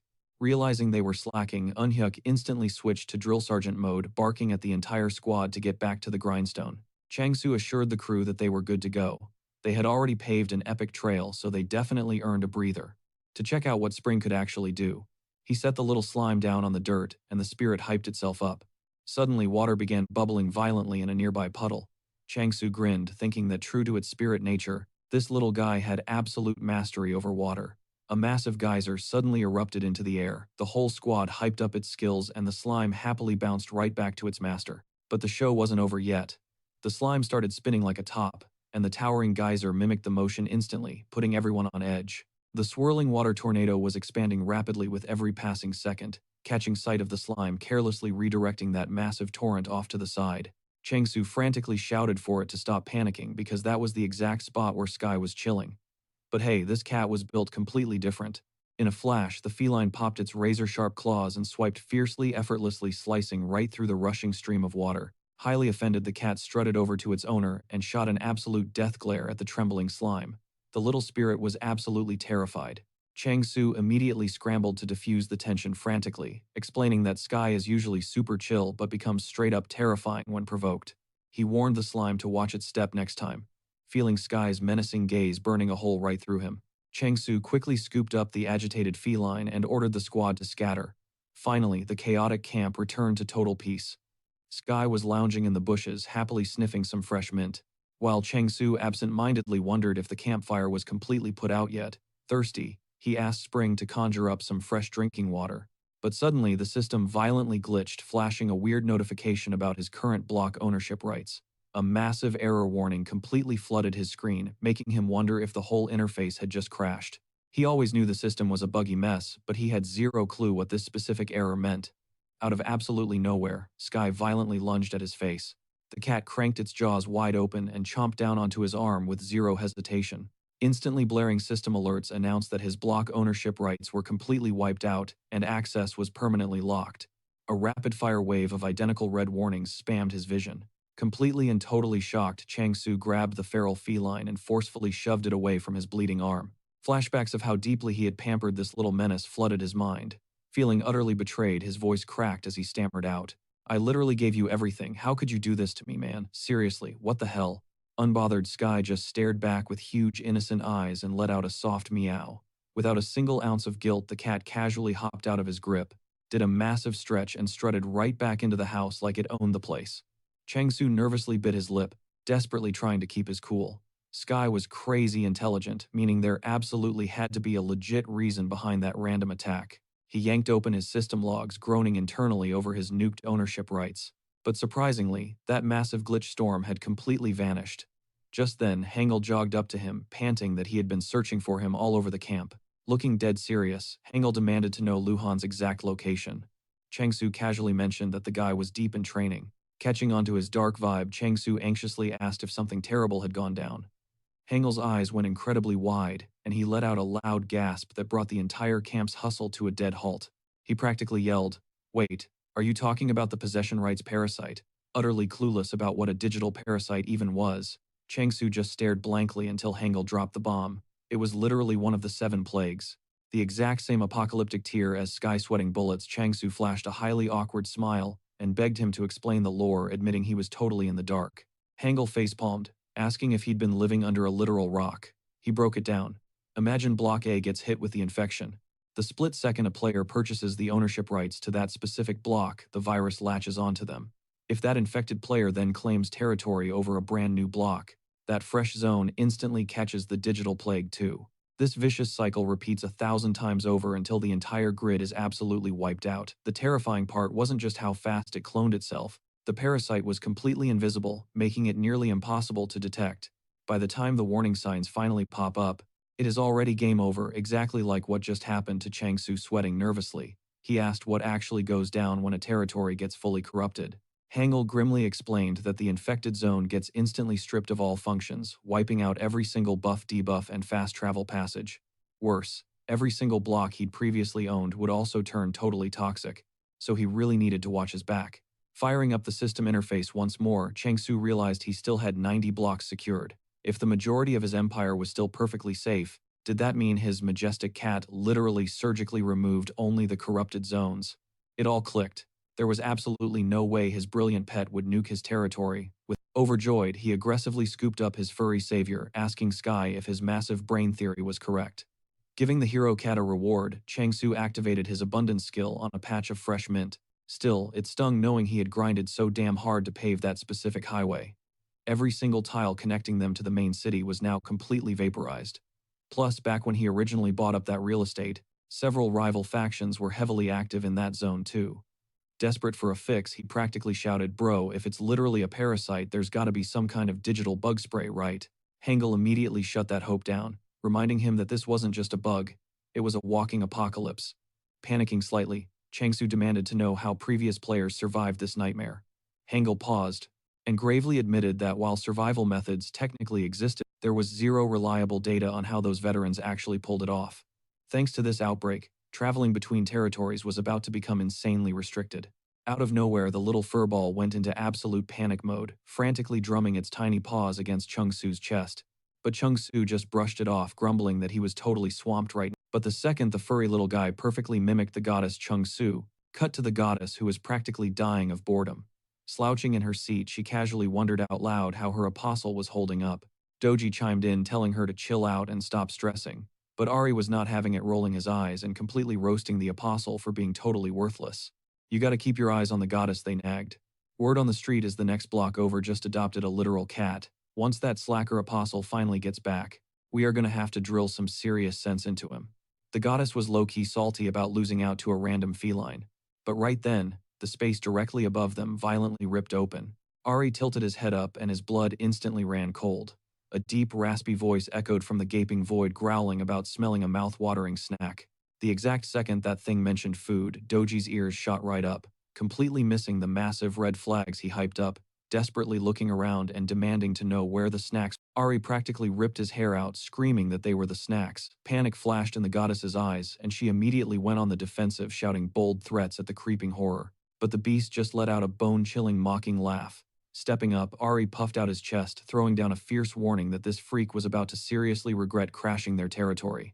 Doji rolled his eyes, yelling at Ari to stop acting like a walking buffet and luring it in with food. Without a second thought, the duo blindly charged headfirst into battle, while the goddess shrieked, desperately trying to pull them back. Warning them, they were way out of their league. But those two, their ego was through the roof.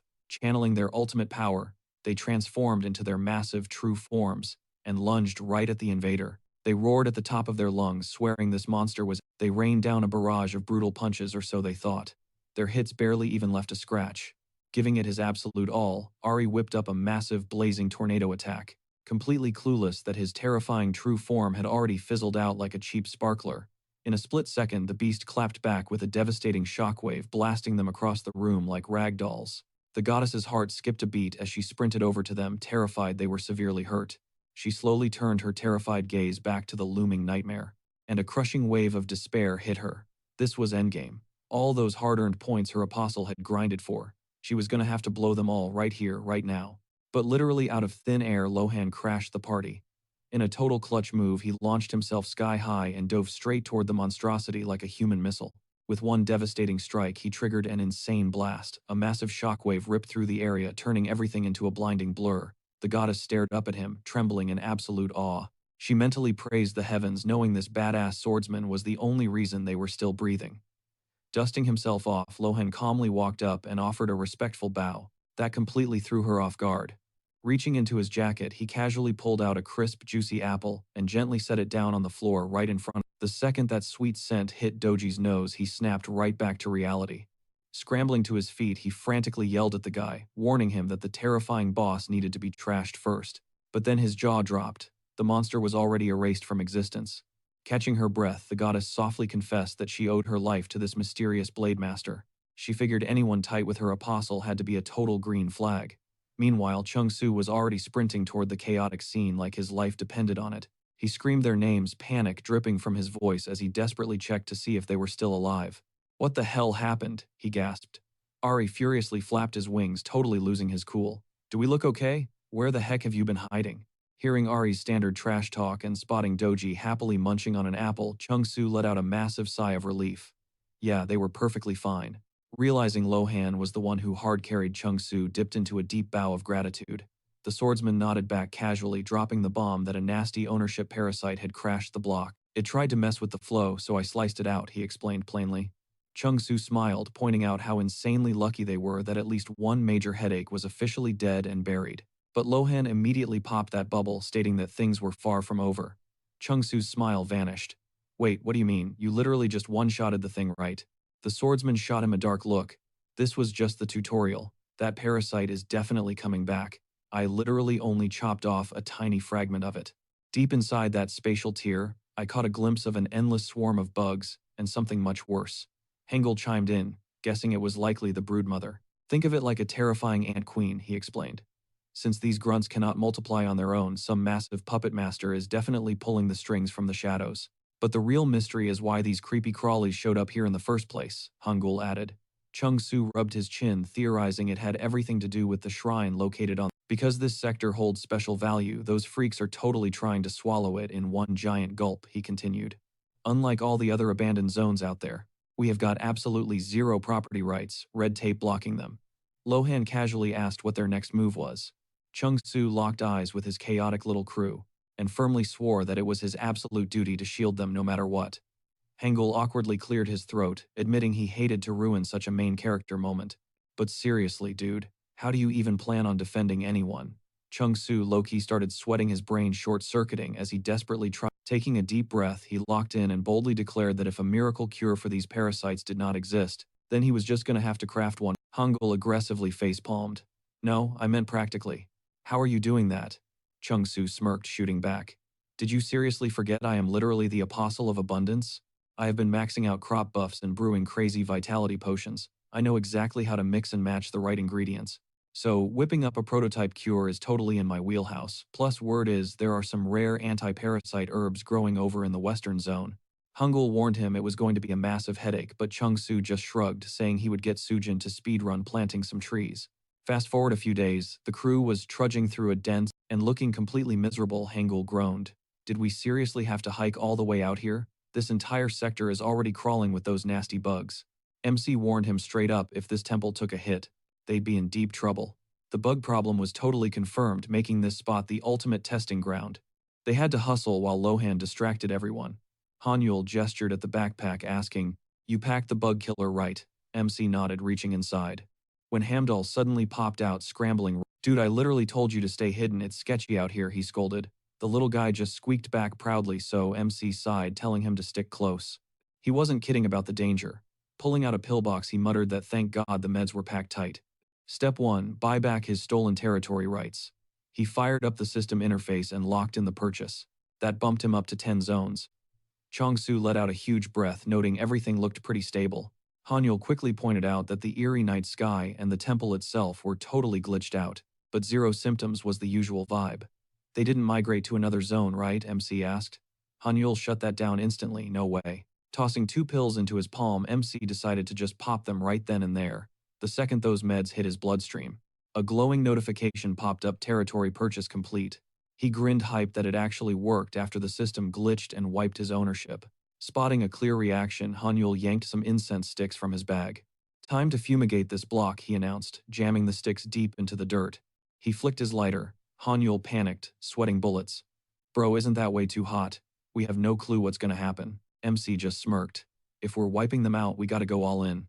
He torched the sticks, stepping back to watch the show. Even if they didn't wipe every single one out, it was bound to do massive damage. Hanyul's eyes drifted to MC's hip. Yo, is that a new blade? MC drew the weapon, flexing it. Got it from the alchemists. This thing literally transforms. It could mid-air shift its attack angle. Sure, the durability was kinda trash, but it fit his playstyle perfectly. Honestly, a clean decapitation does the job anyway, he thought. Plus, this shifting blade was absolutely cracked for slicing down charging mobs. Suddenly, a massive rift ripped open behind him. Hanyul screamed a warning. MC whipped around, thinking the bug problem had just ghosted them. He braced for a boss-level threat, but instead, a goofy-looking giant flea flopped out of the portal, then another. MC just stared, totally baffled. What the heck are those? Have they always looked this dumb? They looked way too pathetic to trigger an apocalypse. Hanyul was just as clueless. But the second Chung-Soo let his guard down. An absolute swarm of them erupted from the rift. Bro, why are there so freaking many? He yelled. He started sweating. Where even was their weak spot? Even his execution skill couldn't lock onto a target. The creepy bugs swarmed them from every single angle. Suddenly, Hanyul realized what was happening. He yelled for Chung-Soo to fall back and blasted a magic spell right in their faces. The horde was merging. They fused into a grotesque giant mutant flea and lunged straight at them. MC instantly triggered his execution skill. The system flashed, exposing the critical point. He slashed hard. But the nightmare wasn't over. More mutants dive-bombed him. Spinning on his heel, his blade blurred, slicing heads off left and right. Mid-spin, he chucked a tiny furball straight at Hanyul. He thought he had seen some crazy stuff hunting the immortal demon, but this was next-level insane. It was Hamdall. The hamster smacked right into Hanyul's face. Chung-Soo's eyes darkened as he yelled, "Keep him safe." He tightened his grip for the next wave, snarling. These freaks finally grew heads. He dashed across the battlefield, his sword a deadly blur of steel. Watching him shred the horde, Hanyul thought, thank God this guy is on our team. Within minutes, the swarm was totally annihilated. MC dropped to the dirt, letting out a heavy sigh. Shaking off the adrenaline, Hanyul hyped up his insane combat skills. MC stared at the fading portal. The rift is closing. But the royal essence never dropped. Guess it wasn't a perfect clear. Hanyul argued that the fumigation definitely worked. But yeah, it didn't cure the root cause. MC crushed a twitching survivor with a casual flick of his wrist, then plopped down beside Chong-Su. Well, total perfection was a pipe dream anyway. MC patted him on the back, telling him not to sweat it. Honestly, just forcing those freaks out into the open was a massive win. He just needed a solid confidence boost. Hadn't he mentioned ordering a fresh batch of anti-parasite plants? Mixing them together would definitely pack a heavier punch. Honestly, our MC was super thankful they managed to talk him off the ledge. Pushing himself to his feet, he muttered that Sujin was running late. She had to be tied up with something. It was only a matter of time before those nasty parasites breached the other sectors. Hanul reassured him she'd show up any second. Right on cue, Sujin's voice echoed through the area, but she definitely didn't fly. Jogging over to Chang-Su, she waved frantically and dropped a breathless apology for the delay. Everything's still in one piece, right? Spotting the apostle, her face lit up with a warm greeting, but our MC immediately locked eyes on her +1, demanding to know who she dragged along. The mysterious girl thrust her hand forward, acting like this was a long-awaited reunion. She flashed a knowing look. She'd already dropped her name before, right? Yep, Edwin Parasol. It clicked. She was that alchemy staffer who ran the water dungeon. Playing it cool, he formally introduced himself. She practically beamed, thrilled to cross paths again. But Chang-Su cut right to the chase. What was her actual agenda here? Before Edwin could spin a story, Sujin chimed in, claiming they just randomly bumped into each other on the... Sujin was totally clueless about the girl's actual motives. Squinting with hard suspicion, Chang-Su demanded the real story. Edwin didn't flinch. She straight up asked for a job. Why on earth would she ditch a cushy alchemy gig for abundance? Her eyes sparkled as she confessed her absolute obsession studying the brand new water spirit. He sighed inwardly. He already knew she was an absolute nerd for science. But tossing herself into hardcore danger and sketchy conditions just for research, reading his hesitant vibe, she waved off his concerns with a breezy smile. Plus, she casually mentioned she was hauling a massive stash of alchemical gear and rare reagents anyway. He raised an eyebrow. Navigating this hellscape wasn't exactly a walk in the park. This was a massive gamble for her. Bubbling with pure hype, she squealed that she absolutely refused to miss a single second of the spirit's evolution. Honestly, she was so hyped she practically wanted to tear out of her old job that exact same day. He had to admit her dedication was insane, but he shot her a wary look. Since she was such a mad scientist, she wasn't going to force-feed him any sketchy potions, right? She threw her hands up, swearing she wouldn't try any weird experiments or chop anything open, just strictly looking and taking notes. Just the word dissect sent the poor hamster into a total panic, letting out a heavy breath. He agreed. She could crash here, but under one strict rule: if everything went south, the fallout was 100% on her. She practically vibrated with excitement, showering him with thanks and yelling that basic food and a roof were totally enough for her. He firmly reminded her that abundance got first dibs on all her research data. She agreed without missing a beat. Still, a red flag waved in his mind. Showing up at the perfect time and offering to work for free, there had to be some shady catch, right? But with his back against the wall, locking her in was his only move. Cooking up a cure for those nasty parasites was the ultimate priority right now. He laid the offer on the table. Once the dust settled, they'd hammer out the nitty-gritty details. Pivoting back to Sujin, he switched to boss mode, asking for an update on the critical materials he'd requested. Nodding sharply, she yanked a massive sack from her inventory. Got it all, she declared. Chugging that concoction would definitely trigger a massive, undeniable reaction in the body. Meanwhile, Hanil was spiraling internally. Was he seriously gearing up to brawl with a walking disaster? Could you even call that freakish thing alive? Edwin tilted her head, totally fascinated by the weird ingredient list. Without skipping a beat, he dropped the bomb. He was brewing a hard counter against the parasite of ownership. Her jaw literally dropped. Wait, isn't that literally one of the 7 plagues, she gasped? Bingo, he replied, ice cold. He locked eyes with the quirky scientist. The data he needed her to crunch was entirely linked to this cure. He challenged her that wouldn't be too tough for a genius like her, right? Her eyes flashed with absolute thrill. Cracking her knuckles, she bragged that he was leaving it in the best possible hands. Tearing apart data and deep diving into research was her entire brand. But while the two geeks bonded, Sujin was visibly sweating, nervously chewing her lip over how to drop some bad news. Taking a shaky breath, she called out to Chang-Su. The bombshell Chastity just dropped an official invitation. The letter claimed they wanted to wipe the slate clean, promising a full apology, restoring his official certification, and completely unfreezing their business deals. He scoffed, looking completely baffled. Could he even set foot in human territory right now? Wasn't the entire border locked down because of the parasite outbreak? She quietly explained that a VIP pass from Chastity could easily bypass the blockade. Frowning, he fired back.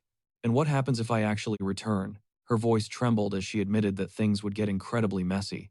They were going all out, even slamming Apostle Hanul with a formal petition to get her reinstated. Chang-Su clicked his tongue in pure irritation.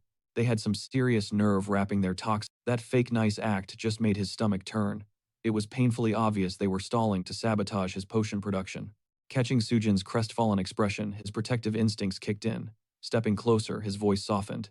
Hey, don't make that kind of face. At least she kept him totally in the loop. Flashing a warm smile, she thanked him for noticing her hustle. Then she dropped the bomb. A nasty rumor was blowing up: take one bite or buy a single thing from human turf. And boom, you are infected with the parasite. Hungel's face darkened. Was Chastity pulling the strings again? She shook her head, unable to confirm. Plenty of shady factions were furious about their absolute chokehold on the Imperial apples. Edwin just stood there completely lost while Sujin pushed on. The whispers were quiet for now, but she fully expected the public outrage to explode. Hearing this, Chang-Su ordered them to roll out immediately. The Western Bloc was their rendezvous point. It was officially bug hunting season. Flash forward a bit. Edwin dove straight into her research, but suddenly let out a deafening scream, literally scaring a skeleton so badly its skull popped off, chasing her wildly through the woods. Catching her breath, she inspected the water spirit, and admitted she had never witnessed anything like it. A water spirit rocking a slime body. Wasn't this guy supposed to look human? Introducing himself as Spring, the blob casually asked if his squishy new form had any hidden perks. Pushing up her glasses, she deadpanned the most obvious answer. You are insanely cute. She delivered this with such intense seriousness that he actually felt super awkward. Brushing and explained that this quirky researcher wanted to study him. No hard feelings, right? The slime gave a tiny jiggle of approval, making Edwin squeal with joy. But before she could geek out, the MC dragged her into a hardcore salary negotiation. She tried to settle for just food and a bed, but he absolutely refused to let her work for free, demanding a proper minimum wage. Her daily paycheck. One single Imperial apple. Considering each one fetches a whopping 200,000 gold. He figured she would be filthy rich in no time. The catch. The temple was strictly off limits, so she had to eat and sleep right outside. Glancing back at the undead crew, she completely freaked out. Wait right here. Cowering behind Sujin, she panicked over the literal boneyard surrounding them. Sujin just mercilessly punted her, sending her flying across the dirt while the skeletons awkwardly shuffled around, somehow taking her terrified screaming as a huge compliment. Eunhye quickly shooed them away, but Edwin was totally losing her mind over these horrific living conditions. She desperately spun toward Chang-Su, begging him to rethink this before she suffered endless night terrors. He just shrugged, explaining that while their paths were different, those skeletons served abundance too, and as for them hurting her, 0% chance.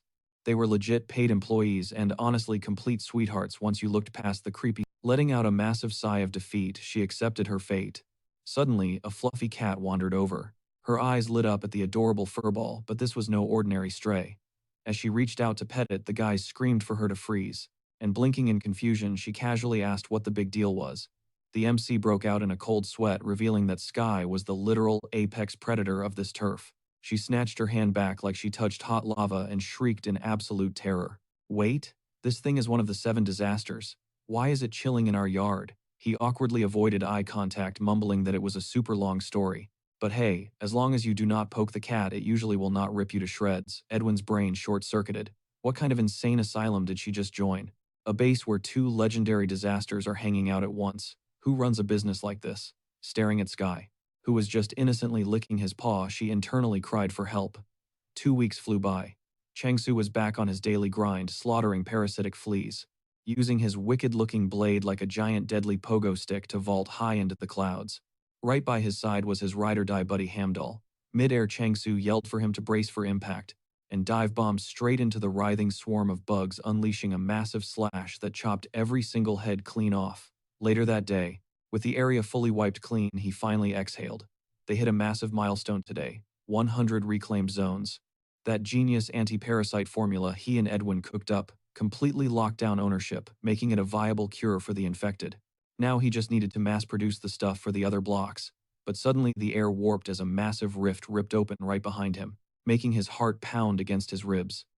As he muttered that they had finally crossed paths, standing right in his drop zone was the big boss itself, the royal specimen.